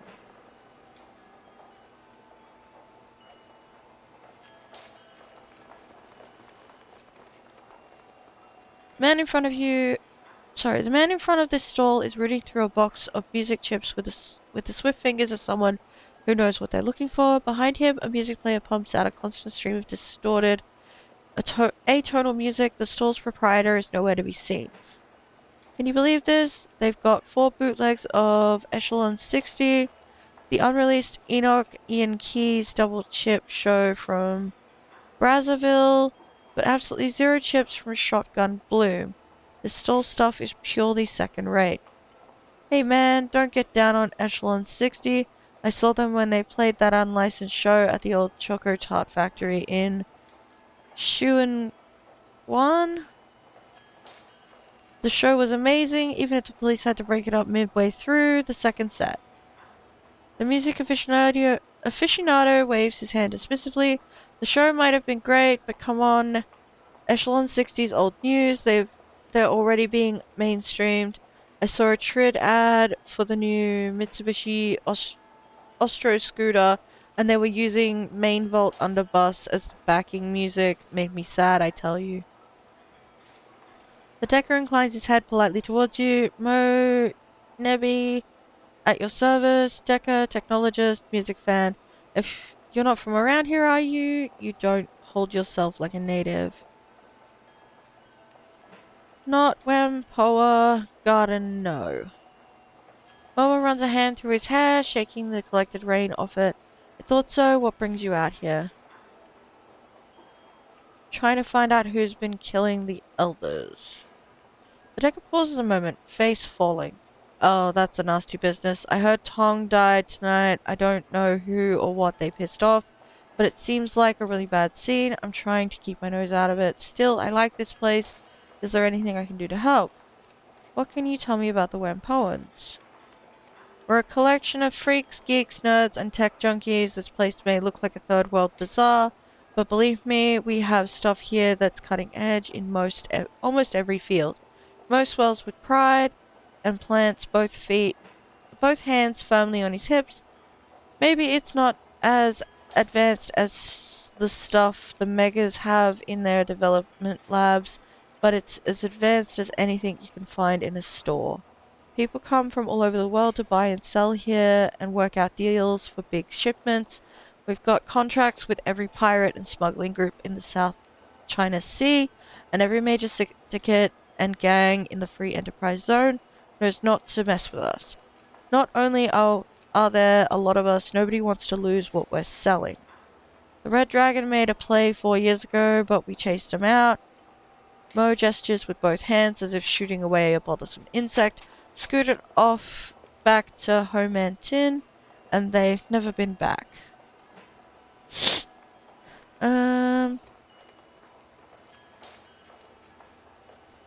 Good for you. That's how you survive. That sounds dangerous. You must have pissed them off. It's all about playing the angles. Yeah, it pissed them off, but then we sold goods to the Yellow Lotus at a discount. At a discount in exchange, the Yellow Lotus kept them off our back. You don't have to beat up the big guy to win. You just have to make him step back so that other big guys see he's off balance.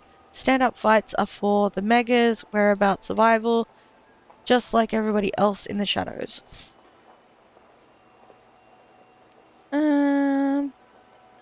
What's your area of expertise? I'm a decker. I used to be a company man for years, pushing code on their servers, smearing the little cyber pukes that would try to get into our secure systems. I made a pretty good living, had my own place on the 48th floor of a corporate skyscraper. It was the kind of thing the Sims teach you everybody reaches for, the dream life. How'd you end up here? I found out that the company wasn't what I thought it was. Sure, they paid me well and kept me in creature comforts, but I accidentally looked over some misfiled reports while cleaning out a company data store. Turns out one of the company's security riggers had gotten drunk and blabbed about some project or other being over budget and behind schedule. That's not good. It'd be a fireable offense, right? Mo purses his lips, his gaze going distant for a moment. Well, I guess upper management was worried that info would hurt their stock ratings by a fraction of a point or two, so they fired the guy with a .308 round right through the skull.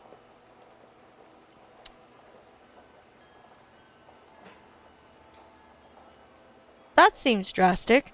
You should have known that's how the corporations handle problems. Wait, they shot him over a fraction of a point? That seems drastic. It may only have been fractions of a point, but that was still tens of millions of Nuan. I guess that went beyond a firing offense, directly into murder territory. What's worse, since I now knew about both the project and the murder, I could be next in the firing line. I knew I wasn't worth the expense to hunt down as long as I kept my head down, so I came out here looking for like-minded deckers. I guess I ended up staying because I could get a semblance of community out here, and I couldn't get that many other places. Big yawn. Know anything about the murders? I'm trying to stay as far away from it as possible. I'm not connected enough to hear anything important, and all the talk about monsters is just plain dark. I'm not afraid of monsters, but I don't want to get their attention. All I know is that a couple of months ago we had elders Nakamura, Yatund, Gan, and Magpie, and now we don't. I've heard about Magpie, sounds like she was kind of vicious. To be blunt, she's a hateful, shrewish old badger of a person. It wasn't always her way or the highway, but she'd butt heads with the other elders over damn near anything. The last fight she had was with Tang over something or other. I guess she ended up throwing some of his micro drones into a deep fryer and threatening to kick his ass around the block. What was her line of business? Matrix gear, her shop's called the Jackpot, not very imaginative, I know. She always had the hottest programs, best chips, and made some killer decks for anybody willing to pay her rates. It cost plenty of Nguyen, but she was one of the best in the business, at least in Hong Kong. If you want to know more about her, you should talk to Zippy. He's one of the only people around here who got along with Magpie. You can probably find him by the MTR station. He loves the steamed bun cart over there. See you later, Mo. Hello, Huey. Or Hui. An imposing troll stands in front of a stall overflowing with weapons of all sorts. Pistols, rifles, and even brass knuckles overflow onto the rug around him. Ho there, you look like a woman who understands the value of self-defense. Breaker Hugh, at your service, and I can promise you that I can help you defend yourself. What do you say? Want to take a look? I'm more interested in information. Yeah, tell me what you want. Maybe I can help you out. What are your impressions on the Wempoan elders? Can't say I associate much with them.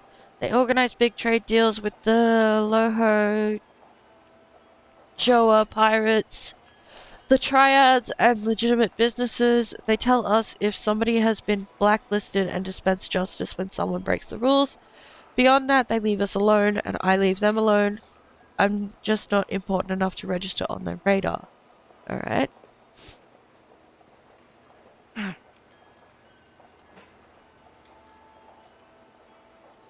Aside from Tong, who slings BTLs around here?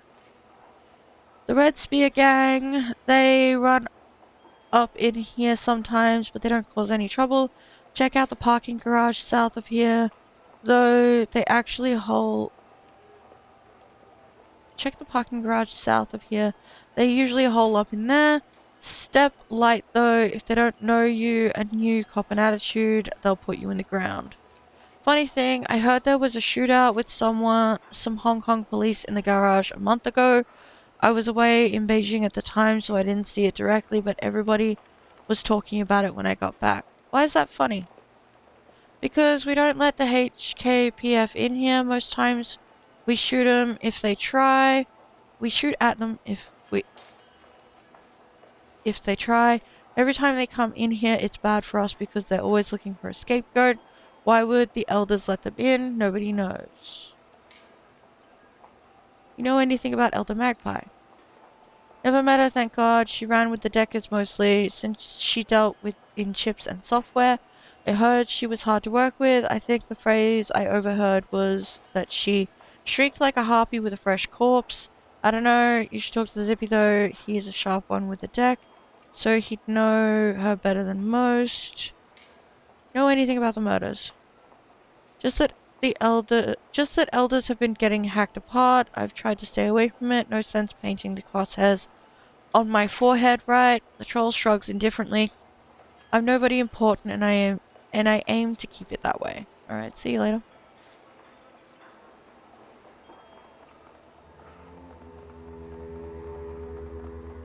Hello, Kita?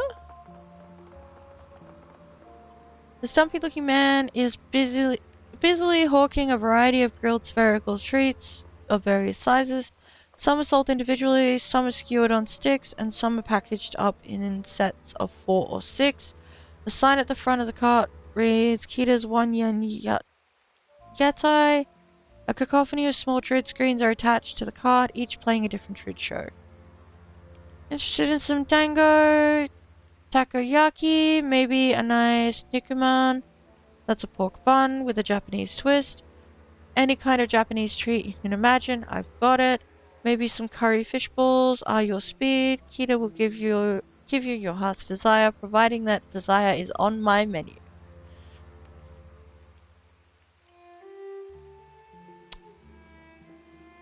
Let me have some dango. Your wish is my command, good ma'am.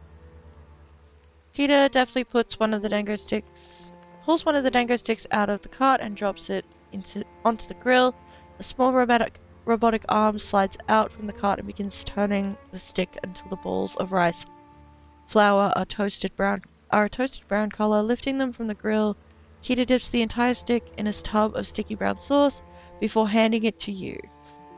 The snack is both sweet and salty, has both a sweet and salty flavor reminiscent of sesame seeds and soy. The balls inside are pleasantly warm and surprisingly chewy, a bit like eating raw dough but without the attendant chalky taste.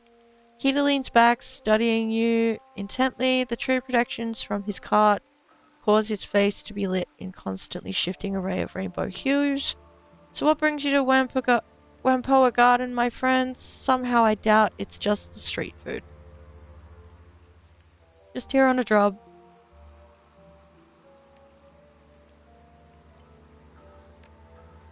Kita nods just once. I can respect that. Sometimes the tides of life take you to strange places. Few places are stranger than this one, huh? What can you tell me about the people here? We're tech heads, deckers, riggers, pirates, and everything in between. If I had to find this place, I'd say it's Asia's mecca for people like us. As for the elders, I can give you the basics. I'm a small fry, so we're not exactly on social terms. NG's some kind of crazy tech witch. She summons up spirits and casts spells and works as a spiritual center for the tribe. She's a lot craftier than she seems to. She has this mother to everyone act going on, but I've watched her manipulate people into doing all kinds of stuff they wouldn't normally do, and they thought it was their idea the whole time. Magically, you mean? No, I don't think so. She's just really good with people. IP's a killer, addicted to cybernetic implants. He always has to have the newest and freshest gear. The funny thing is, I've never seen him fight. I kind of get the impression he's a coward. He'd rather let one of his buddies handle a problem than do it himself. All I know about Tang is that he loves drones and does little decking. Frankly, I find him kind of boring. All he talks about is his neural networks, dark knowledge, and evolution of machine learning. Like I said, boring. What's with all the trid screens? Kita beams and gestures excitedly at them. You like them? I love trid operas. Chinese, Korean, Japanese, Indonesian. It doesn't matter. This way I can watch all of my favorite shows without missing a beat, and I can work at the same time.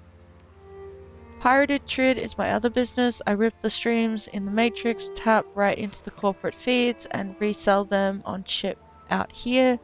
Kita's face falls a bit, and his enthusiasm wanes. I wish I could pay the bills, but my food cart's a lot better at that. Sorry, I wish I could pay the bills, but my food cart's a lot better at that. I don't know why, but most of the other Whampoans seem to sim over trid. They don't know what they're missing though. One episode of 1,000 Cranes of Autumn and they'd be hooked for life. I'm just at the part where Orin has confessed her love to Takayama, but he's got to get his mech suit out to the front lines on Mars, so he can't be with her. Downright heartbreaking, I tell ya. Sounds like an interesting show, alright? Eyes twinkling, Kita leans forward in breathless excitement. Oh, you have no idea. 312 episodes chronicling a noble mech pilot and the tumultuous love affair he has with a space station governor's daughter. The pathos, the majesty, the battle of Lagrange. One spans 5 episodes just by itself. For some reason, I guess it didn't resonate with the wider public. I don't know why. Who doesn't want to see a trid show about giant flying robots, love, betrayal, and spies? I've got to stop myself before I get carried away. Was there something else you needed? Got any thoughts on the murders? Yeah, ignore them. Kita shrugs indifferently. I saw the crowd down at Tong's Sensory Carnival earlier tonight, but I didn't know the guy very well. I'm a Trid fan. He likes his Sims. Not a lot of crossover between us. Alright. See you later. Fuck. Hello? Demergo. This man, it has a tired, world-weary demeanor about him. His eyes track your movements with a penetrating critical precision. Something about him, the lines about his eyes, perhaps makes you suspect he's seen a lot of terrible things happen.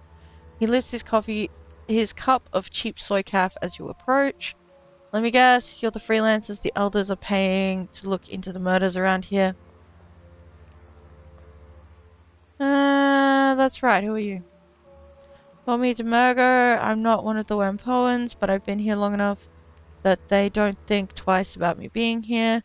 Demergo drains the last of his soy calf in a large gulp. So what you found so far? What's it to you?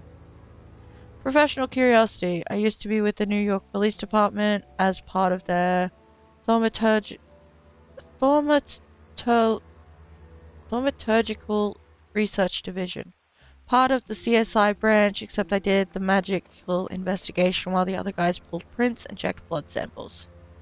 Demergo tosses the soy calf cup toward the nearby garbage can. It bounces around the rim and rolls inside. When I hear about shit like this happening, I keep my ear to the ground. Old habits, you know. So why aren't you investigating? Elder NG asked me to look into the killings after the first murder. She couldn't afford my fee, though, so I took a pass. It's not just the money either. Demergo shudders, folding his arms across his chest. You see that stuff day after day, you pay a price, it eats away at you. You know what it's like to feel all that sickness and anger every day? To be asked to pick up a murder weapon and relive somebody's death, feel it going into your neck, pleading in the voice of a dead woman for her killer to spare you.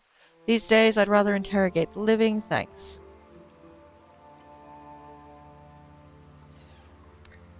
That sounds awful. Awful, it's more than awful, it's a goddamn nightmare, is what it is. One I couldn't wake up from for a long time. Sometimes you have to cut and run, start fresh. At least now I can pick my own jobs. I can read objects. It's called psychometry. A little trick I managed to pick up. I don't really know how. I hold something. I can tell you what happened to it, who owned it, how it killed someone, if someone loved it or was afraid of it. Useful, but it'll tax your heart. And before you ask, no, I'm not going to read anything you find. I already told NG I didn't want any part of this. You want advice? I'll give you that, but I'm not getting drawn in further than that. So, aside from that, is there anything I can help you with?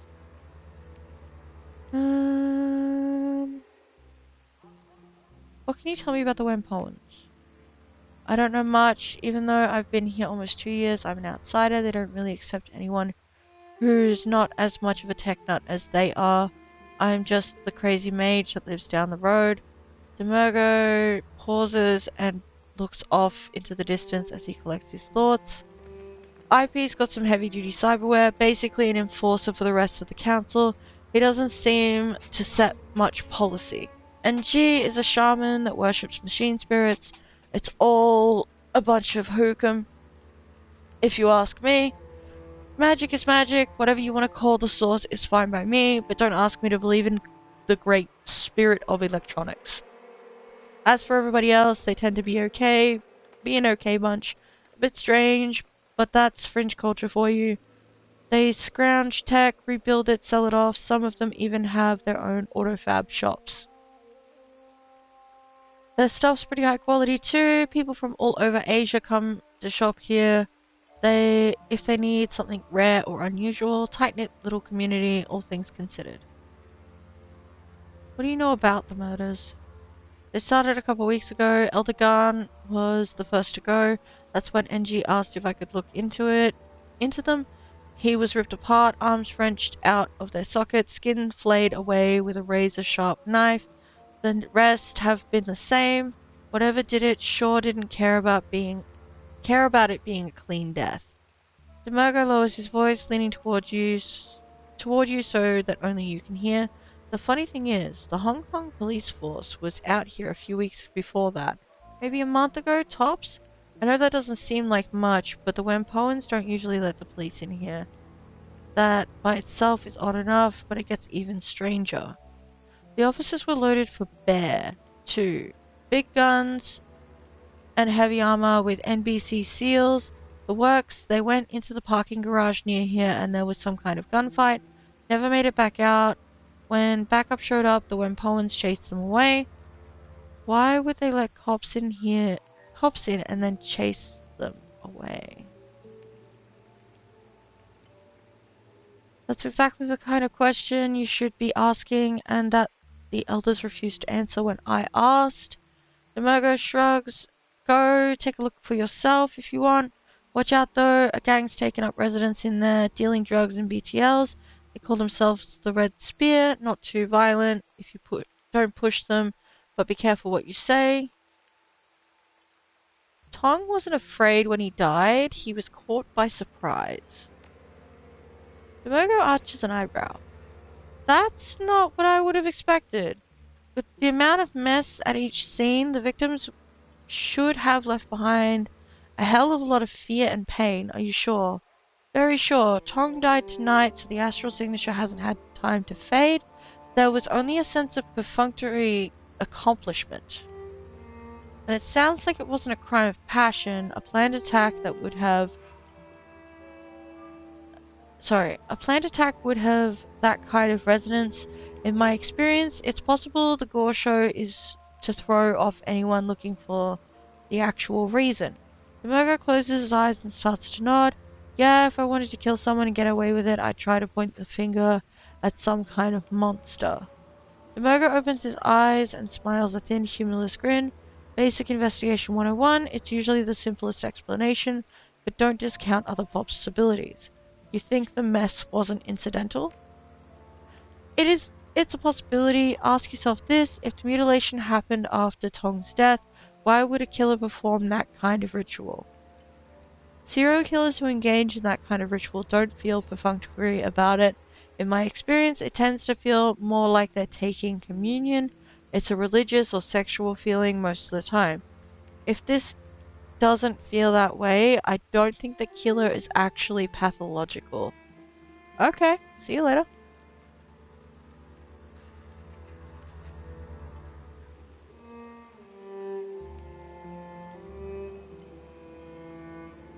Let's go have a chat with gang peeps. Garage.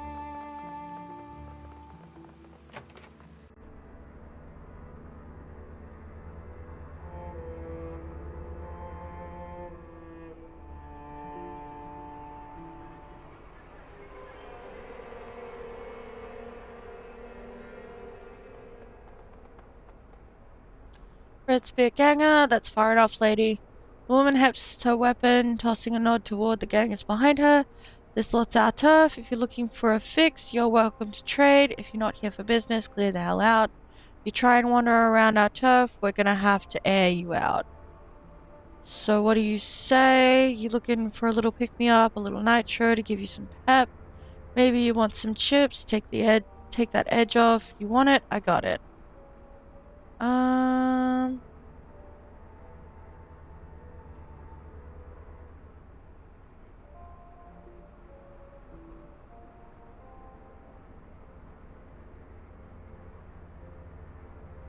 Show me what you have.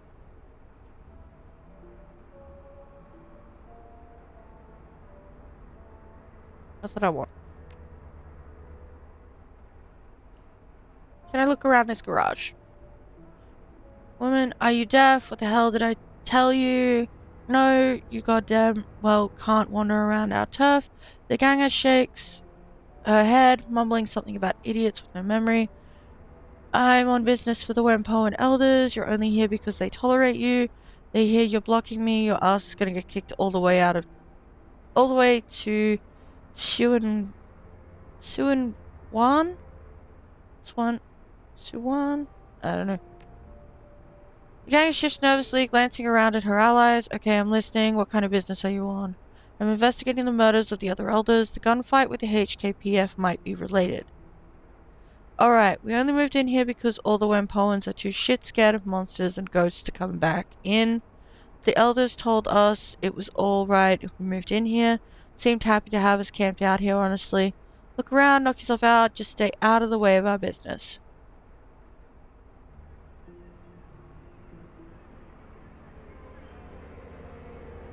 You still have a yellow thing.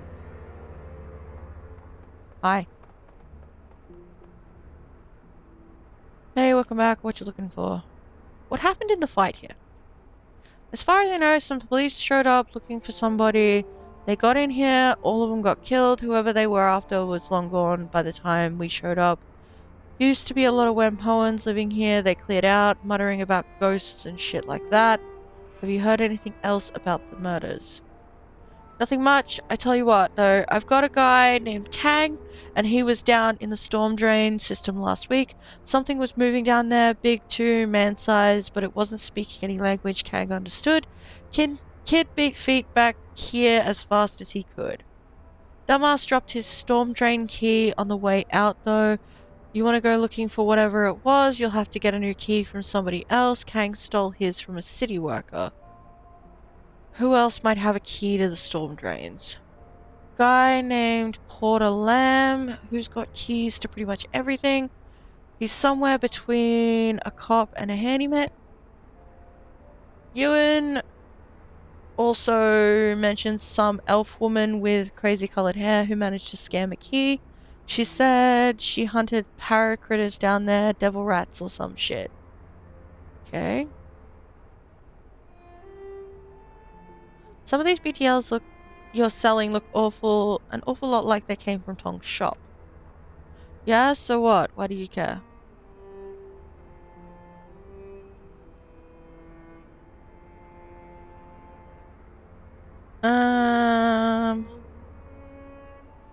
If you stole these from Tong's shop, maybe you saw something I can use in my investigation? Yeah, I guess that's fair. It's like this. Broken Thumb Ewan was walking down the street and sees this guy go into Tong's joint right at closing time. Tall guy, hunched over, had this shitty grey rain poncho draped over him. Now, Ewan figured that was weird as hell, so he posts up and waits. He figures the guy will come out soon because Tong's closing up shop. Nothing for 15 whole minutes. Guy comes out, hustles down the street. Nobody's saying boo. I figured he was waiting for an ebb in the crowds. Yuan sees some blood smeared on the door though, so he goes to check it out. Inside, total carnage, but you know what? Tong's not gonna be using his gear anymore, so to hell with it. Yen jacks the lot. Business is business. You're damn right it is. That's all I know. The guy had to be the killer. Tall, grey rain poncho, hunched over, also smart about how he came and went. Alrighty. See you later.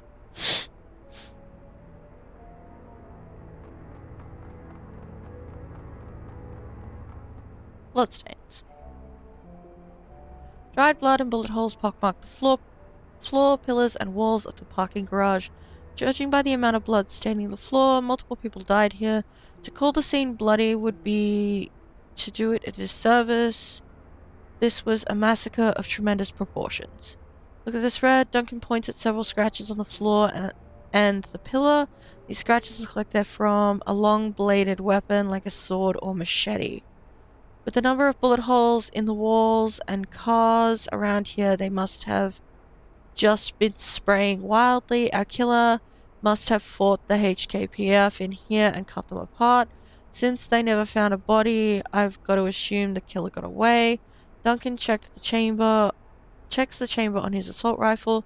Tell you what, I don't want to have to fight this maniac at close range. That's fair. Bloody drain. Dried blood and clots clog the drain. As you look closer, however, something catches your eye. An off-red color that doesn't match the hues of the gore around the drain. Bending closer, it appears to be a small nugget of some kind. Fish the item out. The nugget, upon closer inspection, is a chunk of some kind of synthetic ferroplastic. It's got ragged edges, as if it was broken off a larger object. A small number of markings are partially obscured by scratches. Examine the markings more closely. Brushing away some of the dust, you peer at the fragmentary bit of ferroplastic.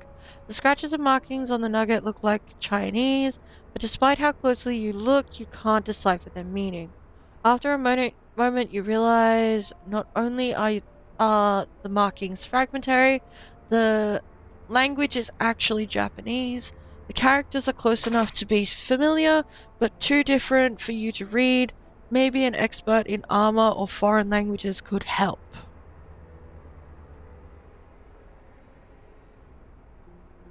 Okay. You know, I'm not sure who in Wempoa Garden speaks Japanese, but Wing Kei Kwok has a shop down in the Wempoa itself, by where we met the elders. If anybody around here would know about armor, it would be her. We can talk to the street vendor as well.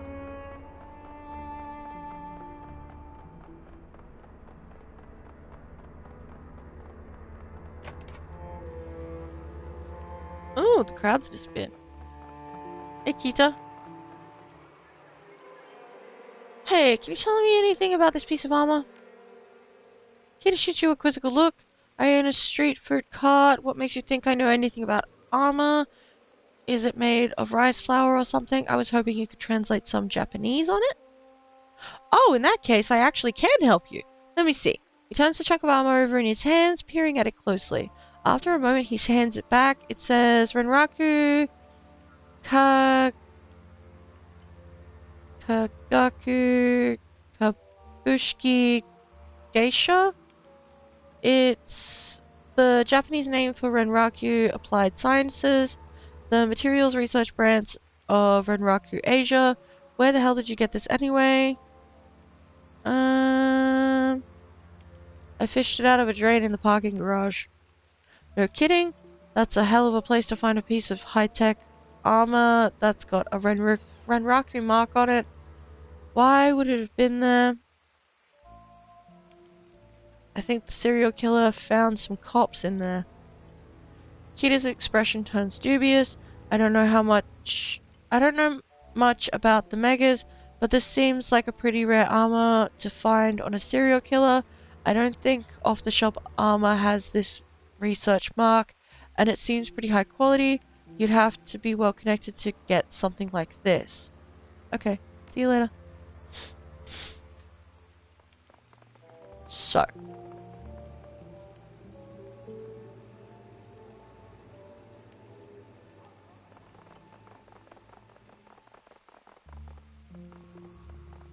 Heaps are still hanging about.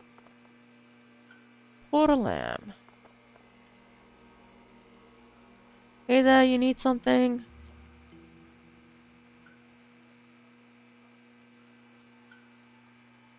What do you do around here, Porter? It's a catch-all category, I guess. I work for Elder IP. It's a bit like being a deputy. I make sure people don't break the rules, protect people who need protecting. Mostly I just do whatever IP asks me to do. It's a pretty quiet job most days. Today's not one of those days. I also handle a lot of maintenance. I don't actually do the repairs, but I've got most of the keys. It makes it easy to ensure only authorized people get into sensitive places. Electricity goes down, I let in the electrician who does the wiring. Toilet clogged, I let in the drone guy who opens it back up. It looks like somebody went through Tong's things. Anyone else been inside? Not since I've been here, but before IP found him. Could have been anybody really. IP had a key to his place, but the lock's total crap. Anybody half decent at cracking maglocks would have gotten inside. What's missing? His BTLs, hard drives, and cred sticks are all missing. Sounds like the killer looted his place to me. All this talk of monsters. Yeah, sure, there are scary things that go bump in the night, but most of the scary bumps I hear are from handguns and gangers. Fair enough. What can you tell me about Elder Magpie? When Poen snorts, shrugging his shoulders, that she was a bitch, that I've never met anyone as deliberately contrary as her. There's not much to say. Nobody wants to hang out with Magpie, even though she was the newest elder. She acted high and mighty around everybody. She would block deals, argue against Nakamura and NG, and just because she could. Why was she so contrary? It was just her nature. She loved fights and gossip. Any chance to cut somebody else down, she'd take it. I guess I always figured she had some deep-seated insecurities and covered it up by attacking other people. Do you have a key to the storm drainage system? Sure, why do you ask? Drop a gun down a grate or something? Following up on a lead on the killer. In that case, take the damn key. You'll have to forgive me if I don't want to go down there with you. Porter peels an antique Yale-style key off a key ring and hands it to you. Knock yourself out, woman. There's an entrance up by the Jade Mountain restaurant. Can't miss it. See you later.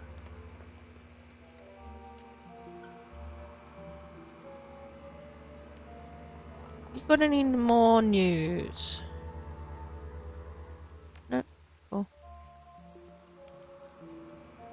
Hop back into the Wampa.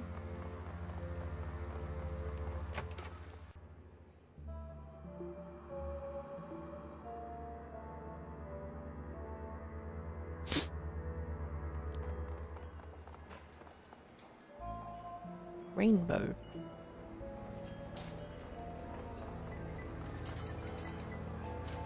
This woman sports brilliantly hued hair that shifts colors, scintillating with every passing moment. She is powerfully built, a natural athlete, or someone who works out a great deal. Notably, a large shotgun rests on an arcade cabinet next to her.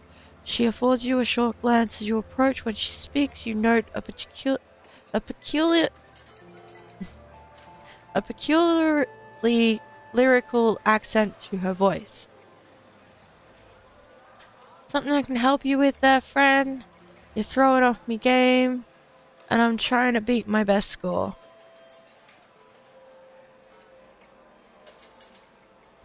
That's some interesting hair you have. Tank warrior rope. I haven't seen one of those cabinets in years. The woman's mouth twists up into a wry grin. Me neither. Managed to find this one near by accident. But I heard the music and thought, hold on there, Rainbow. You know that tune. After a few moments, Rainbow's game is suddenly over, her tank obliterated by a barrage of air-to-ground missiles. She hisses her breath in through clenched teeth. Piss on your ma, you've right robbery that was. Right then. Rainbow shakes her head again and turns to face you fully. You don't seem like them when Poens. They're all a mite touched, yeah? Maybe you are too, but you don't advertise it like they do. What's your story? Looking into the murders that have been happening. Ah, that's some nasty work. Bodies hacked up, chunks bitten out of them. Make sure you're loaded for something big and ugly, that's for certain. Where are you from? I can't place the accent. Born and raised in Dublin. Down on the banks of the Liffey. Spent most of my early life there, working security on sacred spaces. You know, historical sites or undeveloped land. The green movement was big in those days. It was a bit like being a park ranger, but sure didn't it beat some dead-end desk job. Spent a lot of time around County Dublin and Wicklow. I always loved animals, and I found out being a ranger put me close with them. It was a good time, yeah, making sure the budding new species like the bogies and centaurs didn't upset the ecology of Wicklow National Park much.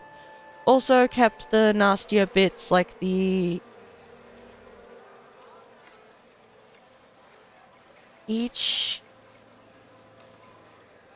I don't know how to say that, from running amok across populated areas. Eat whiskey.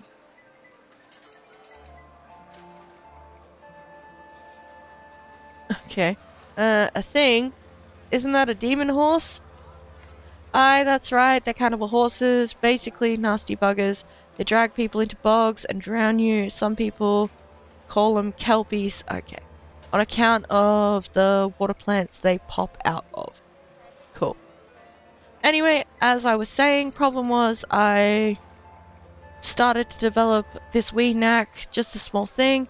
I keep magic from working when I'm around. Spells don't go, spirits fall apart, and the paracritters get real feisty, yeah? Ta makes things worse. This was around the time Liam O'Connor threw his coup and formed Tir Na Nog.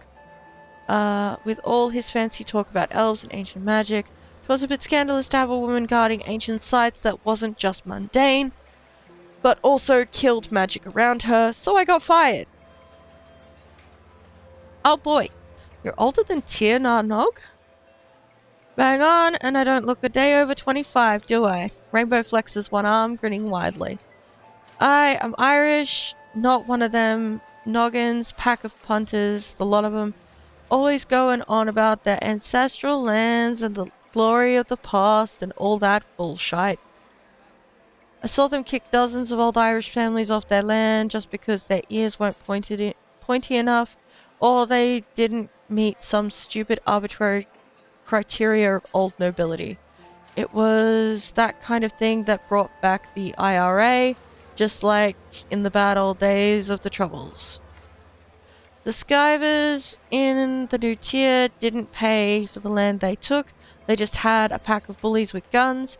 Rainbow scrunches her face up into a disgusted sneer, and Mox spits on the ground. I've always been sympathetic to the little guy in a fight. They offered to pay for my help, so I said yes, simple as that. So you became a terrorist? Stop calling people terrorists. Fair, don't be so dramatic. They fixed me up with a cyber stitcher and gave me a lot of the kit I've got in me now, and in exchange for going overseas to work for them. Smuggling, running guns, making contacts in Europe. Same kind of shite all revolutionary groups do.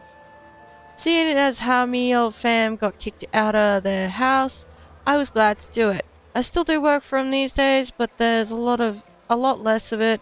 Lady Day cracked down on descendants, but good. Oh, but good. Yeah, cool. What are you doing in Wempoa Garden? Me, I'm just a bit of a game hunter these days. I get into strange places, for some kind of paracritter I've not seen before, and then I put a bullet in it. Only the nasty ones though, no point in hunting a talus cat or such. It's only things like gargoyles, bargeist, and whatnot.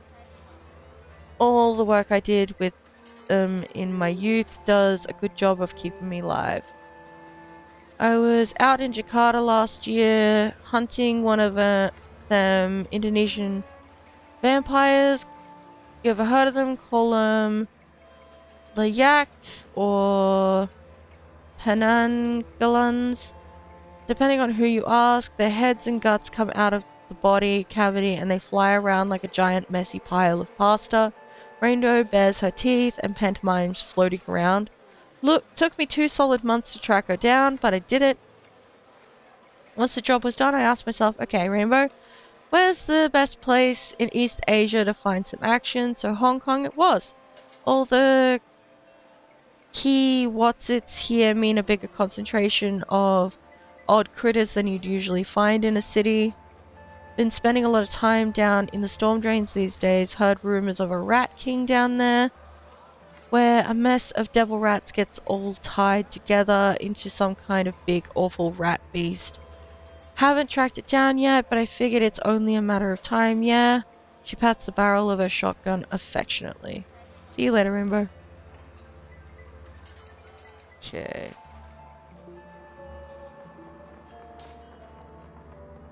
You have dialogue. Wing K. Quack. Welcome, ma'am. Welcome to the Quack Atelier. Yeah. Home to the finest clothing in Wempoa Garden. I am the owner, Master Tailor Wing K. Quack. How may I serve you today?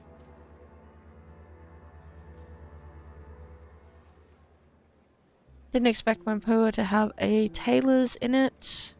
Many people don't. There's a mistaken impression that we Wempoans are only interested in technology and the Matrix. But even technologists need clothing, don't they?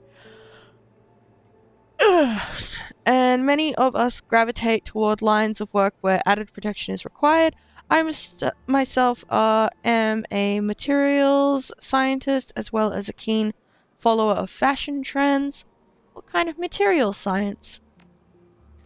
Fiber related, of course, primary aramid fibers, graphene composites, and dilatants. It affords me a certain unique perspective when designing clothing that is not only beautiful but defensive as well. I specialize in high fashion body armor, similar to the kind crafted by Secure Tech or Vashon Island, but with a much more personal touch. I have no money. I want to have a look though. Yeah, I don't have enough money. Tailored suit. That's cool. Last gen line coat. That's got armor 4? Jeez. Okay.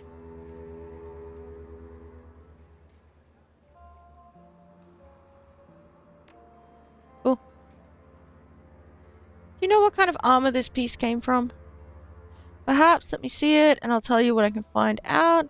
Wing K holds the armor piece up to her eye, taking out a jeweler's loupe to look at it more closely. Japanese markings. I don't recognize all of them, but this first one is Renraku, fairly recognizable to anyone who's used to seeing the name in Hanzi. The composition appears to be high-density ferroceramics, probably boron carbide with an interwoven bioaramid mesh. The staining on the edges suggests it contained pockets of silica suspended in polyethylene glycol, similar to the commercially sold gel pack technology. This armor could have withstood a significant amount of impact force, even standard 7.62mm rounds wouldn't have made much of a chance of penetrating it. What could penetrate it? High velocity rounds with a tungsten carbide penetrator would be the most common. This is the kind of thing armor piercing, discarding sabot rounds were designed to defeat. The die-coated melee weapon could also do it as well, but there would be the kind of splintering at the edge. Same case with EX explosive rounds.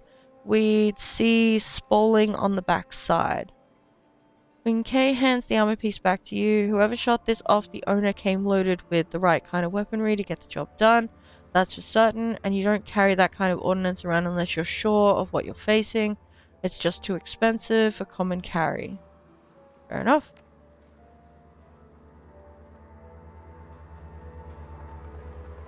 Hello, person.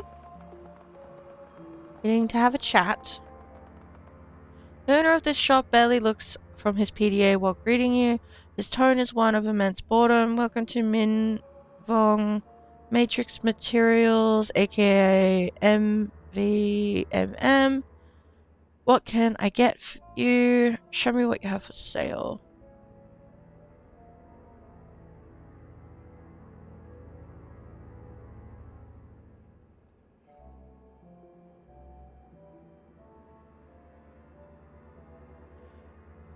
I'm not gonna lie. Giving, if I can just straight up give programs to,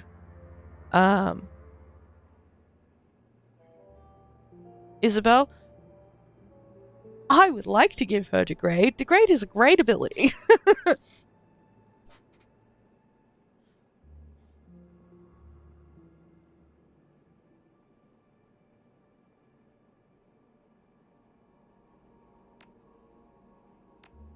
Cool. Alright, we'll talk to the elders again and see what we can find out from them. Is there anything we can do for you, Red? Why didn't you tell me about Elder Magpie disappearing? Why would we have? Her departure from the Hohens isn't related to your investigation. It happened before the killings began. I'm certain she's just off sulking somewhere. Angie's tone is profoundly indifferent. No doubt she'll come waltzing back next month, all full of attitude that life dared to go on without asking her permission. If she does, we'll welcome her back. Despite our problems with her behavior, her skills make her extremely valuable. I've taken over maintenance of our Matrix infrastructure in her absence, but I'm nowhere near her level. The best I can do is ensure nothing breaks down until she returns. I'd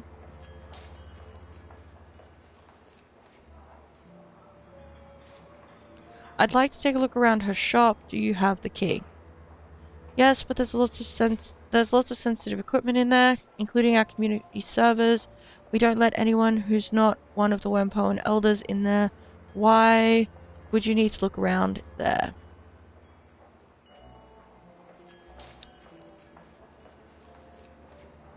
Listen, you wanted me to find a killer. If I'm going to do that, I have to explore every possibility.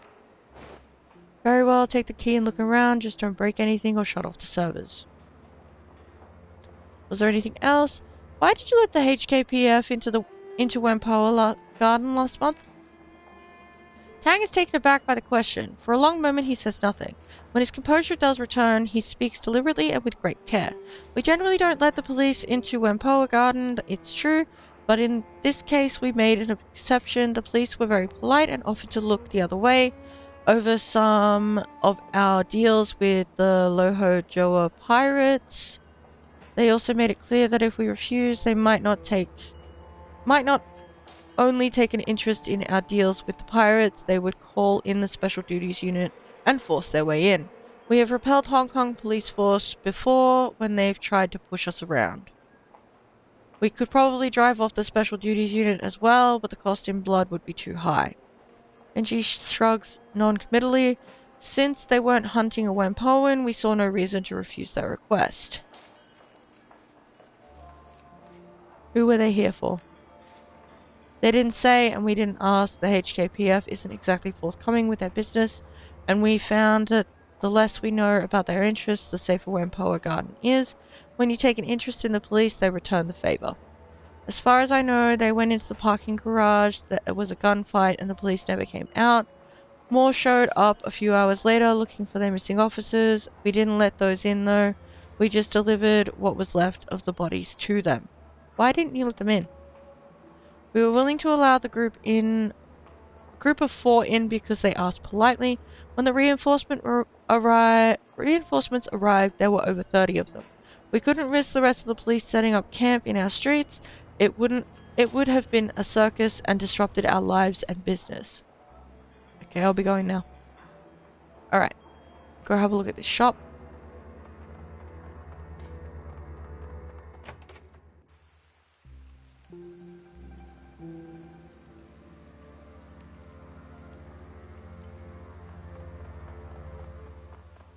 The jackpoint. Oh, I said jackpot instead of jackpoint. Makes sense. Display case. This bin is full of assorted chips, peripherals, and add-on modules for cyberdecks. They don't seem to be arranged in any coherent fashion. They are spread across the felt surface. Search through the bin. You sit through the display case, searching for anything that might prove interesting. Isabel peers past you into the bin as you search. That's interesting. There's a lot of storage memory, IO handlers, and active memory in this bin. I'm not seeing any MPCP hardware, responsible response increase chips, or anything relating to the hot shit decking Magpie was supposed to be into. In fact, you couldn't even build a full deck with this without the MPCP. It'd just be a glorified comp link. What do you think it means? Well, if I had to guess, I'd say somebody cleaned her out. MPCP, response increase, biofeedback filters, and all that. They're easy to move, expensive, and highly illegal. All the rest of this crap is good, but it's nothing you couldn't pick up at any electronic shop. You'd have to know what you're looking for, though. Only a good decker would know what they're seeing. Could Magpie have taken them with her?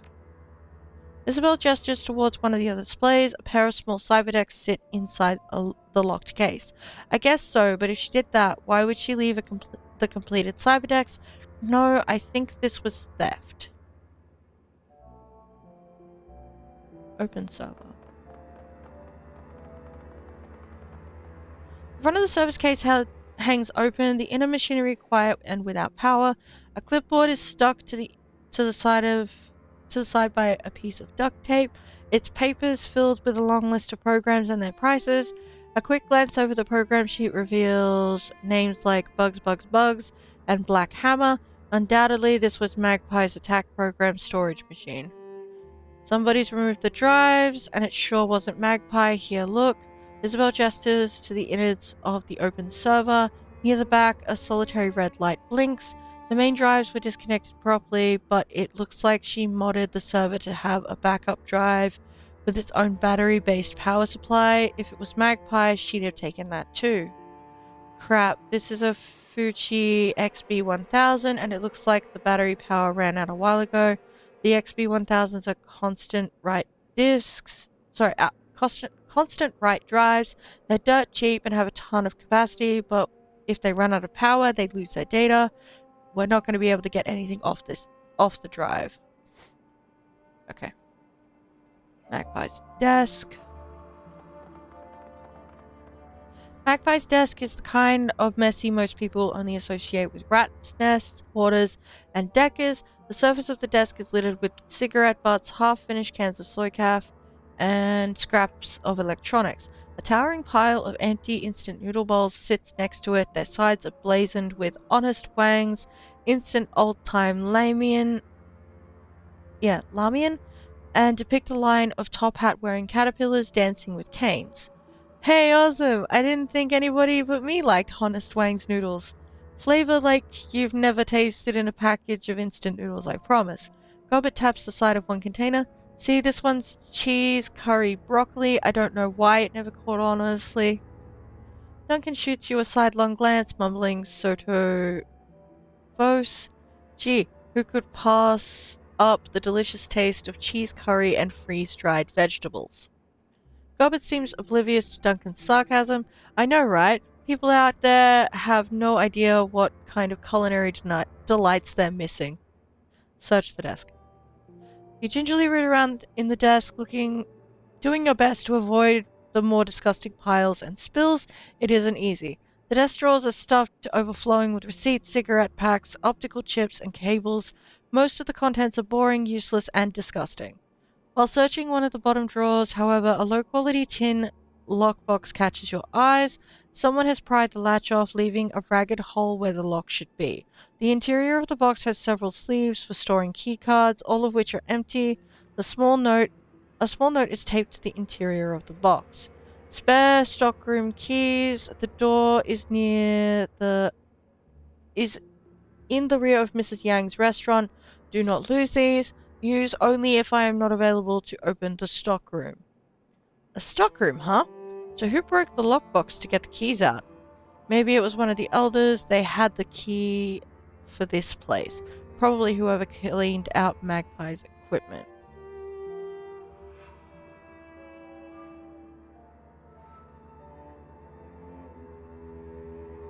Hmm.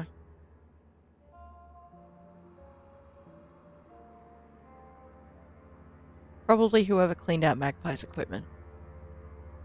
I'm thinking you're right. Whoever tore the latch off the box was in a hurry. Any of the elders could have cracked the maglock without much trouble, and most regular Wampoans could too. This seems like somebody who was tossing the place and wanted to get in and out as fast as possible. If someone was after Magpie's gear, her stockroom would be a gold mine. Leave desk alone. Search bathroom. You search Magpie's bathroom. There's not much in here. A toothbrush, toilet paper, some hairpins, collection of cheap makeup. The combination bath shower unit, however, has minor flakes of dry reddish substance near the drain. Blood. Dried blood. Prying open the drain cover, it looks like quite a bit of it was shed as well. Shit, maybe Magpie didn't take a trip after all. With that amount of blood, I'm guessing someone killed her quietly, then drained her body in the bath. It'd make it cleaner to relocate. This doesn't seem to match the killer's other scenes, though. I'm thinking there's a lot more going on with these murders than we were initially told. First, they don't even mention Magpie to us, and now it looks like she's been killed. Something's not right here, Red. Let's not mention this to the elders. If they're hiding anything, they may start cleaning up their tracks better. Fair. Okay.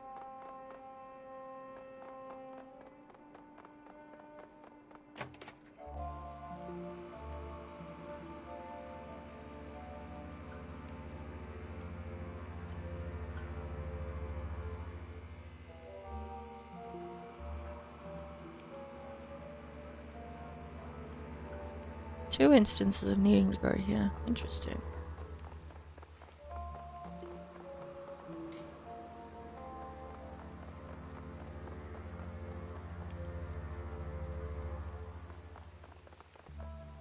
Storm drains.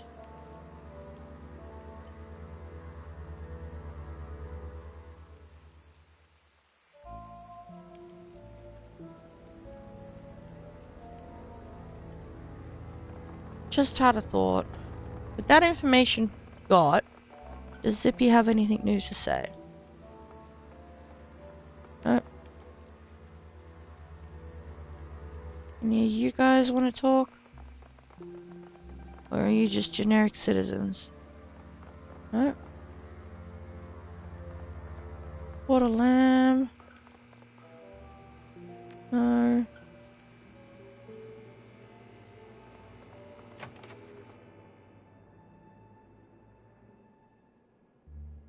Is there something that I missed?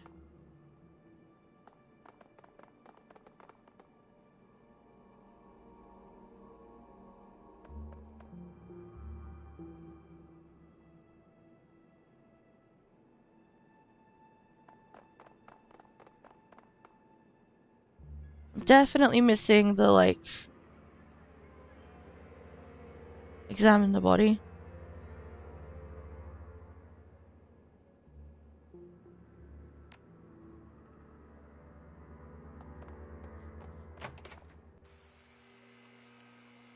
Okay.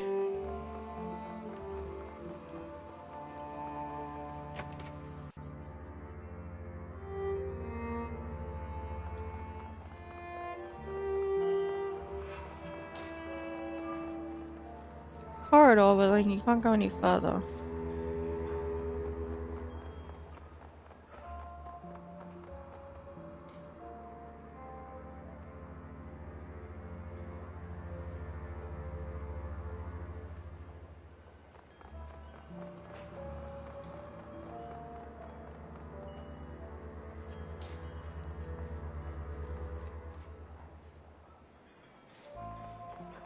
Remember, you got anything here?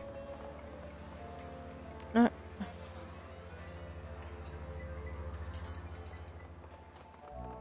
think I'm just gonna have to go into the storm drains. Maybe the keycard is down there.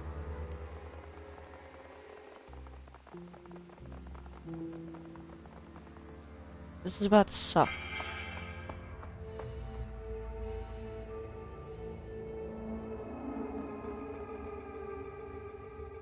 Blood! blood spatters. Fucking hate that.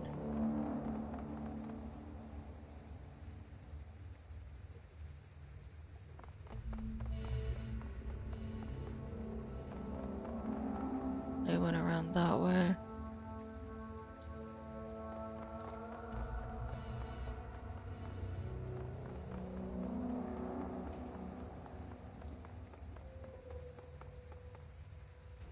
You alright there, buddy?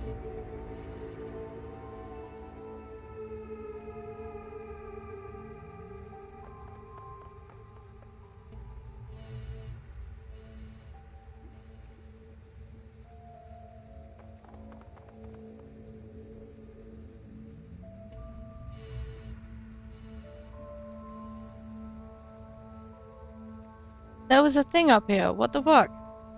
Over there.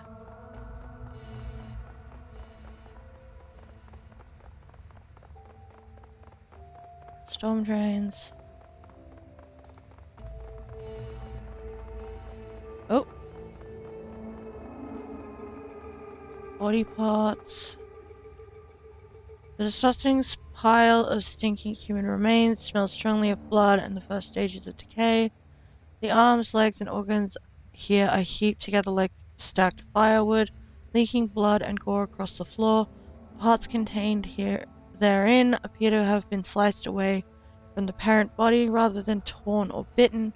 Judging by the clean edges on the cuts, the blade used to sever these parts was extremely sharp. This is a whole world of messed up bread. Isabel takes a moment to suppress a retch. You think the killer stashed these here? They're stacked. They've been organized. This is that killer, alright. Looking closer at the pile, one part stands out. It's a severed forearm. It's covered in tattoos, words in a Slavic language, and a shining lighthouse adorned the forearm. The ring-like images are linked on each other's finger. Are linked on each other finger. On the back of the hand, there is a skull inside a square. Whoever owned this arm isn't likely to be Wampoan. As the tattoos look like they were poorly drawn and inked by hand, rather than a machine, most likely Russian criminal tattoos. Okay.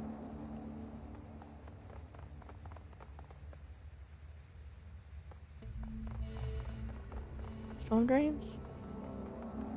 Despite the darkness, you see something glitter at the edge of the drain. Looking closer, it appears to be a necklace chain of some kind. It's become caught in the drain's grate, narrowly avoiding falling down the deep pit. Take the necklace. Lifting the necklace out of the drain, you turn it over in your hand. It's a simple silver pendant on a chain. The silver pendant depicts a long-tailed bird in flight, a magpie. Oh boy, this just keeps getting worse. Let me guess. Everybody got the shits. Oh, hi. Sorry, I didn't realize you were in the chat. Quindecim94. I'm currently playing a shaman.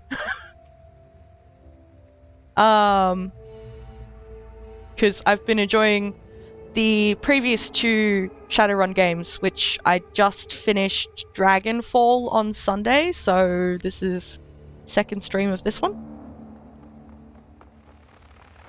Also, welcome.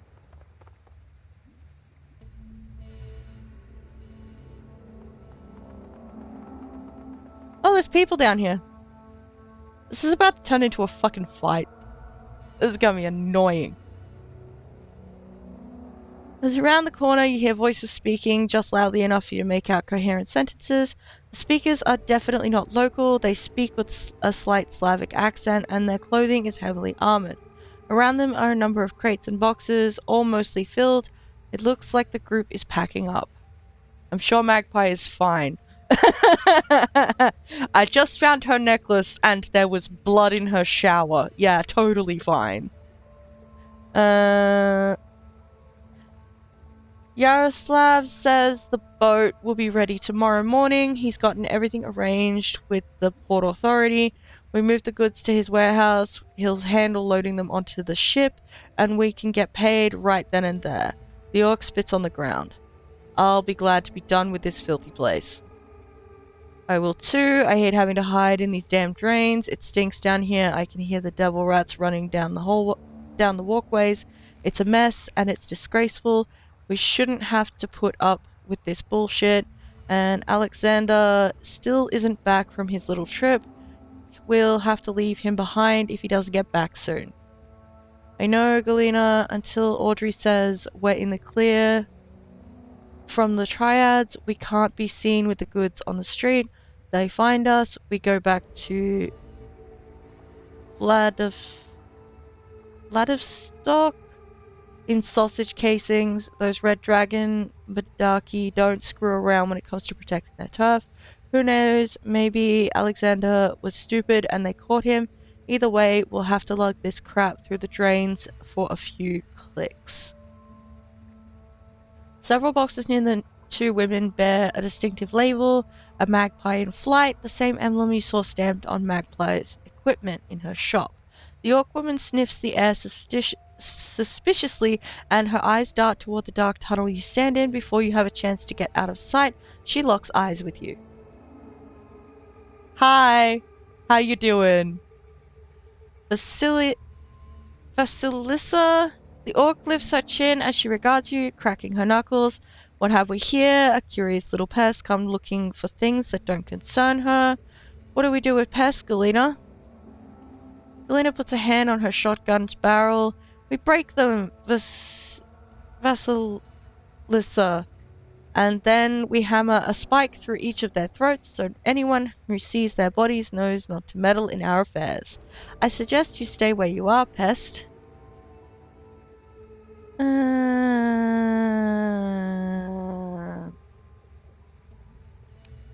Wampoan elders know I'm down here. You start a fight, you're going to have every drone and cyber junkie on those streets crawling up your ass. I'm not here to meddle in anything, I'm just looking for a serial killer. Nah, the obvious threat that is going to backfire. When Poe and elders know I'm down here, you start a fight and you're going to have every drone and cyber junkie on those streets crawling up your ass.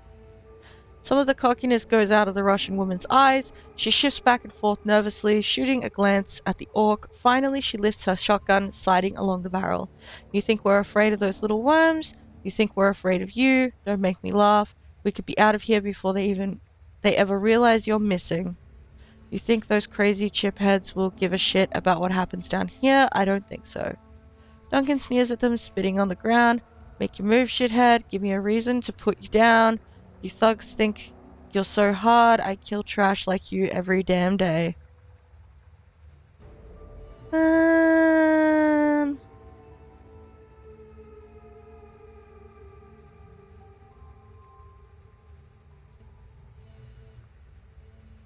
don't care what you're doing down here or what you've stolen.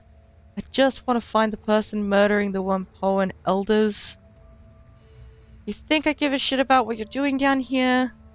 Shaman should be interesting. I don't like playing Shaman because the summoning items cost too much. Gobert, Dietrich at least get free summons. Fair warning, money is a lot tighter in Hong Kong than Dragonfall. Old Amsel was a friend. Kindly Cheng is a mob boss. Your cut of the mission payments reflect this. No, that's completely fair.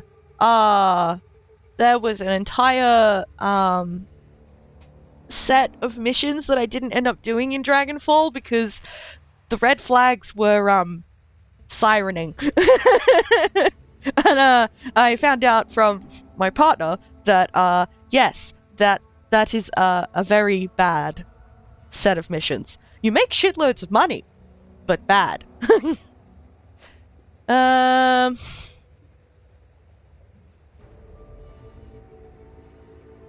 Think I give a shit about what you're doing down here? None of that concerns me, so why the hell should we let you live?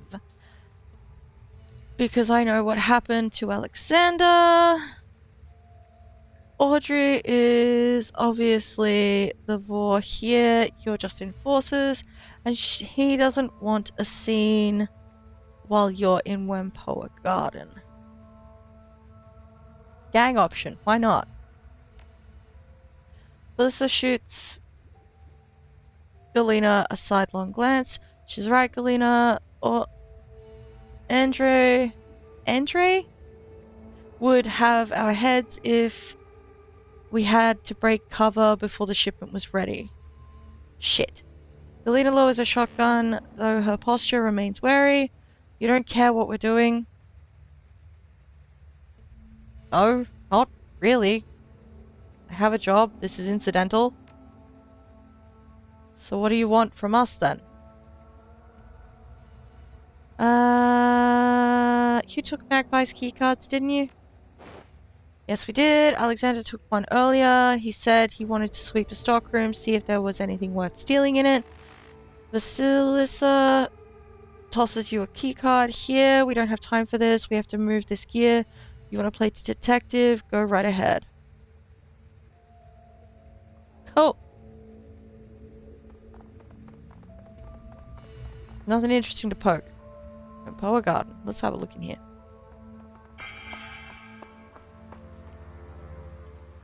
That's not where I expected that to be. Generally took all the missions, new one is new one.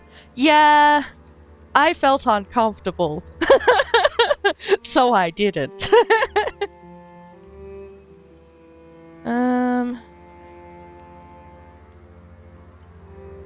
Search Magpie Stockroom.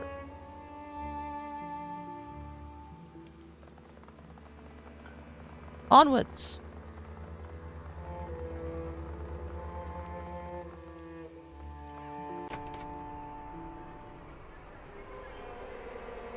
Door.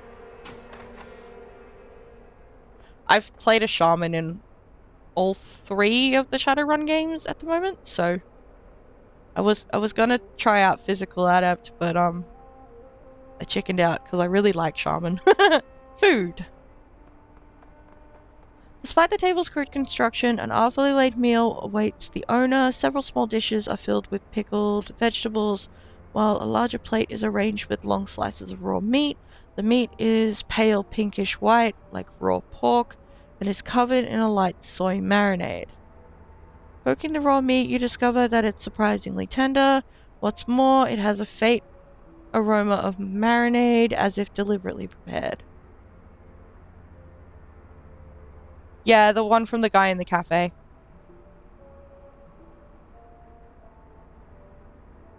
I'm leaving the meat alone. Mementos. This box is packed full of odds and ends. It nearly overflows with a collection of knickknacks, souvenirs, and assorted personal effects. There is no rhyme or reason to the collection of items. They appear to have been thrown in haphazardly. Among the contents are charms from various temples, a wooden mask, and a paper fan. Adept is fun, very tanky if you invest hard in cheat casting. Yeah, that was the idea, but I really like the etiquettes, because I like playing talky characters in most RPGs. I'm a terrible person. Examine the mask. Wooden mask is extremely light. It's been painted a pale white, and the surface is almost as smooth as porcelain. Delicate features and lifted eyebrows are matched with bright red lips and delicately carved teeth. The teeth have been stained a deep black. Okay, examine the charms. Small charms are square cloth packets, each approximately 1 inch wide and 3 inches tall. They come in a variety of bright colors and are embroidered with characters for prosperity, peace, wealth, and protection. Come on, you're in Hong Kong. Taste the local cuisine. I have a terrible feeling that it is not actually pork. No.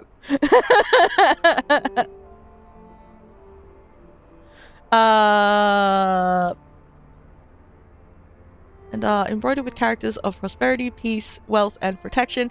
Inside each appears to be a folded paper prayer or fortune written in Japanese. Examine the paper fan. Unfolding the fan, you tilt it toward the light to examine it. The image depicts an East Asian city from the 19th century or earlier. Curved roofs at sunset beside a deep blue river. 2 ships sail down the river, which is in turn spanned by a long wooden bridge. In the foreground, laborers carry buckets along the shore as a man on horseback rides in the opposite direction. In the distance, a pair of large red buildings dominate the city skyline. One large temple hall and a 5-tiered pagoda. Leave the box alone. As you step away from the box, you hear a slight click in the distance, the sound of the door's latch shutting. You are no longer alone in the stockroom. Hi, how you doing, Mr. Samurai? Standing before you is a man clad in heavy armor and bearing a katana on his hip. His skin is an ashen grey, his eyes dead white, his teeth are jagged and appear quite sharp. This is no man, this is a ghoul. What? That is not okay.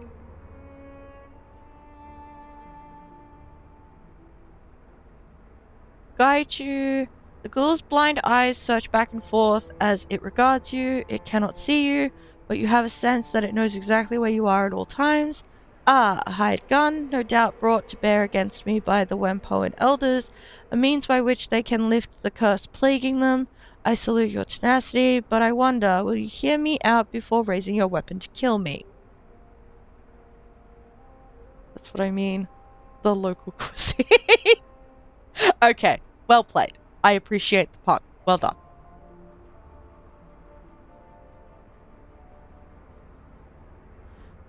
Okay. You're a ghoul and you're talking? Yes, I am not only talking, I am reasoning as well. And since you have not attempted to kill me, your own higher faculties are engaged. I am a curiosity to you. The ghoul bares his teeth, breath rasping over them as he inhales. You wish to know not only what I am, but what I have done. As for who, you may call me Gaichu. I know who you are. You're the one killing the Wempoan elders. You are correct. I have killed all of the Wempoan elders to date. Though only Elder Magpie was according to my initial plan, I regret the deaths of the other elders, but it was necessary. What does Gaichu mean? Harmful insect. It's the name I have taken for myself, since the word is usually applied to pests, especially ones who drink blood, such as leeches and mosquitoes. The first character means injury or evil influence, and the second means insect or worm. Okay. This affair began simply enough. As you may surmise, I am not someone who can be seen in public without great risk. Wempoa Garden is an excellent place to hide, no police or triad presence, and minimal interest in things that lurk in the shadows. Unfortunately for me, Elder NG discovered me through communion with her spirits. Rather than kill or chase me away, she came to me with a proposition. Oh, she hired you to kill Magpie. NG and the other elders were having problems with one of their number, an elder named Magpie, and had been holding many of their plans hostage, and would not budge. They could not remove Magpie, however, because her services were too useful to the Wempoans at large. Raichu, the alternative evolved form of Pikachu. Well played. NG offered me payment to dispose of Magpie, and I accepted. Wu shoots you a sidelong glance, tusks bared as he grits his jaw. Why the hell are we talking to this thing, Red? It's a goddamn ghoul, and you know what they're like. Really, what pray tell am I like? All teeth and claws and bad manners, I expect. Gaichu's tone is amused despite the harshness of his rasping voice. Really, you want to crack jokes, you cannibal? Wu takes an involuntary step forward, raising his rifle.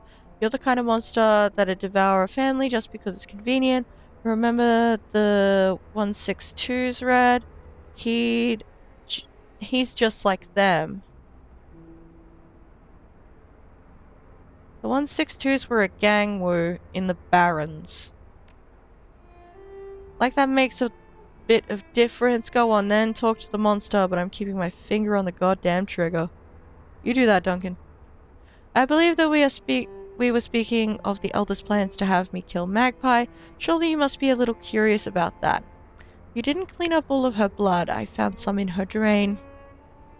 Ah, unfortunate. I had thought I was careful enough. Having it on my hands must have obscured my sense of smell enough that I missed the last remnants in the drain. I disposed of Magpie's body by emptying the blood in her bathroom, then I cut her up into more portable pieces. Those were placed in a plastic tub, which I took to the storm drains and hid. Gaishu nonchalantly waves a hand, his tone flat and unconcerned. It's unfortunate, but my survival depends upon consumption of raw metahuman flesh. Letting such nourishment go to waste would be a foolish error. Okay. But why kill the other elders then? I contacted the elders, not in person of course, and they arranged to exchange payment.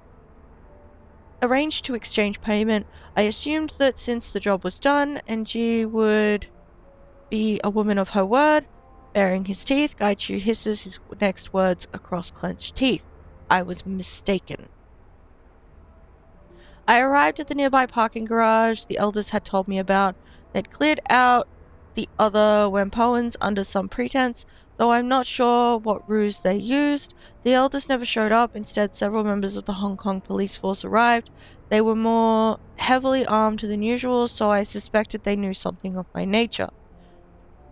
I saw scarring on the concrete from bullets and a blade. You killed them with a sword. You mean the one that he's currently holding? Yes. And my hands, yes. My blindness precludes the use of ranged weapons. Unfortunately, since I was an excellent shot before I became infected, my skills in grappling and kenjutsu have only increased. My battle swords is a clash of souls. My battle of swords is a clash of souls. Mine was stronger than theirs, and they perished. A betrayal of that sort cannot stand. Not only was I not paid for my time and effort, the Wempoan elders treated me like a common animal, and I am so much more than that. Reputation is everything, and I had none. I had hoped to build a network of contacts so that I would be able to continue finding work, but with that treachery, my hopes were dashed. I decided to become the monster that they feared. Fun times!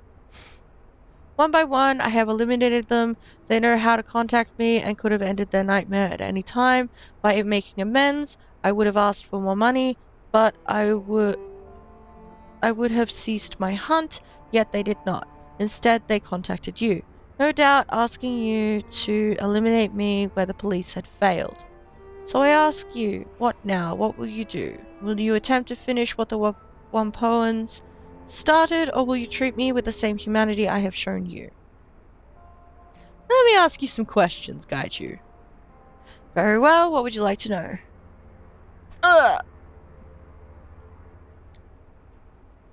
Did you eat the elders? Some of them, not all. My condition requires that I consume raw metahuman flesh. I do not require great deals to survive, perhaps 3 to 4 pounds per week. Consequently, there is vastly more supply than demand. Interesting. Is this from your armor? Yes. I felt a ragged edge on one shoulder plate. I assume it was removed when one of the police officers shot me with his rifle.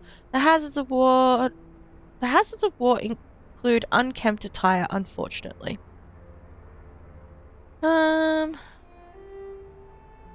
Why would the elders have you killed instead of paying you? Any number of reasons. They are notorious cheapskates and will always try to save money when dealing with outsiders. It could be their natural inclination toward profit. They may regard me as subhuman and therefore unworthy of respect. It could be that they felt I was too dangerous to allow to live. It could even be that they simply did not like me. The net result is the same, however. They reneged on a deal we brokered and attempted to have me killed. A message must be sent, blood must be paid. As they have hired you to kill me, they have obviously not learned their lesson. If I let you live, what will you do? Kill the rest of the elders and anyone else they send to exterminate me. It's a matter of survival. Should I ever have the opportunity to work freelance again, potential employers need to understand the price of betrayal. These murders are my curriculum vitae in revenge.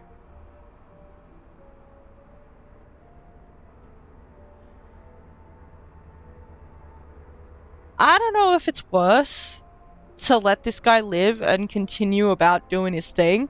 Like, Kindly Cheng is not going to appreciate me letting him live. But I don't want to fight this guy.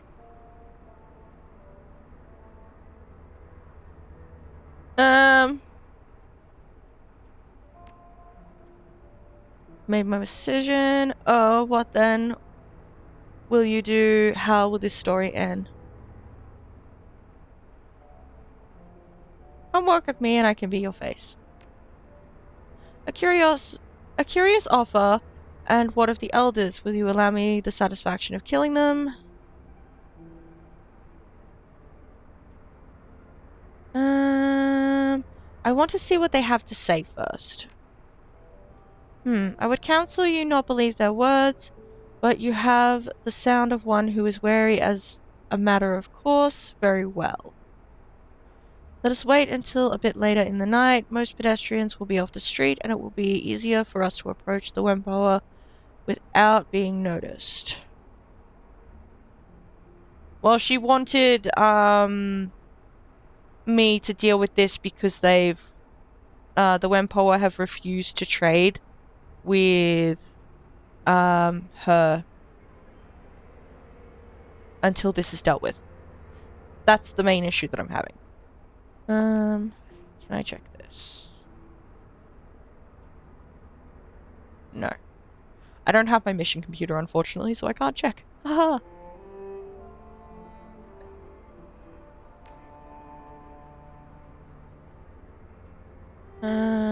Sounds like a good plan.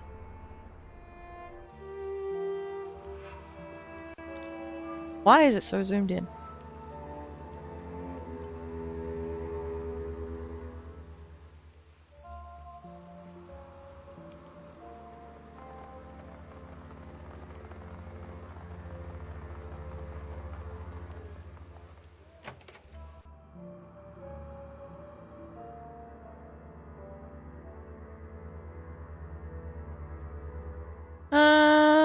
Hello, Elder. How you doing?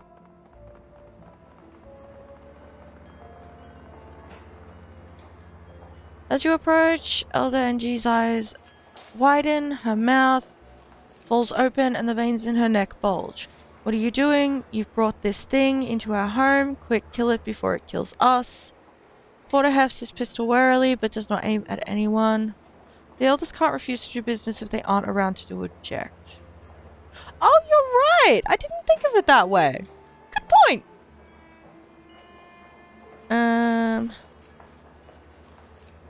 Yeah, I have to say, this isn't a good idea. Why the hell is a ghoul in here, and why is it wearing armor? Calm yourselves, I am not an it, and your elders know this intimately. Gaichu bares his teeth in a rictus grin as he turns to face NG. I don't actually know how to say NG as a name, so yeah, I'm just gonna say NG. Good evening, Elder NG. I can smell your fear, and I'm glad of this. It means you are learning the price of betrayal. Whoa, whoa, what the hell is going on here? Can someone explain to me why the ghoul is talking?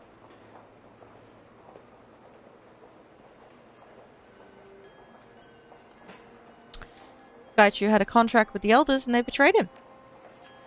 You dare accuse us of conspiring with a monster and covering it up? You're insane. The very idea is preposterous. Porter nods at the elders, looking back at you with a wary expression. I'm interested to hear what kind of evidence you have to support this theory, Red. As far as I can tell, this monster killed Tong and the others, and that makes him a threat. Should be eliminated. The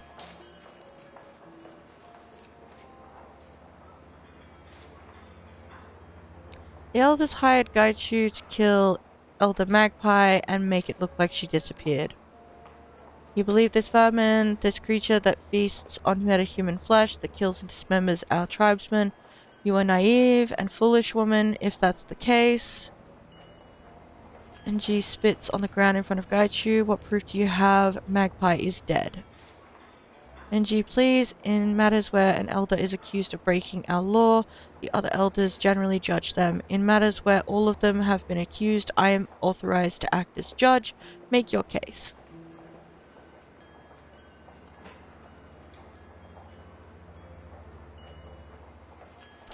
I found Magpie's necklace in the storm drains. Porter takes a moment to examine the necklace. He nods at you. This is definitely Elder Magpie's. If you found this in the storm drain, that's suspicious but hardly proof on its own. Of course, it's not proof. The number of things lost down the storm drains in Hong Kong must number in the tens of thousands per year. While unusual, it's hardly evidence of foul play. There was a large amount of blood in her shower drain. So what? Perhaps she cut herself and washed the cut off, or perhaps you are mistaken about it being blood. You're simply guessing as to what happened. Try pronouncing through your nose with a short, invisible U before. Oh, is it ung? My bad. Didn't know. Thank you. You're simply guessing as to what happened. That's true, it's a guess, and even if it is her blood, that doesn't prove that the elders hired this ghoul to kill her. Porter gives Elder IP a sidelong glance. The elders have always protected Whampoa Garden to the best of their ability. She hasn't been seen in a month, not by anyone. She wouldn't just disappear like that. That may be unlikely, but it's hardly impossible. You haven't established that the elders were involved. All you have done is make suppositions about it. What proof do you have that we hired and betrayed this creature?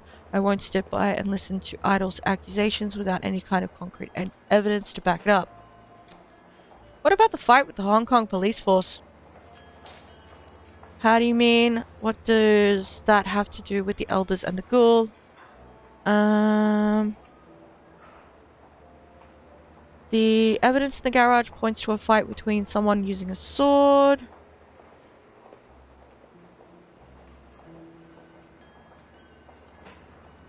UN Pullmans don't allow police inside the area. Why make an exception this time?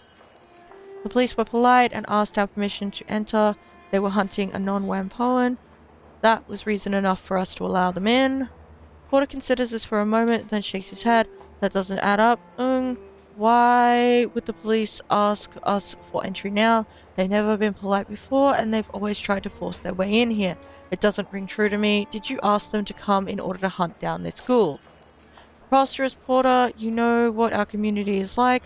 We wouldn't lie over something like this. This ghoul has been lying the entire time, trying to cover his tracks. He's still brutally murdered several elders. That's true, those murders were vicious and cruel. Porter fixes you with a hard stare. I don't see any way to explain that away. This ghoul is a monster for how he killed Tong and the others.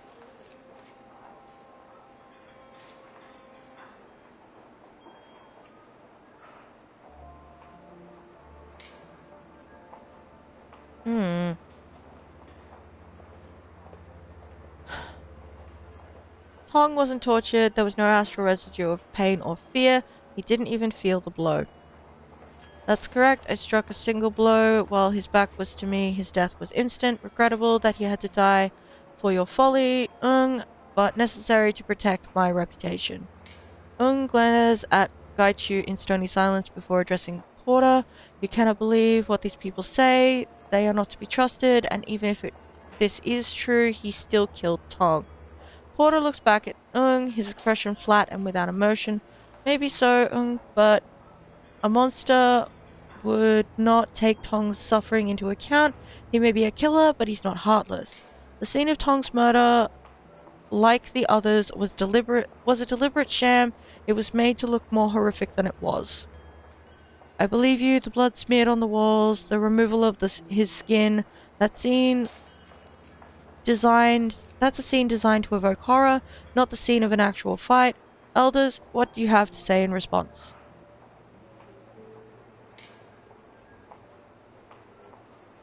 Okay. I'm trying. I'm not good at Asian names, and I'm very sorry. I was very bad at the German ones as well. Not gonna lie. Still fun!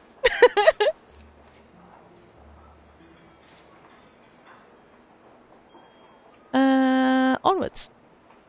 This is a farce. We have dedicated ourselves to protecting the Wempoan tribe and everyone who lives in Wempoa Garden. Do you really believe outsiders are monsters over our word? We who have only tried to end the killings. You've been duped, Porter, you and this Shadowrunner. I concur. Porter, you know me. You know the kind of person I am. I wouldn't be party to the killing of another elder. I can't believe we're even entertaining the notion that we have to defend ourselves. We should be disposing of this ghoul instead. Tang narrows his eyes at you, hissing, "If you think I'll forget this, you're sorely mistaken. I will not tolerate this kind of insult."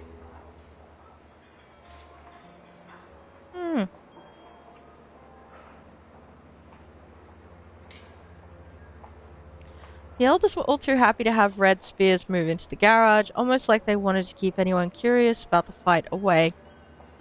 "That's right, IP. You even told me not to go find out what happened with the fight. You said the Red Spear gangers were moving in and to leave them alone. Why would you tell me not to look into it?" "I was only trying to protect you from the Red Spears. They're dangerous, which is why I wanted to deal with them directly.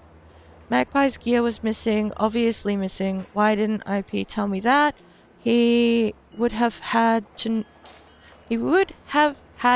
have noticed, and Magpie's shop is locked up. Why didn't he want me investigating?"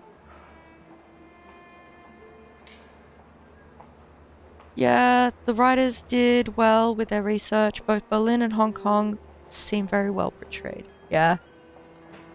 Pure supposition. You think it proves something that I didn't notice equipment was missing.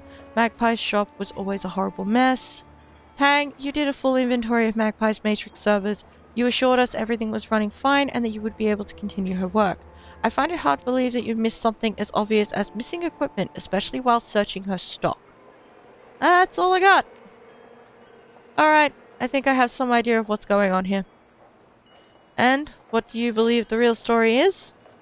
The waters are muddy on this matter. The ghoul seems to be telling some of the truth, and I respect that. But the fact remains, he is a dangerous creature who's killed many of our number. Our law is clear on this. He must die. You seem to be blameless in this, Red. What do you say to this decision? I'm not gonna let you kill him, I'm sorry. Then you too must die. IP, the Wempoans ready their weapons. Oh boy, this is a fucking terrible place to be. Alrighty. What do we got? Bad times for me. Good to know. Also imagine a very short... Oh, okay. I just thought it was IP because he was a Decker.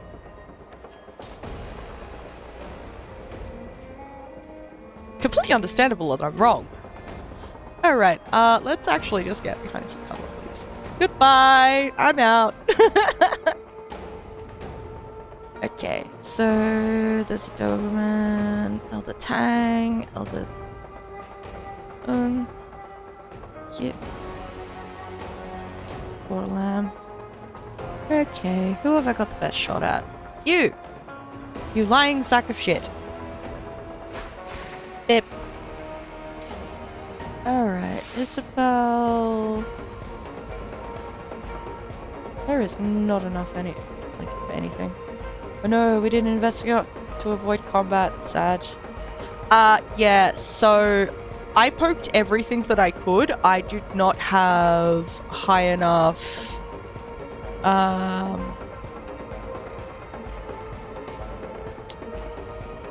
the int skill. Fuck. Give me a sec. Biotech. I didn't have high enough biotech to actually, do... Neat. Didn't know that. Didn't have high enough biotech to actually investigate the body properly. I needed 3. I only had 2. Sad time. Alrighty. Grenade launcher. Pistol. I mean...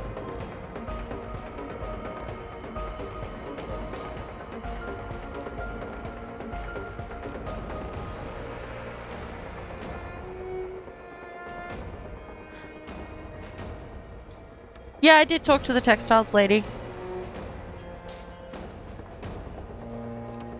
Did I need to talk to her again?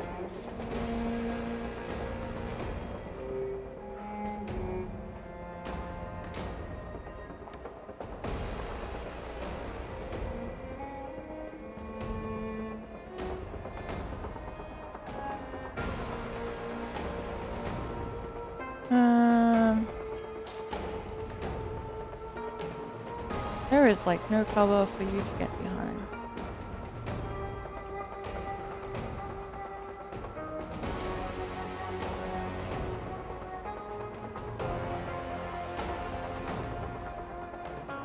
Duncan should be able to do a check for you.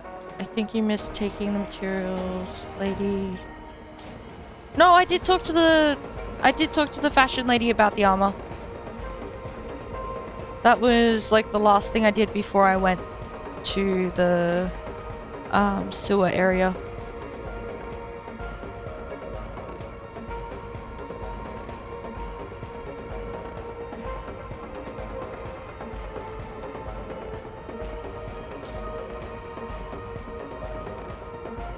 I did.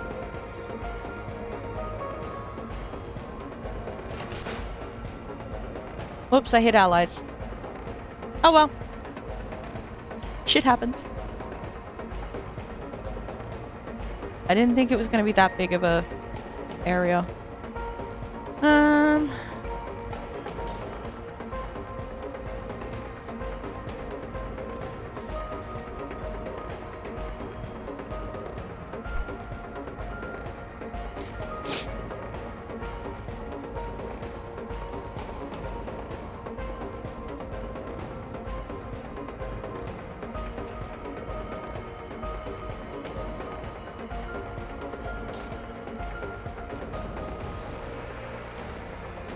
You got a summon that would help.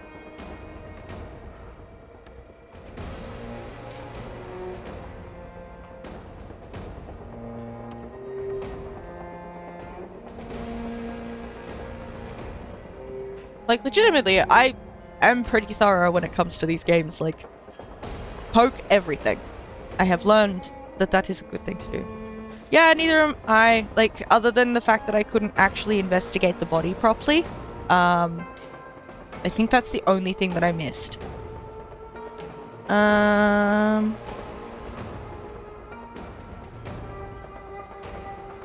We're doing a summon. Probably. You pop over there, Gobbet.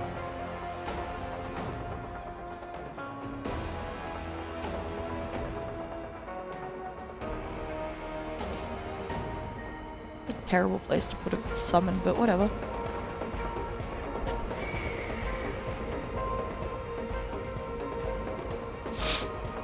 Oh, you're melee. Love that. Mana spell that bounces between the next closest two enemies. The first bounce has a range of 8 tiles, the second has a range of 6.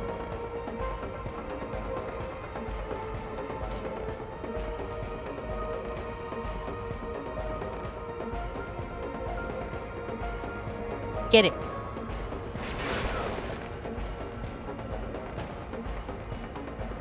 Alrighty. And you actually... You've got a 99% chance to hit this guy and this guy. It's just the takedown. That's fine.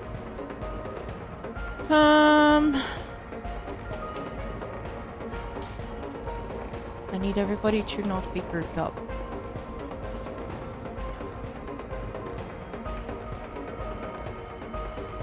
Never take biotech and never have trouble skipping this fight. Ah wells. Let's see how Chen reacts. Yeah. Look, I am very good at breaking games when I shouldn't be able to. I don't know how I do it, but you know, I am talented. How about you pop over here? Then bang. Alrighty. What do you do, buddy? Water stance offers no positive or negative effects. The stance cycles through 3 attacks in sequence. Your attack will do AP damage or reduce HP damage. In exchange, your dodge is increased by 1. And you take 2 less damage from all attacks. This stance cycles through 3 attacks in sequence. Both critical chance and critical multiplier are raised. However, your dodge is reduced by 1. And you take 2 additional points of damage from attacks. This stance cycles through 2 attacks, the second of which is more damaging. Okay. Well.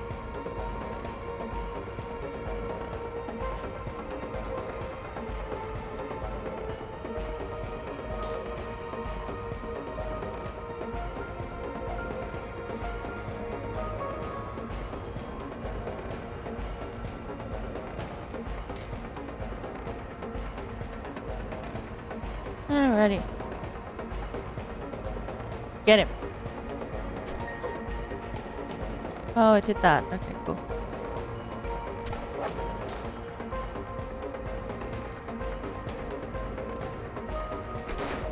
Rude. They grouped up again. The complete numpties.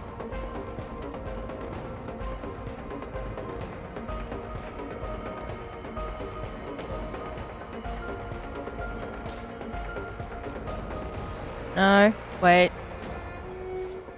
Duncan, would you mind moving just over there, please? For safety. Ooh. Get him. Yeah, that did it.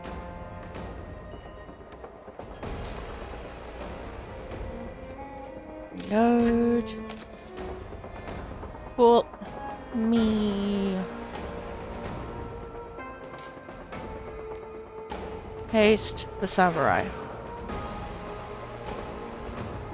Duncan.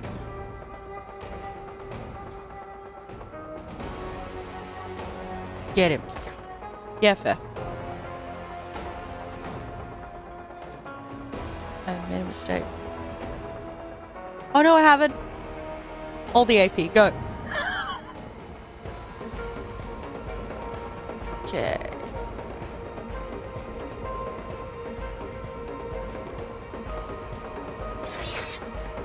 One. 2.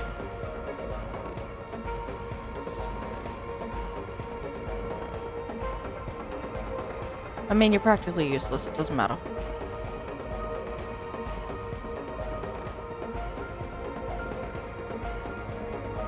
Get him.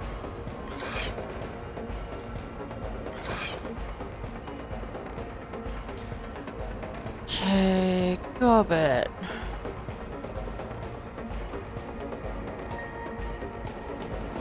Heal him. Samurai guy.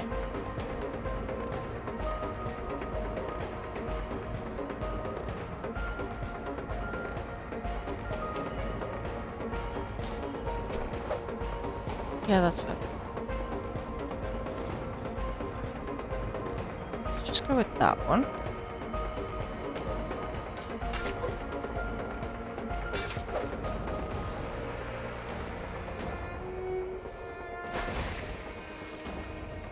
Rude.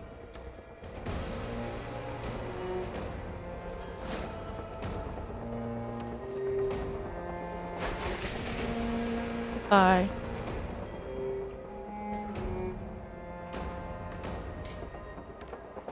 Summon. Continue as you were.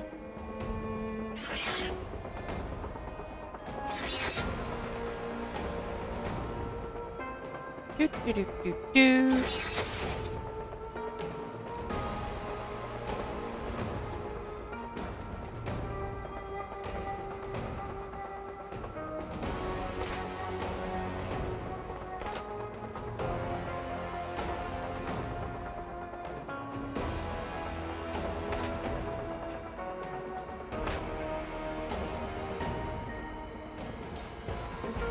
Cobb's got basically no chance. Love it. Come on, hit him. We tried.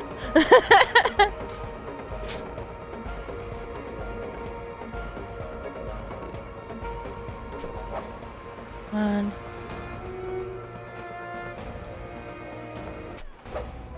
Go.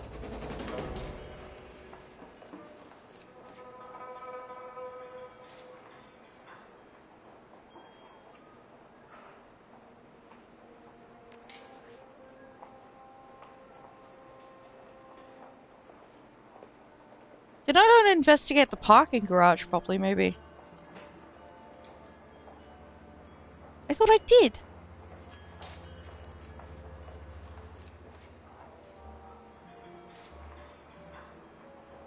Oh, I'm gonna get screamed at. As the elders fall to the floor, you stop and survey the carnage around you. It is accomplished, no more betrayers alive, no more worry that others may think they can take advantage of me. Lead the way, I look forward to our new business partnership. Cool. This went well. Ronan, get Gaichu to join your crew. Fuck yeah.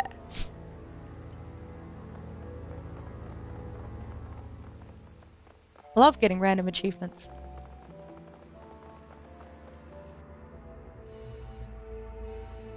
Board train. You're about to leave this location and return to Heioi. Continue. The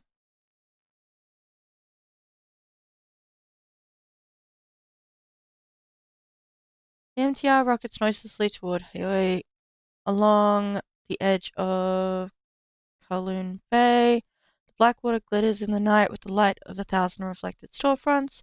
Gaichu stares sightlessly out the window, one hand pressed to the glass. The Wempoan elders are dead. They forced your hand and paid the price for it. Their story was a cleverly crafted lie meant to put the ghoul to death for their greed. But was the trade you made worth it? The uncertainty of that choice has clouded the sky above you. You've got to find 2 things in the parking garage. Okay. Well. Oh well. We live with our mistakes.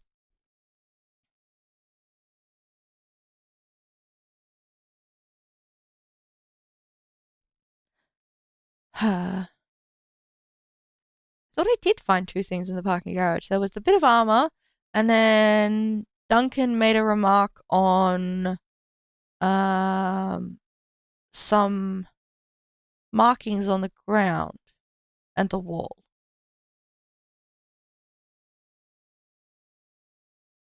So confused. Alright. I'm probably gonna save and stop for today because I've been going for 6 hours and I usually only go for like 4.5, 5. Ugh. Alrighty. Oh, that got me 8 karma. Love that. So, let us hit that handy dandy. Save and quit. Wonderful. But at least you got your ghoul buddy. Oh, by the way, eating the meat is one of the 2 things you need to do for a hidden achievement. Just saying. Well, it's done now. This is where I just go back through and do this all again. I really don't want to. Alrighty. Thank you for coming along. I hope you enjoyed. I don't stream again until Friday, so there's the times and whatnot for when I do stream if you would like to come along for that as well. It will probably be this, because I have a problem. And that problem is playing Shadowrun. Right. I don't know if there's anyone else in the chat at the moment, so I'm just gonna do the usual outro stuff. One moment.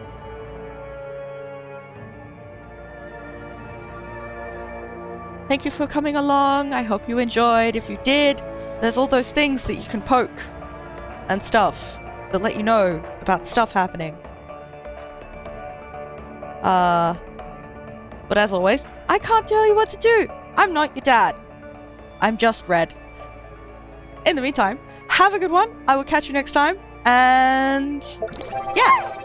Oh, thank you.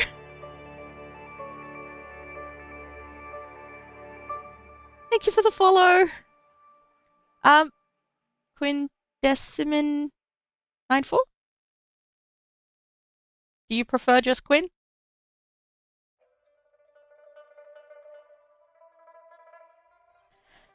Either way, thank you so much. Really appreciate it.